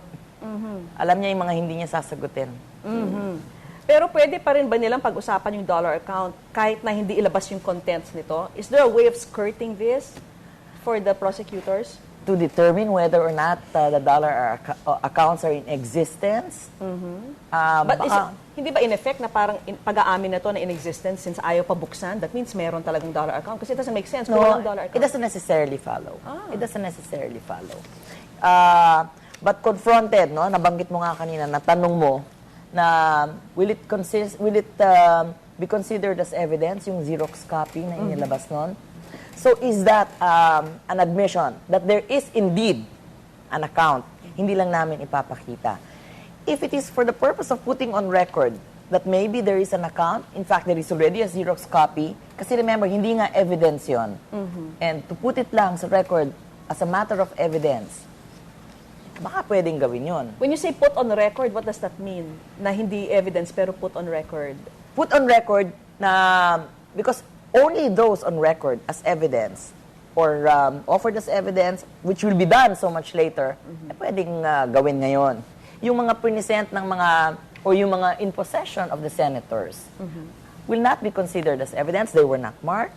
They cannot be offered. They will not be admitted. They should not be taken into consideration as a consequence. So, anuhin natin ngayon yung mga nasa kamay ng senador. The question now is, pwede bang questionin ng prosecutor ang isang senador, yung hawak mong Xerox copy, kanino ba yan? Saan mo nakuha yan? Hindi eh. You cannot do that. So, maybe it can be asked of the president of PS Bank. Bakit sinasabi nila ng defense panel, ilalabas namin in due time, but not now? What's the difference? Ano kaya ang magiging strategy nila? Why not put it out now if they're going to put it out anyway later? Because now, presentation of evidence ng prosecution. Right? Pagdating ng evidence ng defense, full blown. Although, nakikita naman natin ngayon, but this was raised as a big question mark, yung propriety and the consistency with the law and evidence by Senator Miriam, is yung kung wala kang itatago, bakit hindi mo pa ilabas? Medyo morally speaking, that is valid, but legally speaking, teka muna, hindi naman namin kailangang sundan. Ba't ba tayo nag-open ng bank account? Para itago. Yung ating... yung pera na hindi sa alkansya. Hindi, kaya nga nag-open ng bank account. Alam mo, protektado ang pera mo dun. Why pa sa atin, biglang pag may gusto magpakita ng gusto masilip ang yaman mo, basta-basta na lang magli-leak. Which is, yun ang dapat masagot nung bangko. Kasi questioning ka ng deposito talaga doon. Kaya ako naglagay dyan, hindi dahil nagtatago ako ng pera. Dahil baka masilip ito ng ibang may gumawa sa akin para ako'y saktan, para ako'y kidnapin, o para iharas ang pamilya ko. Di ba? Hindi naman. Protection ng bangko yun Pero parang alam, as a government official, saan ko ilalagay ang pera ko? Sa bahay? Sa alkansya. Naku, wala nang alkansya yata ngayon. Sa akin. Sige. Mamaya, usap tayo. Di ba kaya ka naglalagay ng pera sa bangko?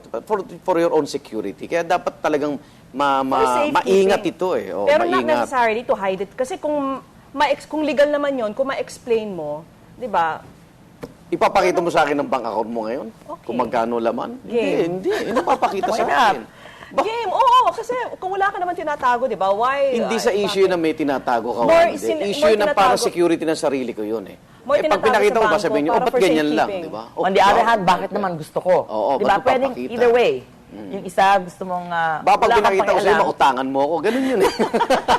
Ganito. Bakit mo gusto? Baka pag pinakita ko, baka gusto mong dagdagan. Ayun.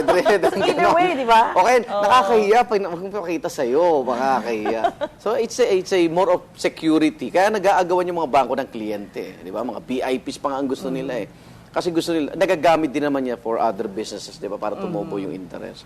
At hindi ba sa parang parang gano'n na lang, maglilik na lang yung bank account mo. Okay. Sandali lang. Time out. Balikan po natin muli ang Hindi ako ilang bahagi. Chief Justice Corona. Okay, balikan natin ang ilang bahagi ng inalabas na statement ni Chief Justice Renato Corona. And I quote, "Throughout my public career, I have never been involved in any anomaly or scandal. Whatever assets my wife and I have acquired are products of 45 years of toil and honest work. My wife and I have been privileged to come from families of comfortable means. We have lived simple and frugal lives since we got married more than 40 years ago. To the point of thriftiness, this contributed to how we have been able to accumulate these assets. It pains me to see my family suffer the reckless abandon of a few who want to paint a different Renato C. Corona. I am determined with my defense team to explain everything satisfactorily when our turn comes to present our evidence. In the meantime, I would like to request the public not to make any hasty conclusions. This expose that the prosecution is trying to herald as another bombshell will, in due time, be exposed as another dud like the 45 properties they claimed I owned.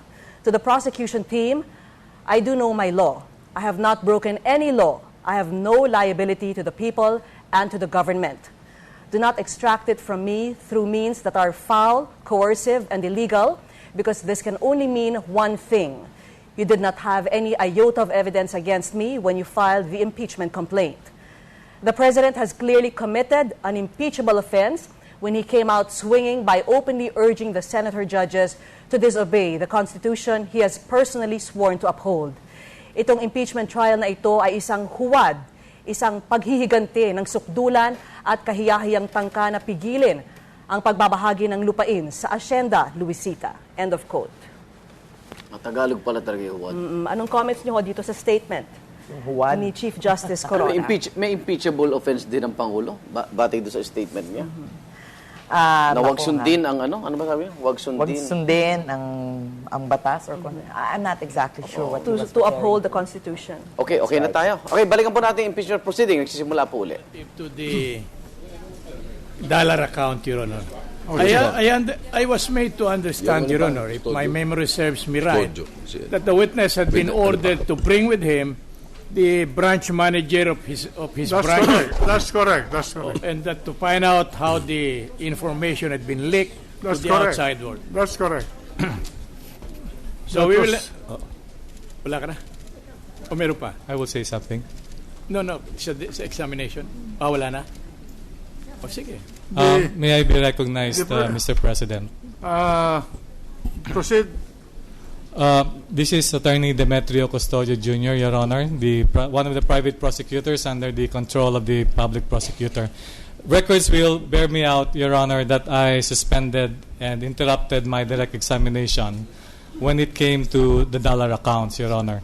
And we were intending to continue with that trend of examination. But in light of the ruling of the impeachment tribunal made this afternoon, Your Honor, we are foregoing with further questions on direct examination insofar as the witness is concerned, subject to the reservation, Your Honor, and we are putting it on record, that when the time comes, we will examine the witness insofar as the dollar accounts are concerned only. But insofar as today's hearing is concerned, Your Honor, we close the witness. There being no cross-examination, we will have no redirect examination. You're not going to examine him anymore on the local currency deposit. We have finished the questioning on the local currency deposits, Mr. President. But still, the court required the president and the general manager to appear regarding the leakage. I understand, Your Honor, that from the records that there are a couple of senator judges who would want to continue with the examination. I would just like to put on record that insofar as the prosecution is concerned, we have completed the testimony of the witness. We note that. Now, the defense also has no further question on cross. That's correct, Your Honor. Yeah. So, may we have the witness come to the witness stand? Yes. The gentleman from Iloilo? Yes, Senator Drilon, Mr. President. Senator Drilon. Just for clarity, Mr. Senate President, we are talking here about the witness, Mr. Garcia. we are not talking about Miss Annabel Tiongson, against whom a subpoena was issued. Yes. Is the prosecution going to present Ms. Chongson? No, Your Honor. Well, regardless of what the prosecution position is, a subpoena was issued by the Senate President addressed to Ms. Annabel Tiongson, branch manager, PS Bank, to bring with her the original and certified true copy of the bank statements showing the beginning balances for the following accounts in the name of Chief Justice Renato Corona.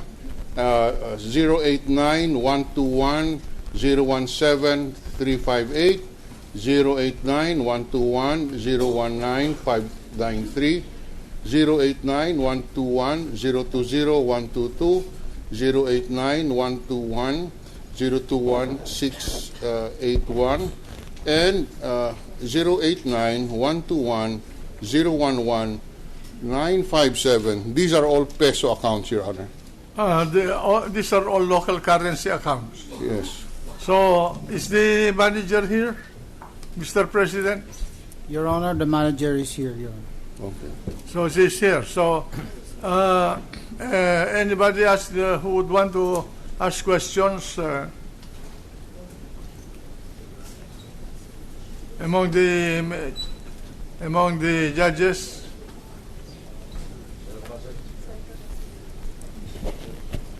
The gentleman from Cebu, Santos Minya. Thank you, Mr. President. Mr. Garcia, good afternoon. Good afternoon. Mr. Garcia, the PS Bank normally has several other investment programs that they offer to their clients. Am I correct? Yes, Your Honor. You have, aside from checking accounts, you have savings accounts, correct? Yes, Your Honor. You have PS Bank ATM savings, PS Bank regular passbook, PS Bank dollar savings, PS Bank overseas Filipino savings account, PS Bank premium US dollar time deposit accounts, PS Bank euro savings accounts. Yes, Your Honor. Am I correct? Yes, All right. Your Honor. And normally a depositor would have a large amount of deposits which he does not need for his operations, if it were a business, or for his household needs and personal needs, would normally be invited to shift to a higher interest-paying account. That would be standard for the bank, would it not? That is the experience for some of our depositors, Your Honor. That is what the bank usually invites the depositors to do, correct? Yes, Your Honor. Yes, your website promotes all of these types of accounts. Yes, Your Honor. All right. So therefore, it would make sense, and it is probable that if the respondent had a large deposit, and in one case he had at the end of December 2010 in excess of 12 million, he would have probably been invited to shift it to an account that was going to make him more money in terms of interest payments than keeping it in a current account. That correct? I cannot comment on that, Your Honor, because I was not a party to that particular process. That's right. That's why we ask your branch manager to come here. Is she here today? Yes, Your Honor, she's here today. All right, we will ask her that question. But in the meantime, what is a settlement account? A settlement account for some of our products, Your Honor, is an account where the proceeds of the mother account is deposited to. No? For example, you have settlement accounts for certain transactions, whether they are for loans, for investments. There could also be settlement accounts for time deposits, where instead of paying out the time deposit direct to a depositor. A depositor could choose or elect to open a settlement account, where at the end of the tenure of the investment is credited to the settlement account. Is the settlement account by nature a savings account? It could be a savings or a current account, Your Honor. All right. So this is like a catch basin. Pag nag-mature na yung time deposit mo, the bank would automatically pay it to the settlement account. Depending on the instructions of the depository. No? Depending upon the arrangements, yes, Yes, with the agreement of the depositor. Yes, Your Honor. What about mutual funds? Does PS Bank offer mutual funds? At this particular time, Your Honor, we do not. All right. Do you offer the mutual funds of your mother? At this particular bank? time, we do not, Your Honor. We're not allowed to by the Banco Central. Okay. So therefore, this representation, Mr. President, would like to include, aside from the current and savings account and time deposits that we had mentioned earlier, for subpoena is all settlement accounts in PS Bank under the name of the respondent, investment management and trust accounts, and mutual funds. In pesos, of course, but you can give us the dollars if you wish. As a clerk of court is directed to prepare a subpoena duces tecum as requested by the gentleman from Cebu. Thank you very much. Thank you, Mr. Garcia. According to his request. Thank you, Your Honor. Is the manager around? Yes, Your Honor, she is. Can you put are you through with the president of the bank? Yes, Your Honor, we move to discharge the witness. The president of the bank is discharged. Thank you, Your Honor. Will you please call the manager of the bank to enter the chamber and take the witness stand and be sworn as a witness?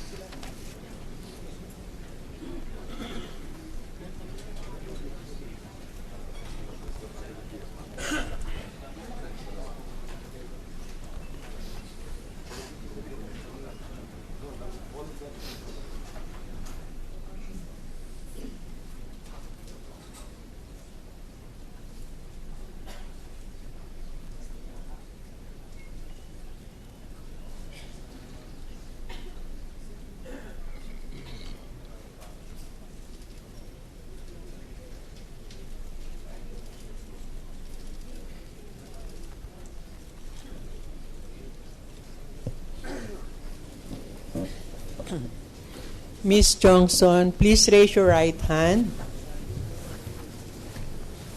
Do you swear to tell the truth, the whole truth, and nothing but the truth in this impeachment proceeding? Yes. So help you God. Anybody who wants to ask questions from this witness? The gentleman from Iloilo.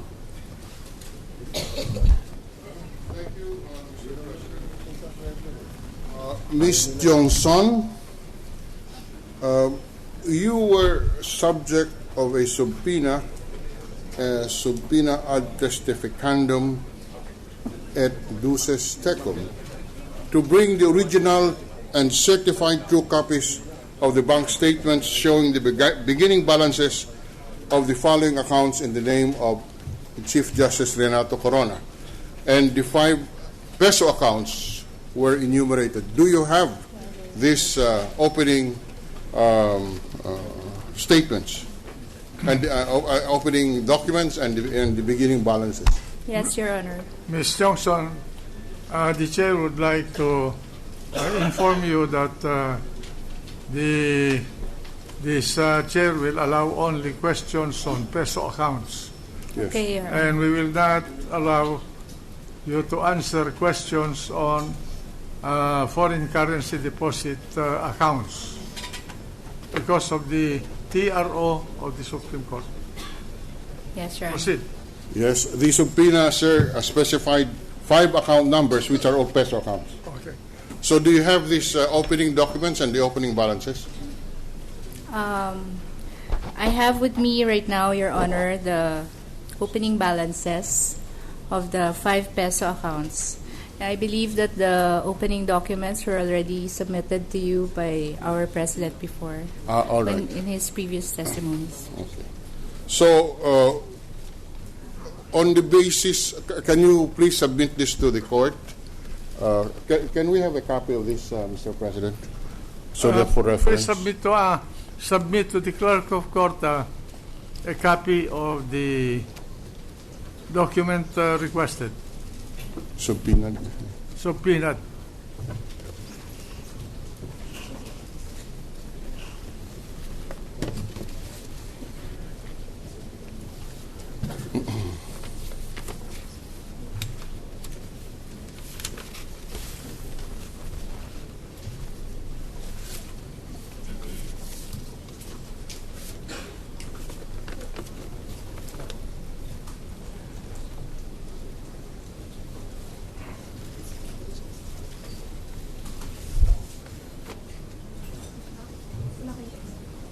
Did you bring all the documents covered by this subpoena addressed to you?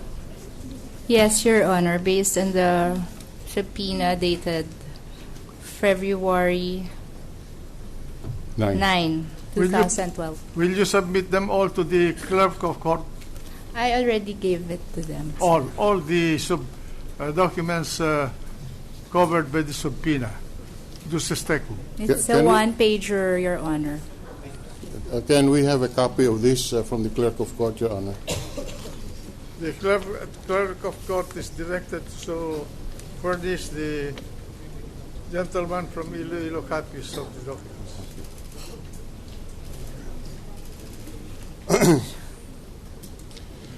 You have a copy of what you submitted to the court, Madam Witness? Yes, Your Honor. Right.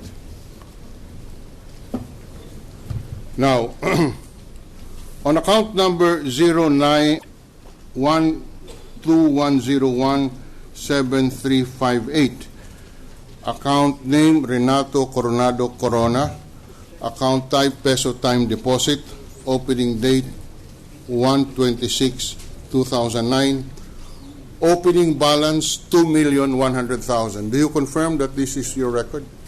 Based on the document, Your Honor, yes, I confirm. Now,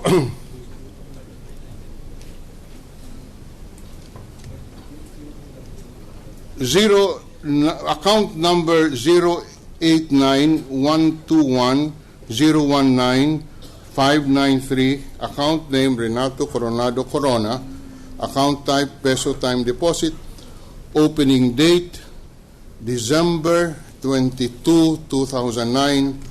The opening balance is 8,500,000. Do you confirm that that is your record? Based on the document, Your Honor, yes, I confirm.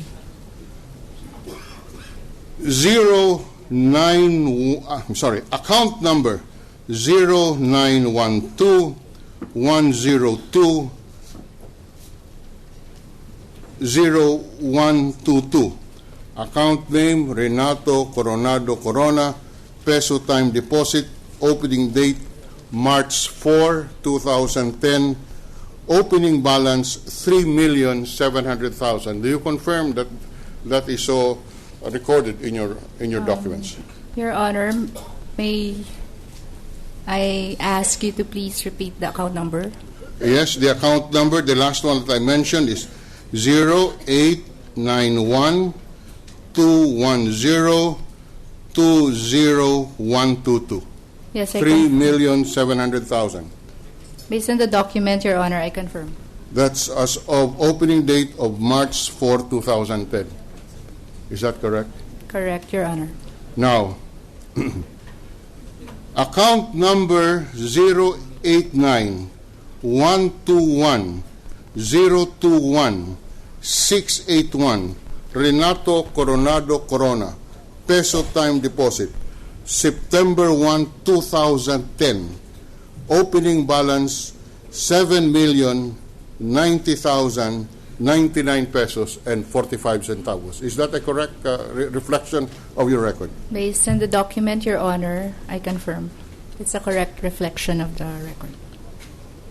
Now, last, account number 0891-210-11957, Renato Corona, peso time deposit, opening date May 16, 2007, opening balance 2 million pesos. Is that a correct reflection of your records? Based on the document, yes, Your Honor. By the way, this certification does not contain any signature. And there's a statement here, this is a system-generated certification and requires no signature. Even if without any signature, you confirm that this is a document coming from your bank. Yes, Your Honor. Now, in the last hearing, Senator Osmeña asked that any and all accounts, time deposits, certificates of deposits, and other such financial instruments offered by the PS Bank be produced. Are you aware of this? The gentleman is given an extension of 2 minutes. I have no more questions, Your Honor. I was just asking that in behalf of Senators. Yes. Your Honor, please, at this juncture, may we be allowed to be informed whose witness is the witness on the stand, Annabel Chongson? Because the prosecution never claimed that this witness is their witness, Your Honor. Neither is the defense. All the while, I thought, Your Honor, we were of the impression that he was summoned in order for this honorable court to gather information as to whether there had been leakage of the bank records despite the confidentiality of the said records, Your Honor, pursuant to the bank law. That's true. The purpose of calling this witness is to explain the leakage, but a member of the court, the gentleman from Iloilo, asked for from this witness whether, because he was the one subpoenaed by the court to bring the documents, whether she brought the documents subpoenaed, and that's why he was asking questions. Oh, I'm only asking, Your Honor, if it is allowable under the rules of this impeachment court, whether this witness is a witness for the prosecution, because he is not our witness, so he must be the witness of Senator Drilon, Your Honor. Can we respond, sir? Yeah, Can we respond? The gentleman from Iloilo. The witness was subpoenaed not for the purpose of examining her on the alleged leakage. Pages 17 and 19 of the records of the Senate of the last session will clearly show that the ruling of the chair was that the subpoena issued was for the purpose, was included the original and certified true copy of the opening documents, and the numbers and the account numbers were enumerated, and the Senate President ordered the clerk of court to issue the subpoena. This is not a subpoena asking the witness whether on the matters pertaining to the alleged leakage. We were asking the questions in the course of our time as to whether or not she complied with the former witness complied with the subpoena on bringing the original and certified true copies of the opening documents, and that was precisely the subpoena issued by the Senate President. So it has nothing to do with the leakage, and we said we need this information. Your Honor, please. I do not know whether the defense lawyer will be allowed to engage in an argument with the Honorable Impeachment Judge, Your Honor. Because if we argue, Your Honor, then we will be ruled as out of order. But here is a witness who had been examined by the Honorable Drilon. We do not know whose witness he is and what will be the value of her testimony. Otherwise, Your Honor, we will move to strike out all the testimony of the witness.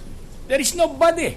We cannot even prosecute her for perjury or falsification, Your Honor, because nobody claims her to be a witness. We are not in conformity, Your Honor, to the fact that the only purpose in calling this witness is to produce the documents mentioned in the subpoena. We are very clear and we stand pat on this manifestation, Your Honor, that in fact the president of the PCI Bank ba yun? PS Bank, Your Honor, was ordered to produce Mrs. Chongson, Your Honor, because allegedly the court has information to the effect that there were leakages in this case, and therefore, if there is therefore that violation of the bank secrecy law, and any and all evidence presented towards that direction is subject to a motion to strike out, Your Honor. That is the rules of evidence we have understood. That is the rules of evidence in this country, and I suppose even this impeachment court will be governed by that rule. That's correct, Your Honor. Yes, Mr. President. That is the recollection also of the chair. Mr. President. The records will bear that out. Mr. President, just on that point. Yes. Sir President, it's good that the good Justice Cuevas brought that out, because that's the point I missed out a while ago on the defense panel press con last night.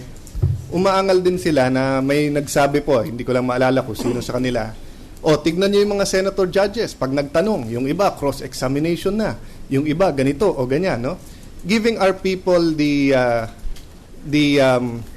idea or the impression that something irregular is happening here. And I don't blame the Good Justice Defense Counsel, the Good Justice Cuevas and the lead defense counsel for asking, no? But let me put on the record, this is the rule that we followed during this Senate, and we weren't here yet, during the Erap Estrada impeachment. When we formulated these rules, we were aware that these rules will be applicable to anyone impeached. The Constitution says you can impeach the President, members of the Supreme Court, some people with, for example, the COMELEC chairman, COA chairman, etc. When the Ombudsman, Mercy Gutierrez, was to be impeached, we would have followed the same process. So, Mr. Chair, in the response to the question of the Council, this is a regular procedure for impeachment court. Let's not confuse the procedure in a regular courts of justice in a criminal or civil case with our procedure in a impeachment case, because the rules clearly provide that each senator can ask questions in a 2-minute time limit, and I think this is the third time that the good defense counsel questioned some of the questions being asked by Senator Drilon, and in the first instance, the presiding officer already explained. Their questions are clarificatory questions, but it can be framed in any manner a senator judge would like to ask it. So I don't blame you, sir, for asking whose witness is this. But pero po, yung tendency ng tanong na sinundan nyo pa po na witness ba to ni Senator Drilon? Pasensya na po kayo, sir, but medyo na-offend ako doon kasi just because one senator judge is more active than the other or ask one question that as I said po last time na nagsalita ako dito, di ba sabi ko, maghintay lang ang defense. Kasi pag kayo na magprepresenta, kung paano ako magtanong na akala nung iba kampi sa prosecution, ganun din ako magtatanong na akala nung iba kampi ako sa defense naman dahil gusto ko malaman yung katotohanan. But that's our right under the rules. Hindi to ordinary criminal, hindi to ordinary, this is not a court of justice wherein we follow strictly the rules in criminal or civil cases, sir. Dito, magtatanong talaga ang senator judges. Lastly, the good judge, Senator Miriam Defensor Santiago, mentioned the first time she stood up that judges also ask questions like this, and that is the prerogative of the judge, and that was repeated by our presiding officer. So sana po masettle natin to, pero sana hindi na po ganun ang ano natin pag nagtatanong yung isang senator judge. Wala po kaming hindi just to finish this discussion. Precisely, I asked a law firm to research for me the powers of the nature and powers of a grand jury. Because I remember that under American law, the House of Representatives, in conducting an inquiry and in determining the sufficiency of that inquiry to warrant the filing of articles of impeachment, is similar to the power of a grand jury in ordinary criminal prosecution. And I have the results here. So normally the prosecution, even in our ordinary system, gathers the evidence without the participation of the court in the preparation of the criminal information. And this witness is a witness of the prosecution. They were the ones who requested this court to for the court to issue a subpoena to precisely to bring those documents. The purpose of the court in calling her here also was only for purposes of determining how those documents leaked. But this witness is not other than a witness of the prosecution. They requested her under a compulsory process of this court to be brought here. Now, I'm sorry to bring this up. Henceforth, if the prosecution will disown witnesses that they request to be subpoenaed, then I will not, as a presiding officer, unless I'm as ordered by the Senate as an impeachment court, issue a subpoena dulces tecum or dulce subpoena et testificandum, unless you have a reason to present the witness. It's your responsibility. In fact, I'll tell you that, and I'm sorry to say this publicly, your procedure seems to suggest to me, as a presiding officer, that you did not have any evidence. You're just gathering it through subpoenas issued by this court. And I warn you that this is going to be a fatal error on your part. May I be recognized, Your Honor? Yes. The witness now on the stand was not called by the prosecution precisely because the evidence she's going to present is the very same records that was presented already by the but you asked this court to subpoena her. Yes, and therefore, Mr. President, you should have asked, manifested to the court that we want the subpoena to that witness quashed already. Yeah, Mr. President, may I therefore... Nagpapatuloy po ang impeachment proceedings sa Senado kung saan sumalang na ang branch manager ng PS Bank Katipunan na si Annabel Chongson. Samantala, marami pong salamat sa legal expert na ating nakasama ngayong hapon, si Professor Rowena Daroy Morales. Thank you very much, ma'am. Maraming salamat po. At yan ang mga pinakasariwang balita kaugnay sa impeachment trial ni Chief Justice Renato Corona. Ako naman, Arnold Glavio. At huwag po kayong bibitiw sa patuloy na pagtutok ng GMA News TV sa makasaysayang paglilitis ng punong maestrado ng Korte Suprema. Ako po si Vicky Morales. Ito ang The Chief Justice on Trial. Susunod na po ang News TV Quick Response Team.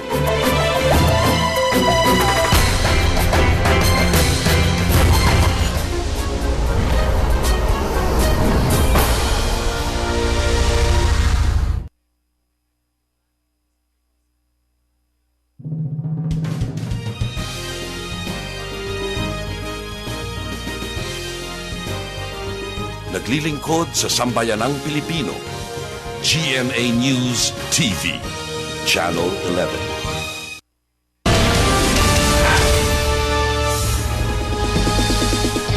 Narito pa rin po ang News TV Quick Response Team sa Senado para po sa pagpapatuloy na impeachment trial kay Chief Justice Renato Corona.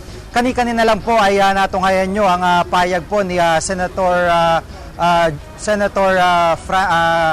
Enrile kaugnay po ng kanyang observation na tila ba kulang sa ebidensya itong prosecution at umaasa lamang sa mga subpoena na kanilang pinapaisyong subpoena ng prosecution kaugnay pa rin ng mga bank documents ni Chief Justice Corona at kanina po ay sumalang ang branch manager ng Katipunan kung saan po nagpapatuloy nga ang pagdinig kaugnay pa rin dito sa ebidensya sa sinasabing peso account ni Chief Justice Corona. Kanina rin po ay nagkaroon ng botohan at buong maghapon nga po ay malaking bahagi ng kanilang oras ay naubos sa botohan kaugnay ng desisyon sa pagpabor o hindi sa pagbubukas naman ng dollar account ni Chief Justice Corona at 10-13 po naging desisyon pabor sa hindi pagbubukas ng dollar account base na rin po sa FCDA na kanilang sinasite o yung batas na nagbabawal nga po sa pagbubukas ng dollar accounts ng mga holders nito at kanina rin po ay hindi napigilan ng ilang mga senador na magpayag ng kanilang disgusto kaugnay pa rin dito sa issue ng di umano'y paggapang ng Malacanang o ni Executive Secretary Paquito Ochoa na inilabas naman ng Defense Panel kahapon sa isang press conference kaugnay ng di umano'y pag-aalok ng 100 milyong pisong suol kapalit ng hindi pagpabor nga po dito sa pagbubukas o dito sa TRO ng Supreme Court at ngayon naman po ay nagpapatuloy pa rin po ang pagdinig ng impeachment at narito po ang pagpapatuloy na yan. Viola Heights, Quezon City, is commanded to bring before the Senate at 2 p.m. on February 8, 2012, the original and certified true copies of the account opening forms, documents for the following bank accounts allegedly in the name of Renato C. Corona. Now, during the last session of this court,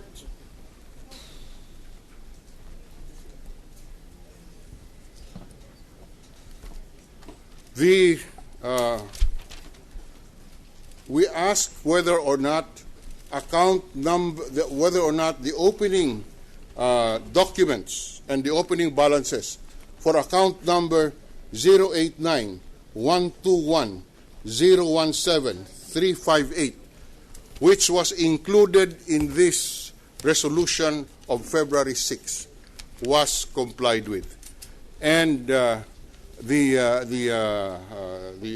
was no compliance because the witness was under the impression that it was only the ending balance which was subpoenaed, when in fact the resolution of the Senate President clearly stated opening forms and documents. And since it was not this witness, it was not Mr. Garcia who had knowledge of this Katipunan branch manager was subpoenaed here, and that is clear on page 17 of the records of the previous hearing, and also on page 16, on page 17 and page 18. So it is very clear that the subpoena now issued again is in pursuance of the resolution of the Senate President dated February 6, 2012. I would like to be heard, Your Honor, if I will not be ruled out of order, Your Honor. Proceed. Only in the subpoena being read by the Honorable Drilon, Your Honor, refers to appearance on the 8th. This subpoena refers, you are hereby commanded to appear before the Senate of the Philippines at 2 o'clock in the afternoon on the 13th day of February 2012. So this is later. This cannot be altered anymore. I'm not after the testimony of this lady, Your Honor. I'm heavily thankful for her responding favorably to honor the subpoena of this honorable court. What puzzles me is this. Our rule of evidence states the court shall not consider any evidence not formally offered. Any lawyer of this impeachment court will agree with me that that is the rule. All right. Now, insofar as testimonial evidence is concerned, the offer is made the moment the witness is called to the stand. She is now called to the stand. What is your pleasure? My pleasure now, Your Honor, why I went to that extent of... her testimony therefore should be stricken off from the record. She is not a witness for the prosecution, neither is she a witness for the defense, neither is she a witness for Senator Drilon. May I be heard, Mr. President? Yes, please. Our earlier manifestation, Mr. President, is that we are adopting this witness as our witness That is a pursuant to the subpoena, and a ruling was already made by the Senate President. We would like to proceed with this witness, Your Honor. Okay. Mr. President. What is the pressure of the defense, Your Honor? defense? Well, this will be a curative act, Your Honor, because the witness is through testifying already after the testimony, after her Then testimony. I order the striking out. Your Honor, of the please, may I be heard? Testimony. Just a minute, so that we can resolve this. Since nobody owned the testimony of this witness prior to your accepting him as a witness, I now grant the motion of the defense to strike out the testimony of the witness and order you to direct your question to the witness. It's ordered. We reserve our right to appeal the ruling on the floor later on, Your Honor. Yes. Mr. President. May I proceed, Your Honor? Yes. Mr. Witness, Your Honor, we are offering the testimony of Ms. Annabel Chongson to prove, Your Honor, and to identify documents that were subpoenaed by the Senate sitting as impeachment tribunal. We will offer her testimony to identify the 5 accounts that were identified in the subpoena and ask her to identify the opening statements and the opening balances pertaining to these 5 accounts, Your Honor. And we will be presenting also related questions insofar as these are concerned. Proceed. Thank you. Good afternoon, Ms. Chongson. Good afternoon, sir. You are here pursuant to the subpoena of the Honorable Impeachment Court. Very leading, Your Honor. Witness is a very Let intelligent the witness answer. Thank you, Mr. President. Ms. Witness, you are commanded by the subpoena to bring certain documents. Do you have the documents that you were asked to bring? Big, Your Honor. Let her witness. Let her answer. She's an intelligent. Certain documents. Go ahead. We submit. Witness, did you bring the documents you were required to bring to this court by virtue of a subpoena issued by this court on February 6? Yes, Your Honor. I have with me the statement. You have the documents?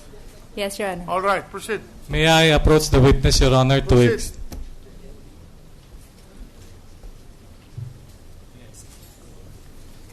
February 6 nga pa. One copy only. Witness, Your Honor, presenting to counsel a bank certification from the PS Bank Katipunan dated February 10, 2012. Your Honor, please, may we request that the document that we be allowed to examine the document first before any question is propounded. The defense is allowed to. I understand that the copy is available. Yun mismo subpoena na. Identify the account number to which that document is connected. Ask the witness. Ano? All right. May I proceed and read into the records a description of the document, Mr. President? We will object, Your Honor, because manifestation is no evidence Just whatsoever. ask the question to link that document to any of the account, local currency account numbers stated in the subpoena. The contents are covered by the documents themselves. Hello. Can you point to the bank certification, Ms. Johnson, the entry pertaining to account number 0891 220 0891 2101738. We admit that that the witness can point, Your Honor. Will you describe, Ms. Witness, the kind of account pertaining to this account number? Then the best evidence will be the document itself, Your Honor, since it will be presented. Let the witness answer. Based on the document 089121017358, Your Honor, is a peso time deposit. All right. Thank you. Can you state for the record if it appears in this document when this account was opened? Which account? It's very big, Your Honor. Your Honor, we were referring particularly to the first account. We read already into the records the account number. Very big, Your Honor. We wanted to object, but we have no basis. There is no basis to the question. What is the basis of the objection?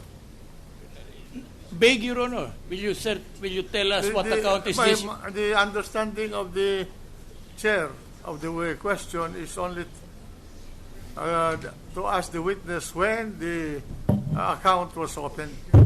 Yes, Your To Honor. identify the date. There are several accounts mentioned Your in the Honor. certification. So which of these accounts? Just a Your Honor? minute. Madam Witness, will you state what account number that document is related?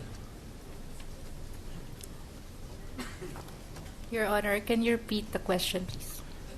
What account number, peso account number, or deposit account number is that document related?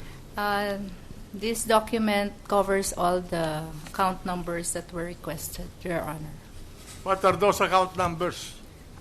Based on the subpoena, Your Honor, the account numbers requested were 089121 017358, 089121 019593, 089 121020122, 089 121021681, 089 121011957. Why is it that that document is related to all these five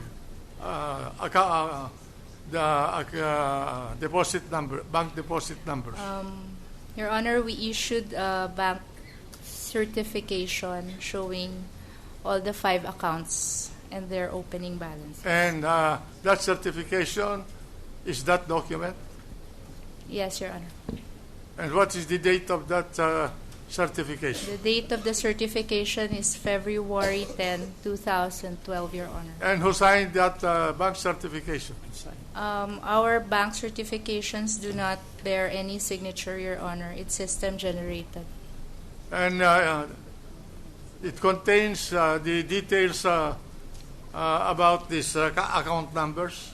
Yes, Your Honor. Okay. May I proceed, Your Honor? Proceed. Ms. Johnson, can you refer to your record and particularly account number 089 121 017 358? Can you tell us what kind of account this is? Based on the document, 08912101738 is a peso time deposit account. It's Your a Honor. peso Sir. time deposit account. Yes, sir. What do you mean by that? Peso time deposit account is a peso denominated account that earns higher interest for a period of time. Your With a Honor. period. Let's say With a 30 period. days. For a period of time. Interest bearing. Interest bearing. All right. Can you tell us, Ms. Johnson, when this particular account was opened? Based on the document 08912101738 was opened on January 26, 2009. Sir. 2009. Yes, sir. Can you tell us, Ms. Johnson, under whose name this account was opened? That's the document will be the state document, that. Your Honor. Counsel, when you're dealing with the document, remember the best evidence rule so that we will not tarry. So, objection sustained. Thank you, Mr. President. Can you tell us, Ms. Johnson, what was the opening balance of this particular account? Account number 089-121-017-358, based on the document, was opened on, the opening balance was 2,100,000 pesos, Your Honor. Sir. Thank you. Ms. Johnson, will you refer now to account number 089-121-019-593? Can you tell us what kind of account this is? Based on the documents, the account 089-121-019-593 is a peso time deposit account. Can you tell us on what date this account was opened? Based on the document, this was opened on December 22, 2009. And can you tell us, please, the opening balance of this particular account? Based on the document, the opening balance of this particular account with number 089-121-019-593 is 8,500,000, sir. Can we move to the third account, which is account number 089-121-020-122? Can you tell us, Ms. Witness, what kind of account this is? Based on the certification, account number 089-121-020-0122 is a peso time deposit account, sir. Can you tell us when this particular account was opened?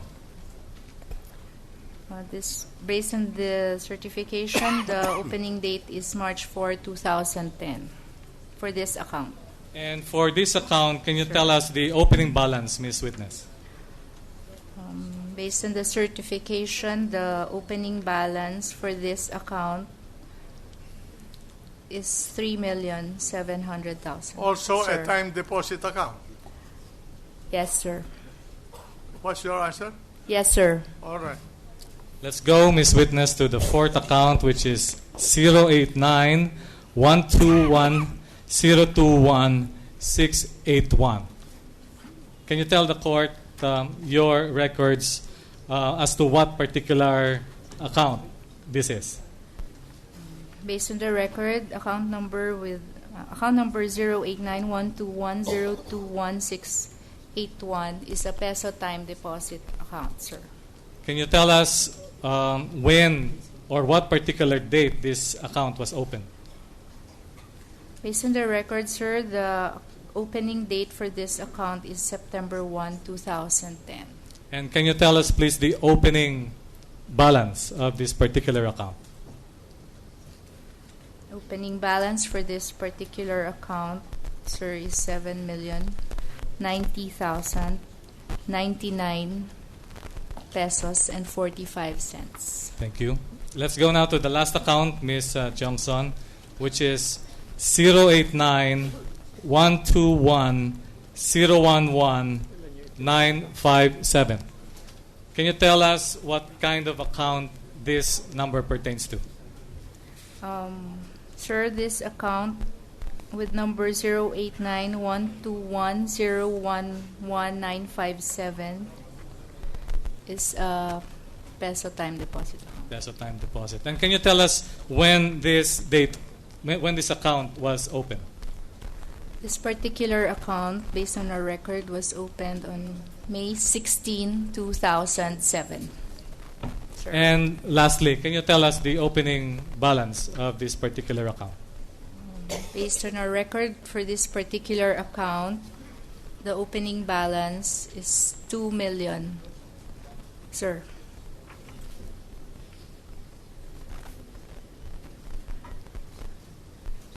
Does your record show when a particular account was closed. The record I have, sir, only discloses the opening balance. I believe that our president has already given you that before. All right. May I approach the witness, Your Honor, to look at the document? Proceed. Anong document yun?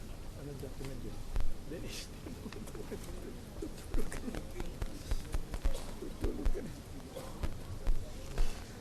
Witness handing to counsel, Your Honor, the bank certification dated February 10, 2012, which after authentication and identification we'd like to mark as our with septuple Q, Mr. President. We object to the use of the word authentication. I have not heard any question towards that effect, Your Honor. So it has no basis. Counsel for the prosecution, answer the objection. We will proceed, Your Honor. Wait. Why are you want it authenticated? Yes, Your Honor, because this witness had already testified that these are her records and these are what she brought pursuant to the subpoena, Your Honor. According to what I heard, that document was unsigned. Unsigned, yes, Your Honor. May I propound additional questions, Your Honor, to clarify? No. Did the witness, is that document unsigned? Yes, Your Honor, it's unsigned. And who prepared that document? This document was prepared by our banks, Your Honor. Who in the bank? Our IT. Who is your IT? Who? Me.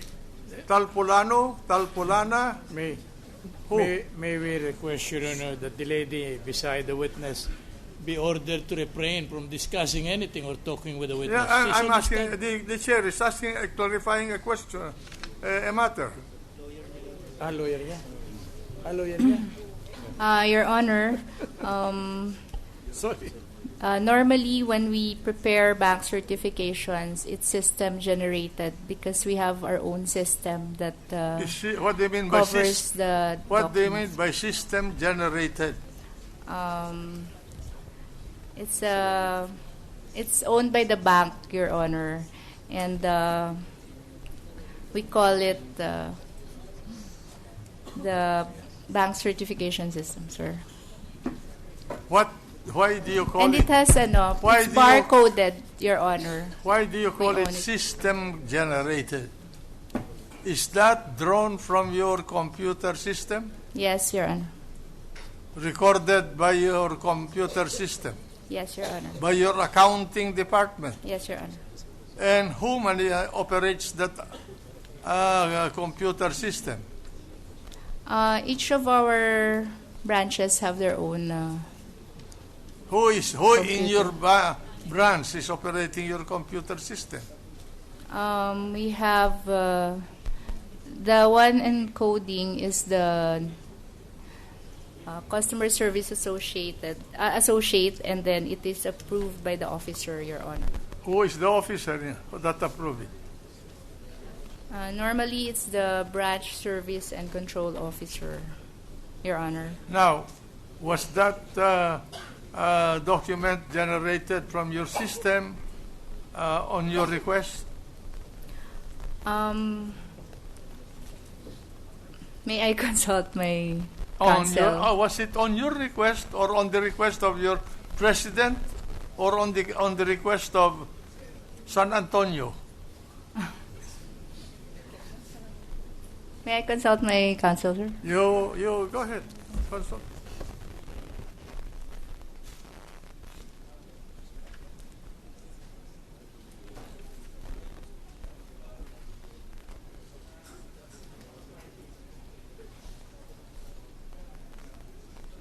For the record, Your Honor, may we request that the identity of the lawyer referred to by the witness be placed on Who is the record, lawyer Your Honor? Advising the witness? Good afternoon, Your Honor. Same appearance. I'm Attorney Richie Ramos Pilares of Puno and Puno Law Offices, Your Honor. You're here to advise her as the counsel. Yes, Your Honor. All right. Together with Attorney Regis Puno and Attorney Vince Bayhon. Are you a part of the prosecution? No, Your Honor. All We are right. just counsels for PS Bank, Your Honor. Okay. Sir, can you please repeat the question? If you Was may. that document generated from your computer system on your orders? Upon the receipt of the subpoena, Your Honor, we requested our... I'm asking a simple question. Was it generated on your orders? On my order, sir?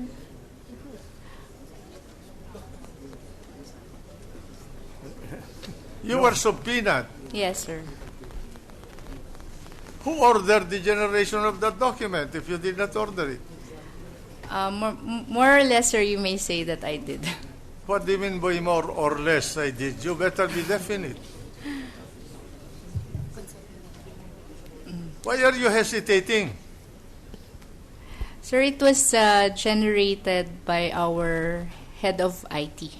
Correct. But did you order the generation I of that? requested them to produce because we don't have any record of this particular account or this particular deposit. Wait a minute. You did not have a record of that particular account?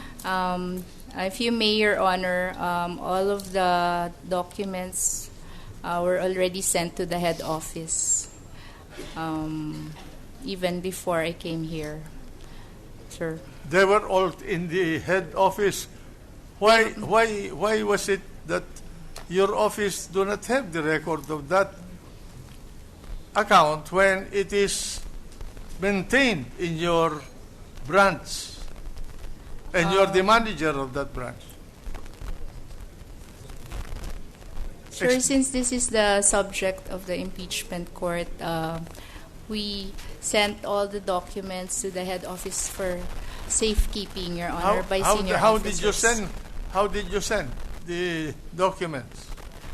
It was brought by senior office. It was picked up by senior officers. By hand? By hand.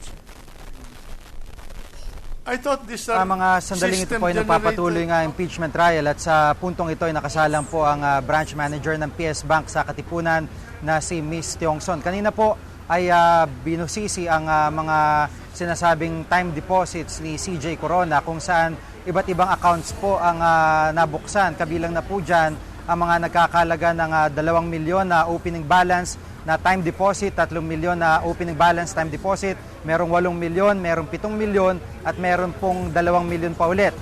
Sa suma total ay umabot sa higit kumulang 22 milyong pisong time deposit. Pero ngayon ho, ang tinatanong po ni Presiding Officer Senator Juan Ponce Enrile kay Ms. Tiongson ay kung saan po nanggaling yung kanyang records na ipinipresenta sa Senado ngayon. Samantala, magpapatuloy po ang ating pagsubaybay dito po sa impeachment trial sa pagbabalik naman po ng Balita Pilipinas ngayon. Ako po si Gigo Manicad, itong News TV Quick Response Team. Sumusugod kahit saan sa ngalan ng katotohanan.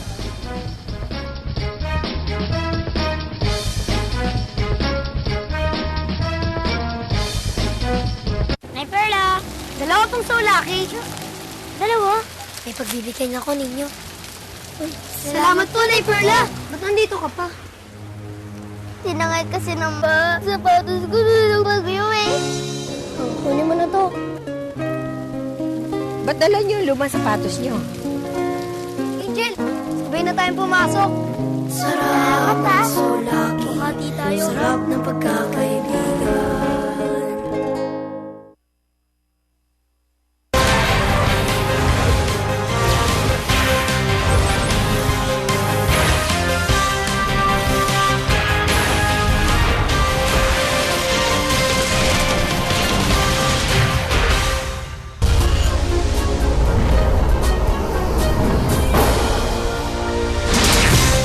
Nagpapatuloy po ang coverage ng GMA News TV sa impeachment proceedings sa Senado.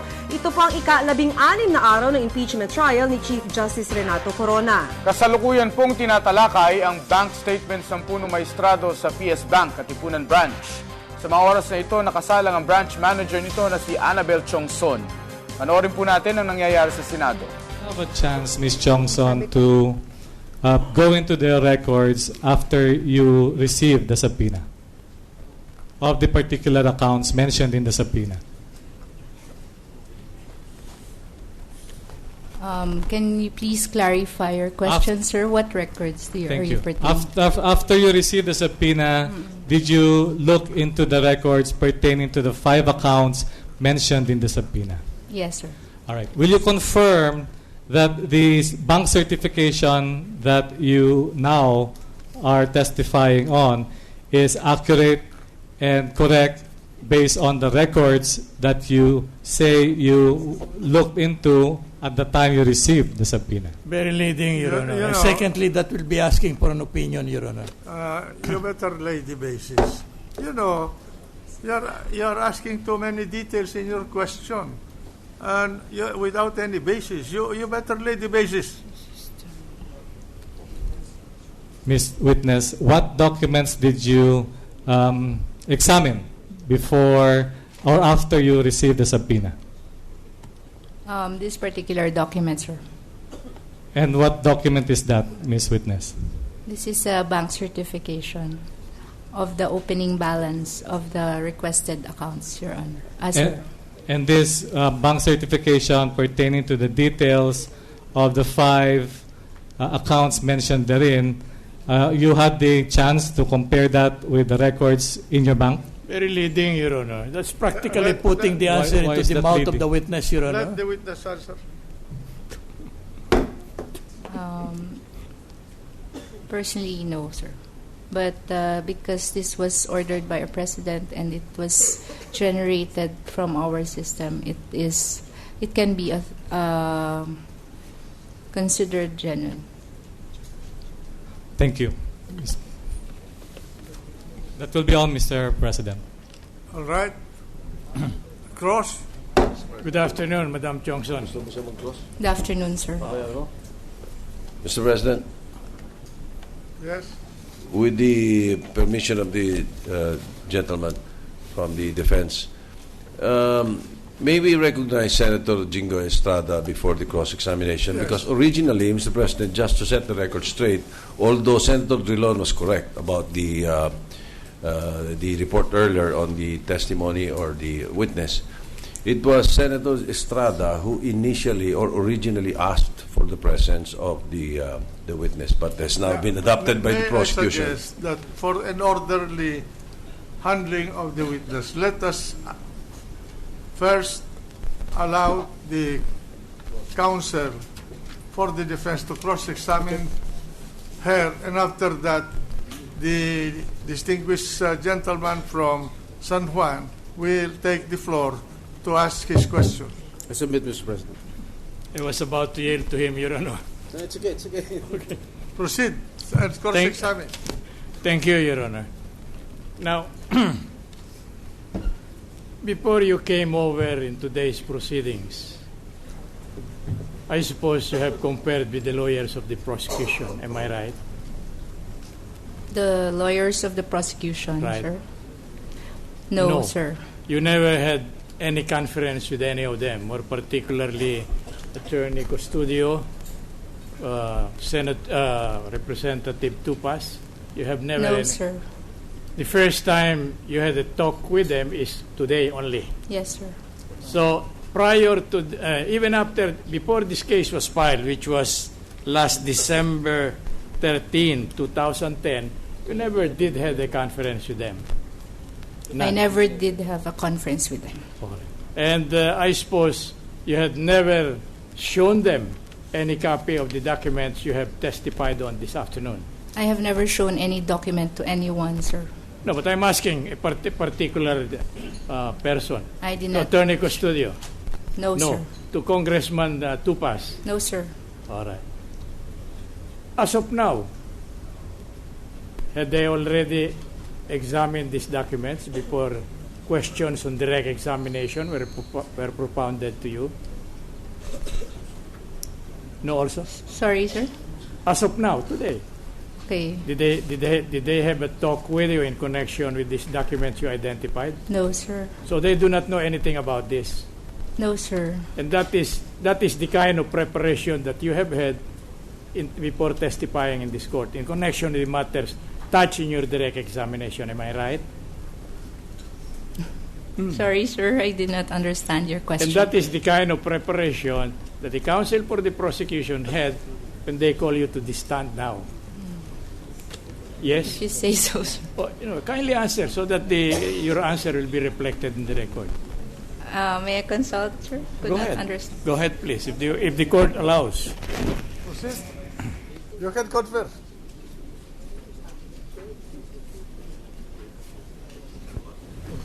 Yes, sir. I never met with them. We asked that question to you because the defense, together with the Honorable Chief Justice Corona, were of the impression that the production of these records were merely what is known as fishing expedition. Do you confirm that? I cannot comment on that, sir. Counsel, she would not know the meaning of fishing expedition. She might think that ano ho bang katapat ng fishing expedition? Nangingisda? Ano ho bang katapat nun? Mangingisda? Nangangalap ng ebidensya. Nananalakab sa linaw. Nangangalap. Ano po ang sagot nyo? No I answer? cannot comment on that, sir. I see. Wouldn't a while ago, prior to your being under direct examination by Attorney Custodio never mentioned that you are one of the witnesses for the prosecution. Do you agree with me? She would not. Objection, Your Honor. She would not know that. I'm answering. I'm She only would be asking him incompetent for that question. to affirm or deny. Let the witness answer. If you mean him recognizing me as a witness, sir? Sorry? Ang tanong ko po sa inyo ay ganito. Bago kayo nagpunta sa witness stand ngayon, walang sinasabi si Attorney Custodio na kayo isa sa testigo ng prosecution. Tama ho ba yun? Tama yun? Yes, sir. And you were merely adopted as a witness for the prosecution after you were subjected to direct examination by the Honorable Trilon. Yes, sir. Yes, sir.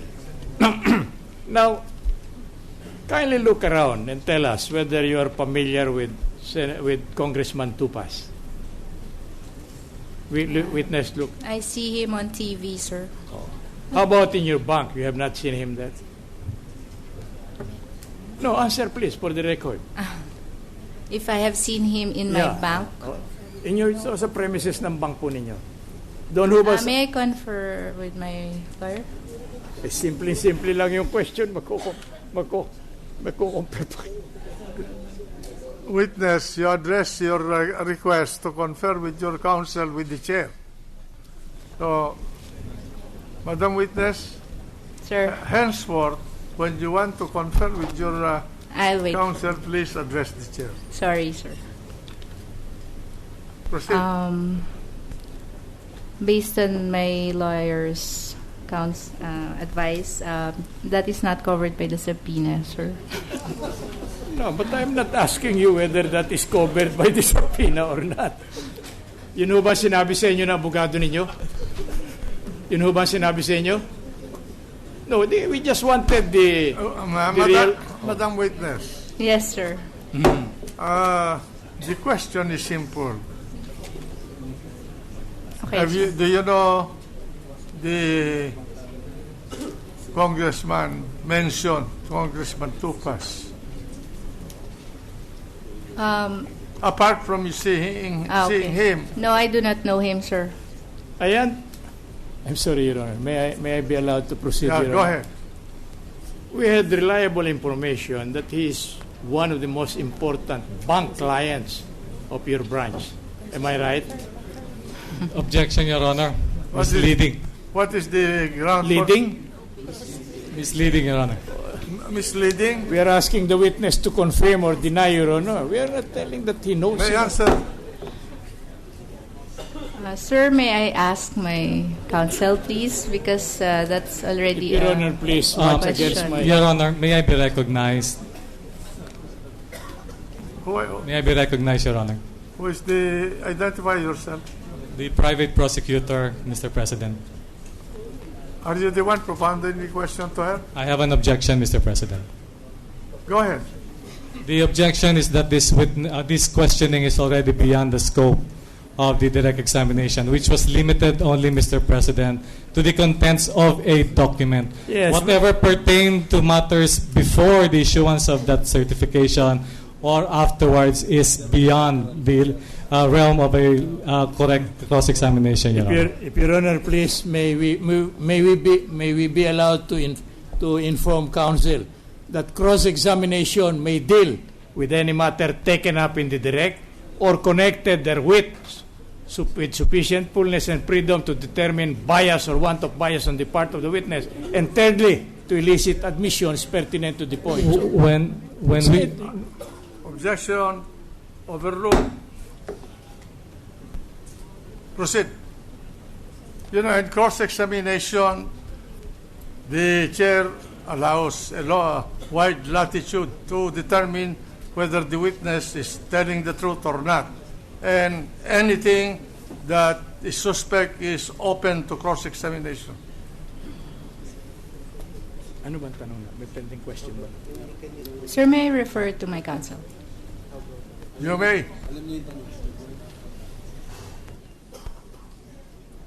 Simple lang yung tanong. Sorry.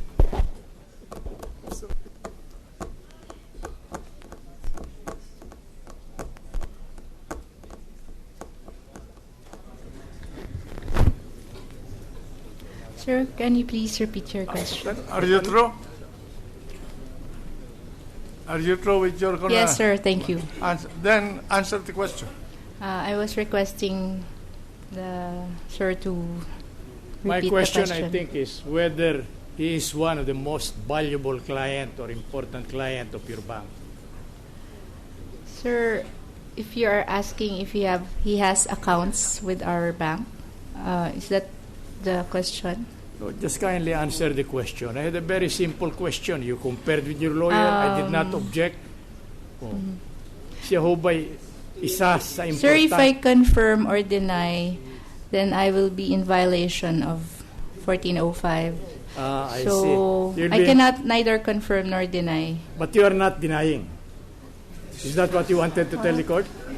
I cannot comment on any question on if he has a bank account or not with us, or if he's a client. If we request for the issuance of a subpoena directing you to produce the bank accounts of Congressman Tupas in your bank, will you be able to do that?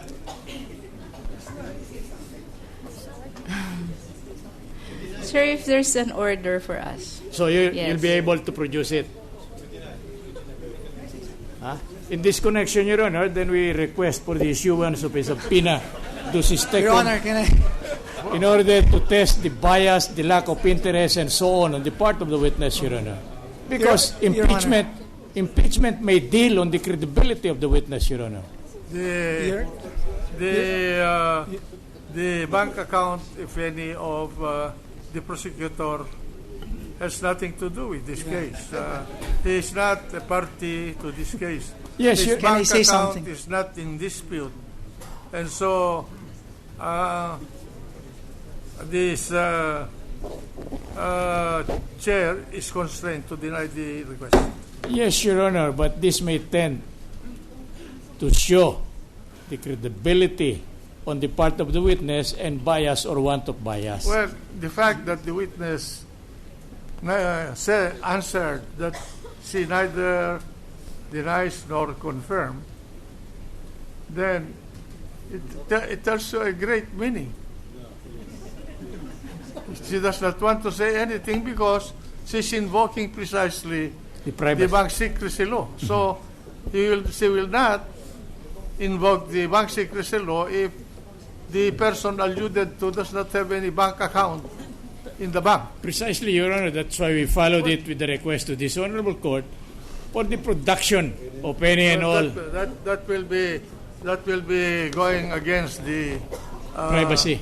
The confidentiality. Republic 1405. 1405. All right. 1405. All right. Now, when was the last time you saw Congressman Tupas in your bank for banking transactions? Sir, I have never seen him At any personally. time? At any time? This is the first time I've seen him personally. So you do not know him personally? So he had not talked to you in connection with these matters of deposit of Chairman Tupas? No, sir. No, sir. That is even prior to the filing of the case before the Supreme Court on December 13, 2010. That has been asked and answered already, Your Honor, repeatedly. How can it be answered? I have not asked it yet. I'm definite now. I'm asking a definite date, Your Honor. The records will bear that it had been asked already. I sustain the objection. The lady answered already. That's not that seen or met the person mentioned. Your Honor, please. I did not get the ruling of the court, Your Honor. I sustain the objection of the prosecution. Okay, then. Thank you. Now, in your capacity as branch manager of your bank, had you been asked to testify in similar matters like the one you are testifying now, impeachment case? There was only one instance that I testified in a court, Your Honor, about the BP. But it is not an impeachment case. It's the first time, sir. And what case were you referring to? Violation of the anti-bouncing check law? Is that what you wanted to tell the court? If I remember it right, sir. Anti-bouncing check. It has nothing to do whatsoever with your capacity as... What? I withdraw the question. Why were you asked to testify if it is only a case of prosecution for violation of the anti-bouncing check law? My assistant manager couldn't go, so I was the one who went na lang. And you merely testified on records? Yes, based on records. Not on personal knowledge, similar to this case now? No. That's all with the witness, Your Honor. No redirect, Your Honor. Senator Estrada, Senator Estrada, after the manifestation of Senator Drilon, Mr. Just a manifestation, Your Honor. Just to clarify on the record, I am in receipt of the notice of the Clerk of Court, Emma Reyes, dated February 13, 2012. It says 4 honorable senator judges, subject subpoena. Magpapatuloy ang coverage ng impeachment trial ni Chief Justice Renato Corona sa pagbabalik ng Balita Pilipinas ngayon.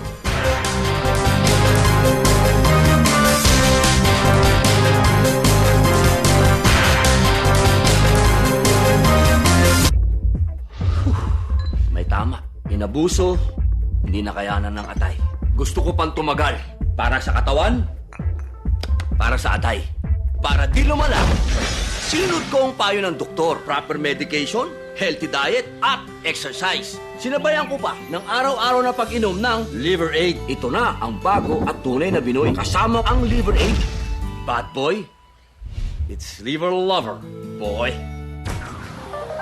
Ang pagiging tapat ay hindi pang paminsan-minsan. Ang pagiging tapat ay paraan ng pamumuhay.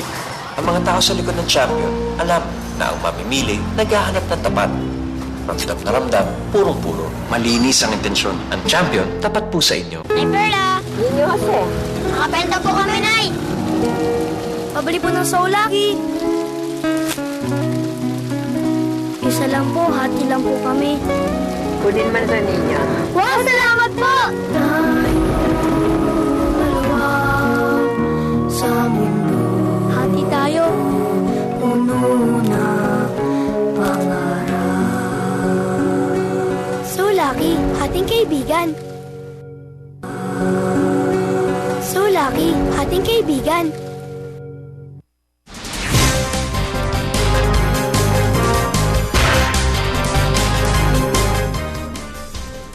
Let all those statements take the record. 1962. The gentleman from San Juan. 62. Thank you, Mr. President. I'm through with the witness, Your Honor. Pwede na siyang lumaba? Hindi. Hindi pa. I'm sorry. Thank you. Thank you, Mr. President. Madam Witness, just for the record, you were issued a subpoena on February 6. Am I correct? The first one, subpoena, sir. Yes. Yes, And sir. just for the record, pwede bang malaman kung bakit hindi kayo naka-attend nung kayo po ay pinasubpoena nung February 6, 2012? Yeah, when we received the subpoena, I was in the head office at that time, and I got to talk to our president, Mr. Garcia, and he offered to go to the stand in my behalf. Yeah. Well, based on his explanation, it was to protect me from any possible criminal liability. You mean to tell us that the president of PS Bank took the cudgels for you? I believe so, sir. All right. Before you were promoted as bank manager, have you been a bank manager before? Before I was a bank manager of PS Bank. Yes. Yes, sir, in a different bank. Okay. Have you been assigned as an accountant or a teller or a cashier of any bank before No, you were sir. promoted as a manager? No, as a Your Honor. Branch manager? Never. Never. So, what are your qualifications that made you qualify for the post that you're holding right now? When I joined my former bank, I joined as a management trainee. And right after the training, I was already promoted as a senior assistant manager. I was not assigned in a branch before, right after the training. I was an account officer. Where? For consumer loans. For PS Bank? In my former bank. Okay. Of Sure, course, Your Honor. you are now a branch manager. What are the duties of a bank manager? Can you please educate this representation, please? For PS Bank, sir, I'm primarily responsible for the growth of our deposit and loan portfolio, the overall management of the branch, and to ensure that the branch is operating smoothly and efficiently, and that good quality service is being delivered to the clients. All right. Among others. What are the steps in opening a bank account? For new clients, Your Honor, we require them to fill out our forms, and then we request them to give us their original IDs. Depending on what they present. So if it's a primary ID, we require one. Or if she has or he has secondary IDs, we require at least two. And then we validate and verify their signatures, and we ask them questions as to their personal details, like the name, the address, telephone number, contact details, employer, business, the address, or source of funds, So and you, PIN number. as a bank manager, do you supervise the opening of bank accounts of your client? Not normally. All right. Sure, For example, but, if a VIP enters your bank and wants to open an account in your bank, do you supervise the opening of his or her bank account? I am referring to a VIP, Madam Witness. When you say, sir, VIP, a person who is known or anybody? Very important Your person. Honor. Very important person. Yes, for example. Actually, we consider all our clients very important, Your Honor. For example. So even if I don't know them, sometimes I personally attend to them. For example, one of the senators here goes to your bank and opens an account. Are you going to personally supervise the opening of a bank account of that particular VIP, for example? Most probably, Your Honor. Do you usually do it?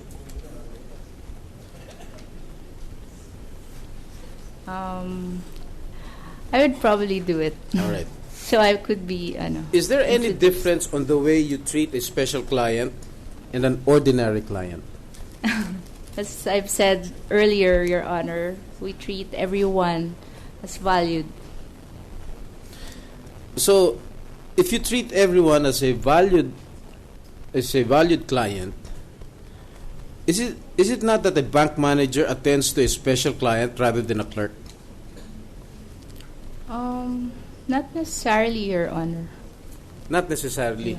Siyempre, pag alam mong VIP yung kliyente mo, pag palagay mo isang sikat na artista o mayaman na politiko. Patuloy na tumutok sa impeachment trial ni Chief Justice Renato Corona. Magbabalik ang Balita Pilipinas ngayon.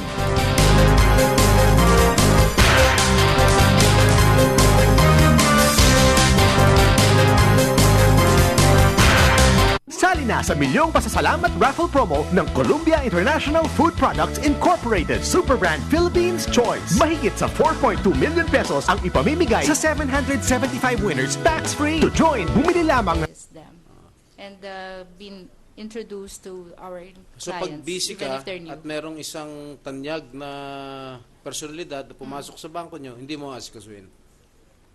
I may finish what I'm doing and probably go to that person. All right. Your Honor. Okay, let's go to the the documents that are being kept in your branch. Could you identify the forms being filled out in opening an account? For new clients, Your Honor, they're required to fill up their information in the specimen signature card. Yes. And then they're asked to sign the agreement. Okay. I was asking your president last week regarding the attachment made by the prosecution with regards to the request for subpoena, and I got hold of a copy, of a Xerox copy of the customer identification and specimen signature card. If I show this to you, do you have the original copy of this particular specimen signature card? Mr. President, permission to approach the. Sir, may I You're free consult? to approach the witness. Sir, may I consult?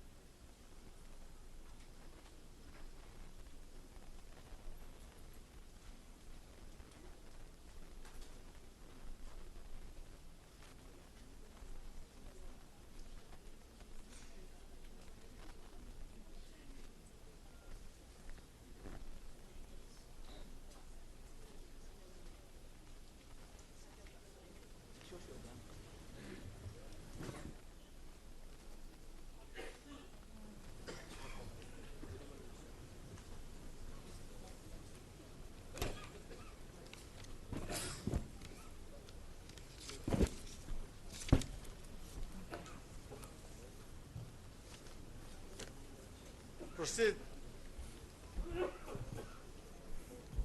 Handa na po kayo sa Yes, sir. sagot. Okay. Sagutin niyo po yung tanong ko. The question again, sir. Sorry.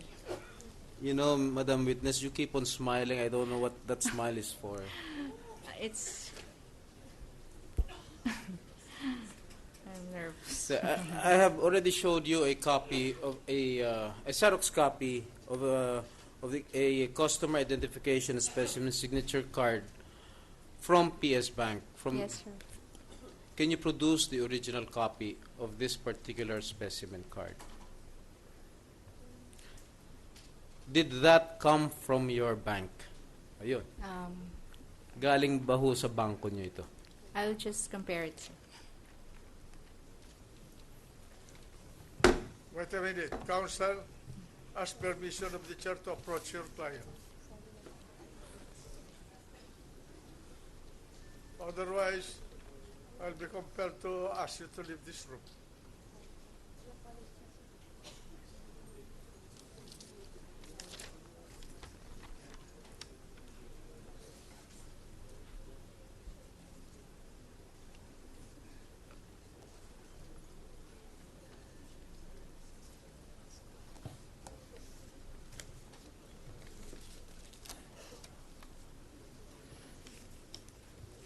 For this signature card, Your Honor, it is the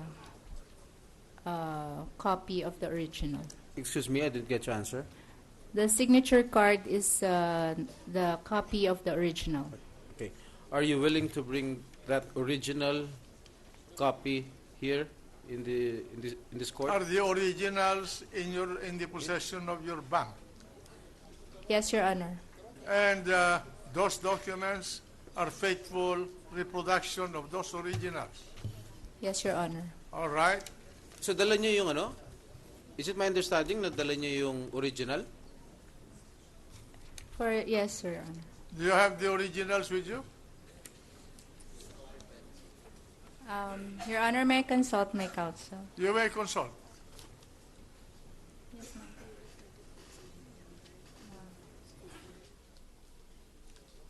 Who is the other lawyer approaching the witness? Your Honor.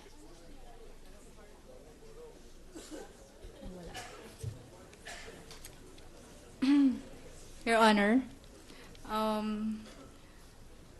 these were marked as exhibit already. All right. Okay, Madam Witness, do you consider those that the documents that you have as confidential documents? Yes, Your Honor. If so, Mr. President, can you give me at least 3 minutes? You're given 5 minutes. Thank you, Mr. President.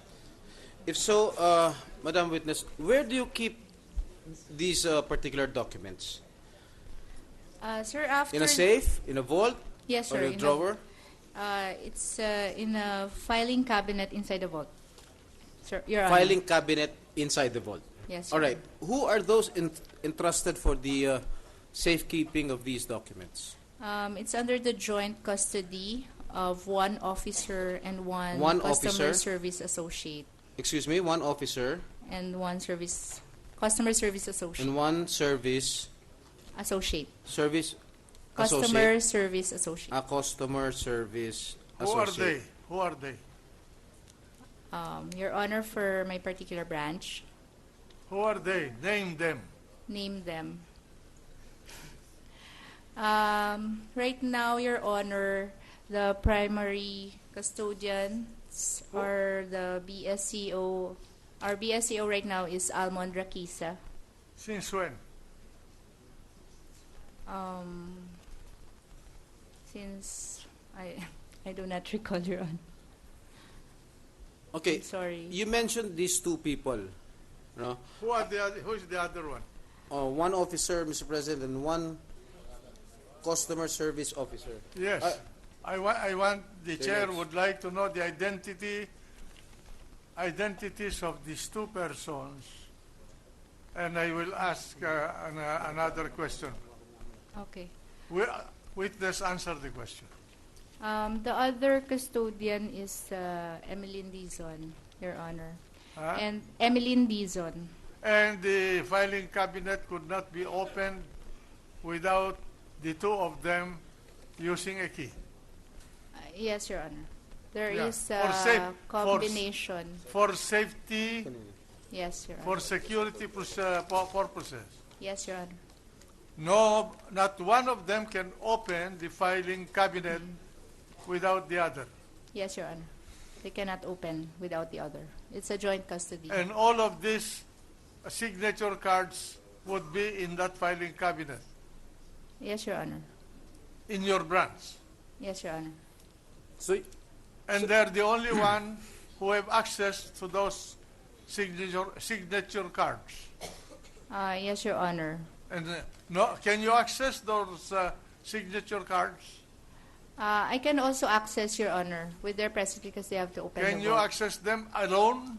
No, Your Honor, because I need them to open the vault. So if the manager access those signature cards, you have to ask the officer in charge and the other person to open the filing cabinet. Yes, Your Honor. But either of them could not access without the other. Yes, Your Honor. They cannot Both access without the other. Both of them must be present to open the filing cabinet. Yes, Your Honor. They can access it without your permission. Yes, Your Honor. Okay. Proceed. Thank you, Mr. President. So, kung meron mga Xerox copy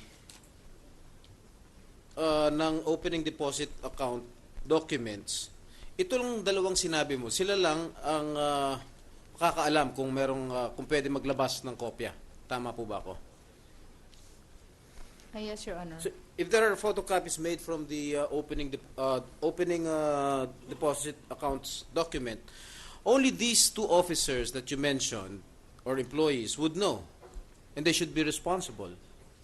Am I correct? Yes, Your Honor. And you mentioned earlier to the Senate President that you too, as a bank manager, has access to the vault. I am the alternate custodian, Your Honor, of the primary officer, the primary custodian, the officer, and then the other one has also an alternate custodian. Who is the primary custodian? The other officer of the branch, Your Honor, is the primary custodian. And what is your role? I'm the alternate custodian. Alternate to whom? To the officer, Your Honor. To the other officer. You're the only alternate custodian? Yes, Your Honor. No other one? No other one. No. The other custodian also has an alternate. So parang there are four. Two primary and two alternate custodians. One primary and two alternate. Two primary custodians and two alternate custodians. Who is the other alternate custodian? Another customer service associate, Your Honor. Who is that person? I'm not asking the position. Sorry. Right now it's You are evasive, and I warn you. Irene Dizon. Be candid. You're under oath. Yes, Your Honor. It's Irene Dizon. What's her name? Irene Dizon. Irene Dizon. Madam, can I continue, Mr. President? Can I continue, Mr. President? Yes, please. Okay. Go ahead. Is it not part of your procedure that when you retrieve a document, for example, from the vault or from the filing cabinet or steel cabinet, whatever you want to call it, you have to log the date, the time, or the type of document, and the name of the person retrieving that particular document? Yes, Your Honor. Okay, do you have that with you? No, Your Honor. Can you show us such record, Madam Witness? I do not have it All right. with me, Your Honor. So in this case, you mentioned Almond Rakisa and Irene Dizon. Yes, Your Honor, but Irene is just the alternate. Kaya nga. So, kayong tatlo lang ang may access dyan sa vault? Four apat. of us, Your Honor. Irene Dizon, tsaka sino ba itong Emily? Parehong Dizon? Emily Yes po. Dizon and But they're Irene. not related, sir. They have same surnames. Yes. Alright. Ito ba si Irene or Emily Dizon? Malit na babae ba ito? They're shorter than I am. So you consider them as I do not small ladies? It's relative. They're short. Alright. Paano nag-leak out itong dokumentong ito? I do not know, Your Honor, but I can say that it did not come from our branch or from our bank. You said you showed me the original copy of the customer identification and specimen signature card a while ago. And you said you brought those particular documents with you. All right. Paano na Xerox copy yung dokumentong hawak mo at lumabas sa prosecution at naibigay sa ibang tao?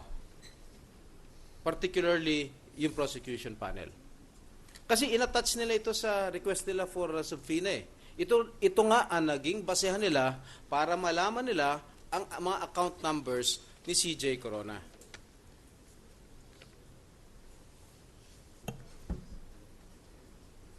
This one, Your Honor. Let the witness answer. Ikaw ang bank manager, dapat alam niyo po, di ba? This did not leak out to them.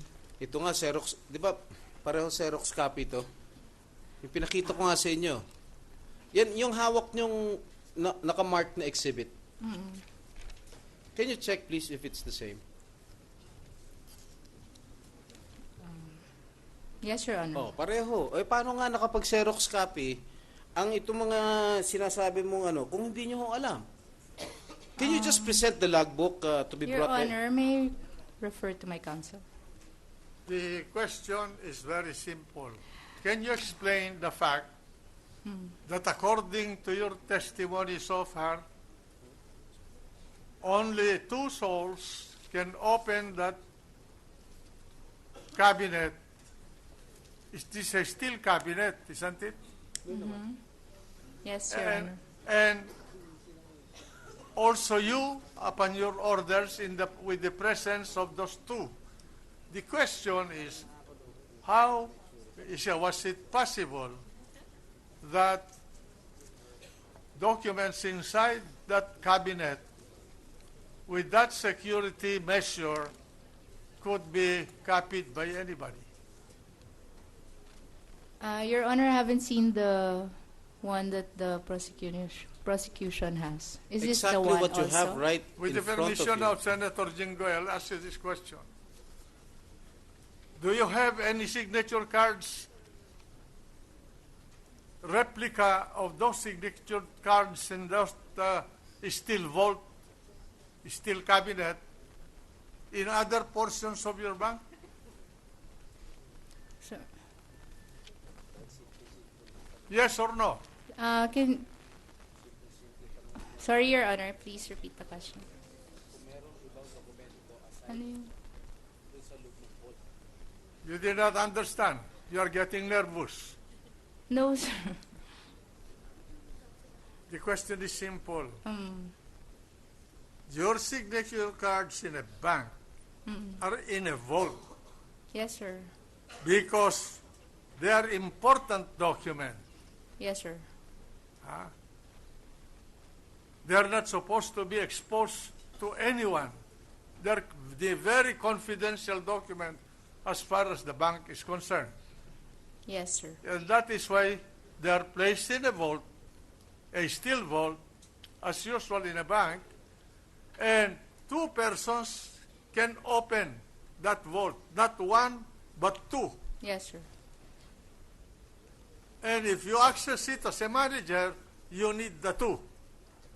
Now, the question is, are those documents inside that vault have copies in other parts of your bank corporation? The original signature cards, sir, they are also sent to the head office upon the initial account opening. The signature, what is the purpose of sending the signature cards in your head office when the account is with you? What for? For dual control. There's no transaction by the depositor in your head office. Come on. It's for the scanning of the signature, sir. Signing of the signature for what? For our system. Huh? The scanning. And after the scanning, they're brought to your the originals are brought to your office back. There is a vault also, sir, that keeps the signature cards there. Officer. There's the signature cards that were sent to the head office stays in the head office, and then we also have our own Is copy. it a practice of Philippine Savings Bank that for every account, whether it's a branch account or a central office account, all the signature cards must have copies in the central office? Yes, sir. Huh? Are you sure? The original, sir. Because the original. if we check, and you're not telling us the truth, you're subject to the disciplinary powers of this court. Yes, sir. Are you sure? Yes, sir. that the other original copy of the signature cards are also in the main office. are forwarded to the head office? Yes, sir. And who would be the custodian in the head office? It's a department, sir. Department head. CBRCD. Do you know the department head in your head office in charge of signature cards? I'm sorry, sir, I do not know. Are those signature cards from you, if your knowledge, treated security-wise in the same way that they're treated in your branch? I'd like to believe so, sir, yes. Huh? Yes, sir. Or also two persons could only open the depository vault. I do not really know their practice, sir. You do not know the practice? The procedure, yes, sir. For the head office. Go ahead. Thank you. You just mentioned earlier that that particular document did not come from your bank. All right. Yes, sir. And now you have the original document and the Xerox copy. And you said it's both the same, identical. Am I correct? Yes, sir. Kung pareho yan, Xerox copy tsaka yung original, kanino ba manggagaling yun? Di ba sa bangko ninyo? As simple as that. This document did not come from the document that's floating around did not come from our bank, sir. You have the original with you. Why? You have the original with you. Your Honor, please. May I consult, sir? Mr. President. It's a question of procedure in your bank. We're not asking about the deposits. No, this is very, very important because this violates Republic Act 1405, yung Bank Secrecy Law. Kaya gusto namin malaman kung, yes, sir. Kung is it a normal practice of your bank to just, to just give informations of the client's bank accounts to any strangers? It's not, sir. So kanino nga galing ito? I wouldn't know, sir. It could only come from your bank. And the source could only be your branch, in this case, in this particular case, or head office. Correct? Correct? Possibly, sir. What do you mean possibly? Sir, may I ask something lang with my counsel? Yes.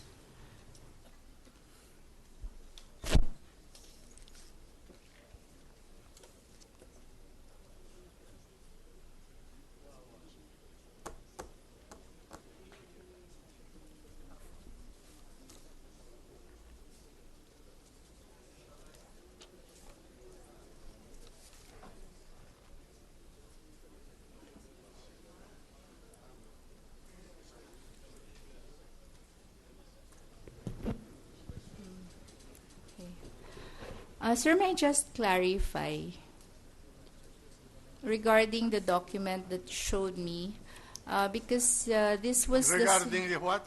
The document, sir, that your Honorable Senator showed me, because this was the same document that was brought by our President when he testified. Yes. It's the same. So did you compare it to your original? Is this the document that was presented by the prosecution? Your Honor? Is that the one attached to the request for subpoena? For my lawyers, for our counsel, it's not, sir. Ba't sagot ka po na sagot na pareho? Because, sir, this was what you said, diba? Sinagot mo na nga na pareho, identical eh. But it's not the document that was floating around, sir. Will you show her the document which was the basis of the subpoena addressed to the request for subpoena addressed to this court? It is with her, Mr. President. Do you have the marked exhibit? Do you have the document? Which sir, was it's different. Attached to the request for subpoena to this court? Sir, ito yung pinakita nyo. Hindi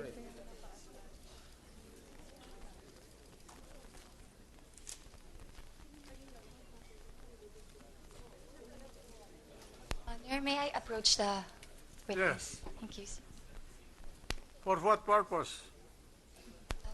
Sir, to ensure that she's able to identify the document that was being referred to by the Honorable Senator Estrada, Your Honor. Is that the document that was attached to the letter of the prosecution to request a subpoena of this court?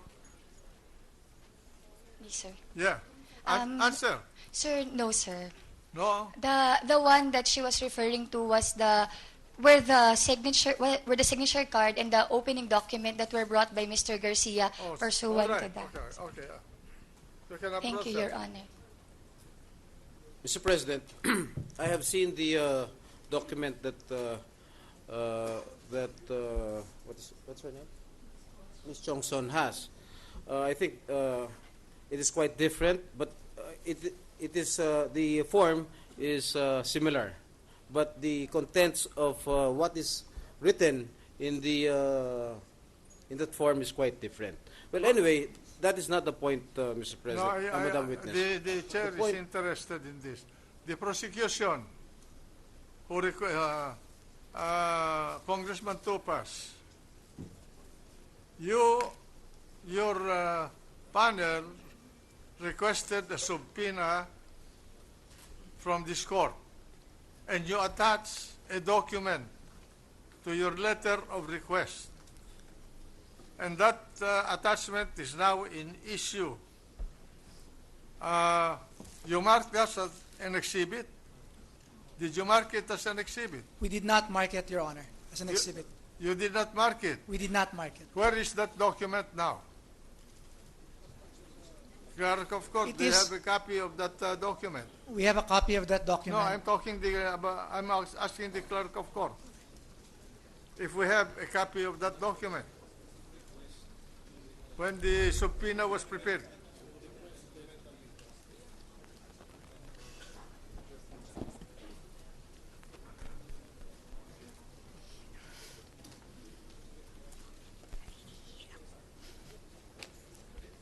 Your Honor, we attach it to the supplemental request for subpoena.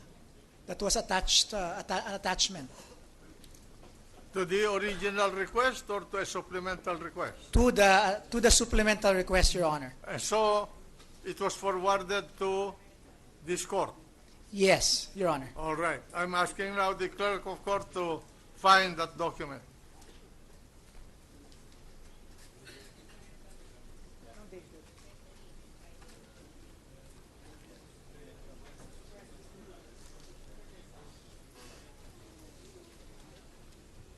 Trial suspended for 1 long minute.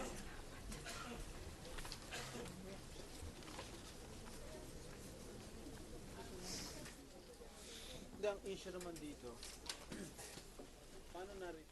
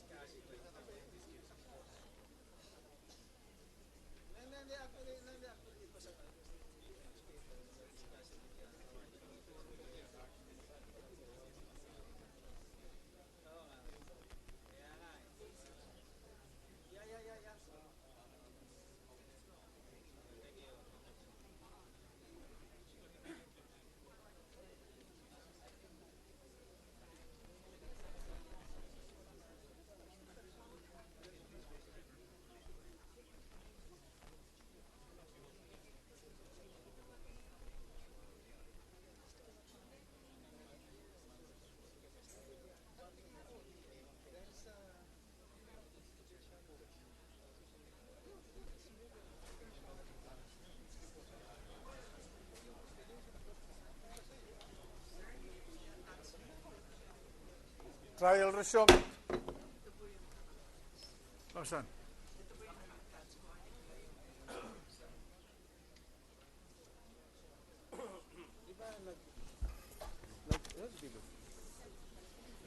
Di ba sabi ng presidente niya?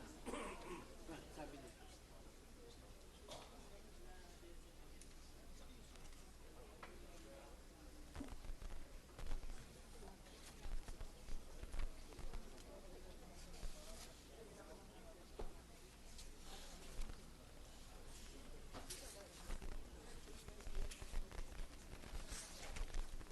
Emma, ito ba lahat?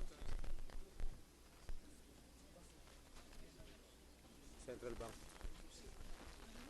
Mr. President. The Mr. President. Majority Floor Leader. Thank you. Mr. President, while we're waiting for the witness, it might be the best time as any to submit to the court the report of the Sergeant at Arms on the CCTV of February 2, 2012, concerning the manifestations of Representative Umali. Proceed. About the lady. Yes, we hereby submitted to the court for the, including the copies of the CCTV itself. We're going to furnish each member a copy of the report. It does not contain any little ladies giving anything to Representative Umali from the time he arrived at 1 o'clock up to the time that he boarded his vehicle around 3:19. Thank you, Mr. President. We submit for the record. Mr. President, I think the Senate President has a hanging question. The gentleman from San Juan has the floor. I think, Mr. President, you still have a hanging question that ought to be answered by the witness. Will you show Annex A of the request for supplemental request for subpoena reply?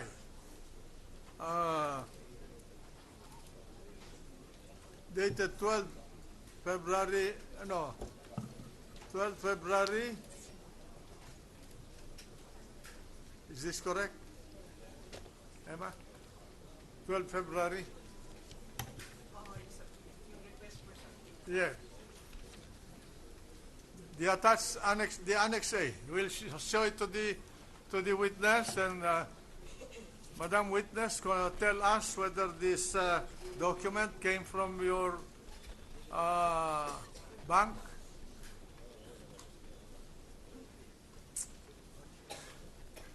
Sir, this did not come from our bank or my branch. This is not a bank record of the PS Philippine Savings Bank. This is a photocopy, sir, and yes, this is not yes, our it bank is record. a photocopy, but is it a photocopy of a document in the possession of Philippine Savings Bank? Based on the document that I have here, sir, it's not. It is not? Do you have the original of this, of the document similar to this document? Sir, this is the... I'm asking you a question, and please understand. Can you please stop whispering, Madam Counsel? Counsel, I warn you, I'll send you out of this room if you're not going to observe the decorum in this chamber.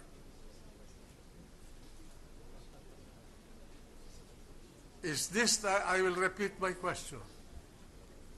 Is this Annex A a replica, a photocopy of a similar document in your bank, in Philippine Savings Bank? Your Honor, I couldn't say because I do not have the same copy with me, sir, or the same kind of document that shows the same details, sir. You do not have, do you have the original of this document supposedly in the name of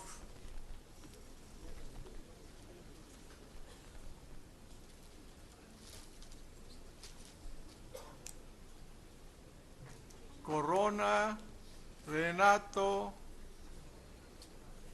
Coronado?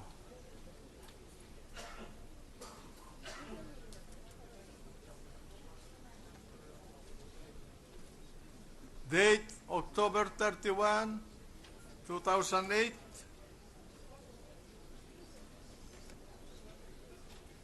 And then there are other impressions below this document with figures. Will you show, Madam Clerk of Court, will you show this document to the, no, may I finish first my question?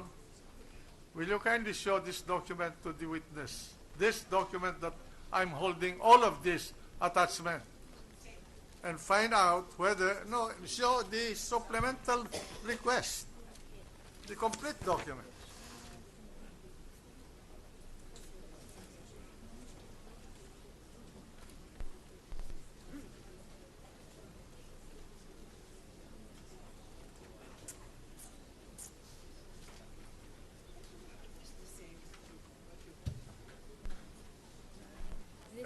Examine all those documents covered by Annex A.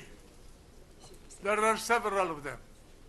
And tell me if you have similar documents like that in your bank. Sir, if you mean the exact replica, we do not have it, sir. But if you are asking for the standard form that we use for those who open,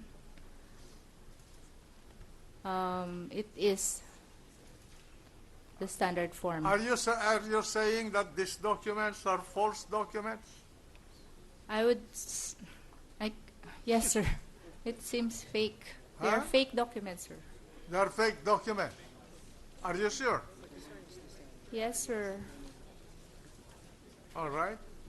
Now, counsels. This did not come from our banks. No, but I want to know whether those are genuine, replica of genuine documents in your bank or they are not. No, sir. They are not. What do you mean by no, sir? They are not, sir. They are not replica of genuine documents in your bank. They are not replica of genuine documents. They are. You please clearly state your answer.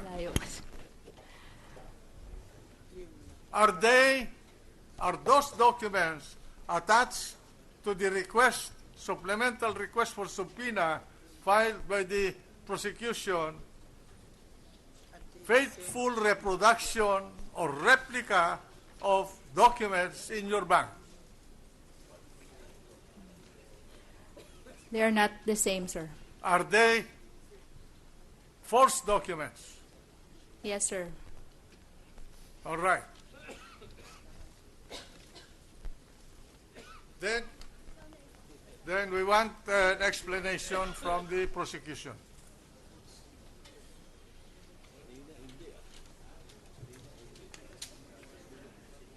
You know, gentlemen, we are all lawyers here. There are ethical standards to be observed by us. Huh?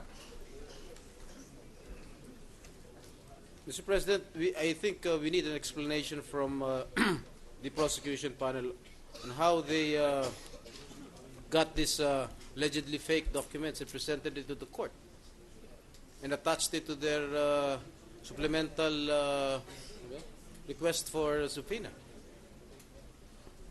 Your Honor, please. Yes. Last Monday, we explained it here. No, explain it again. Yes, Your Honor. It was a Thursday. That was February 2. at around 7 to 7:30 in the evening, the prosecution met at a hotel along Rojas Boulevard, and Congressman O'Malley gave me the document. And this is the document. Rojas Boulevard? Yes. Where in Rojas? Midas Hotel. Midas Hotel? Yes. Who were there? Myself, Congressman O'Malley, Congressman Abaya, some of the spokespersons, I think it's Congressman Angara and Congressman Miro Kimbo. Did you Colmenares. did you meet there for the purpose of waiting for Congressman O'Malley to bring those documents? No, Your Honor. We meet regularly. At Thursday, we meet after the trial. In that place? In that place. And it so happened that Congressman O'Malley approached me, and he handed to me. Approached you where? Inside the hotel. Midas Hotel? Midas. And he gave me this brown envelope, I think we have here, and he opened it before it was already open, and he showed that to me. It was already open? Yes, he opened it. Who opened it? Congressman O'Malley. And then? Then he gave that to me, and I examined the documents. And it turned out to be the annex. It turned out to be the customer identification and specimen signature card. In the name of... There is a statement here under oath that it is a fake document. It's being disowned. So explain to us how you will treat these documents that you subpoenaed. Yeah, the only explanation that I can make, Your Honor, is how we got the document. And that's how we got the document. After the document was given to me by Congressman O'Malley, I conferred with Congressman Abaya. Then we called our lawyer. We set a meeting the following morning around 10 o'clock. And in that meeting, we decided to attach it in our supplemental request. Because before that, Your Honor, in our original request, that was a Monday before that was last week Monday, we didn't have the account number.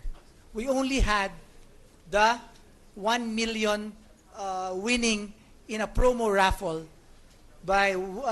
won by Renato Corona Coronado, that signified that he has bank accounts in that particular branch of PS Bank, which is the Katipunan branch. And then we met with our lawyer on Friday, and we decided to attach it in our supplemental request because it was very clear to us that the Senate President said that we need specificity. Correct. Specificity. Yes. Okay. Now, when Congressman O'Malley, as a member of your panel, presented the witness for the first time, bearing on that document, I asked him how he got it. He said he went to the Department of Public Works. And I asked him whether the document was given to him in the Department of Public Works. He said no. And I asked him, where did you receive that document? I don't know whether the records will bear this out, but I asked him, where did you receive that document? And he said, I received it from a small lady, I think inside this building.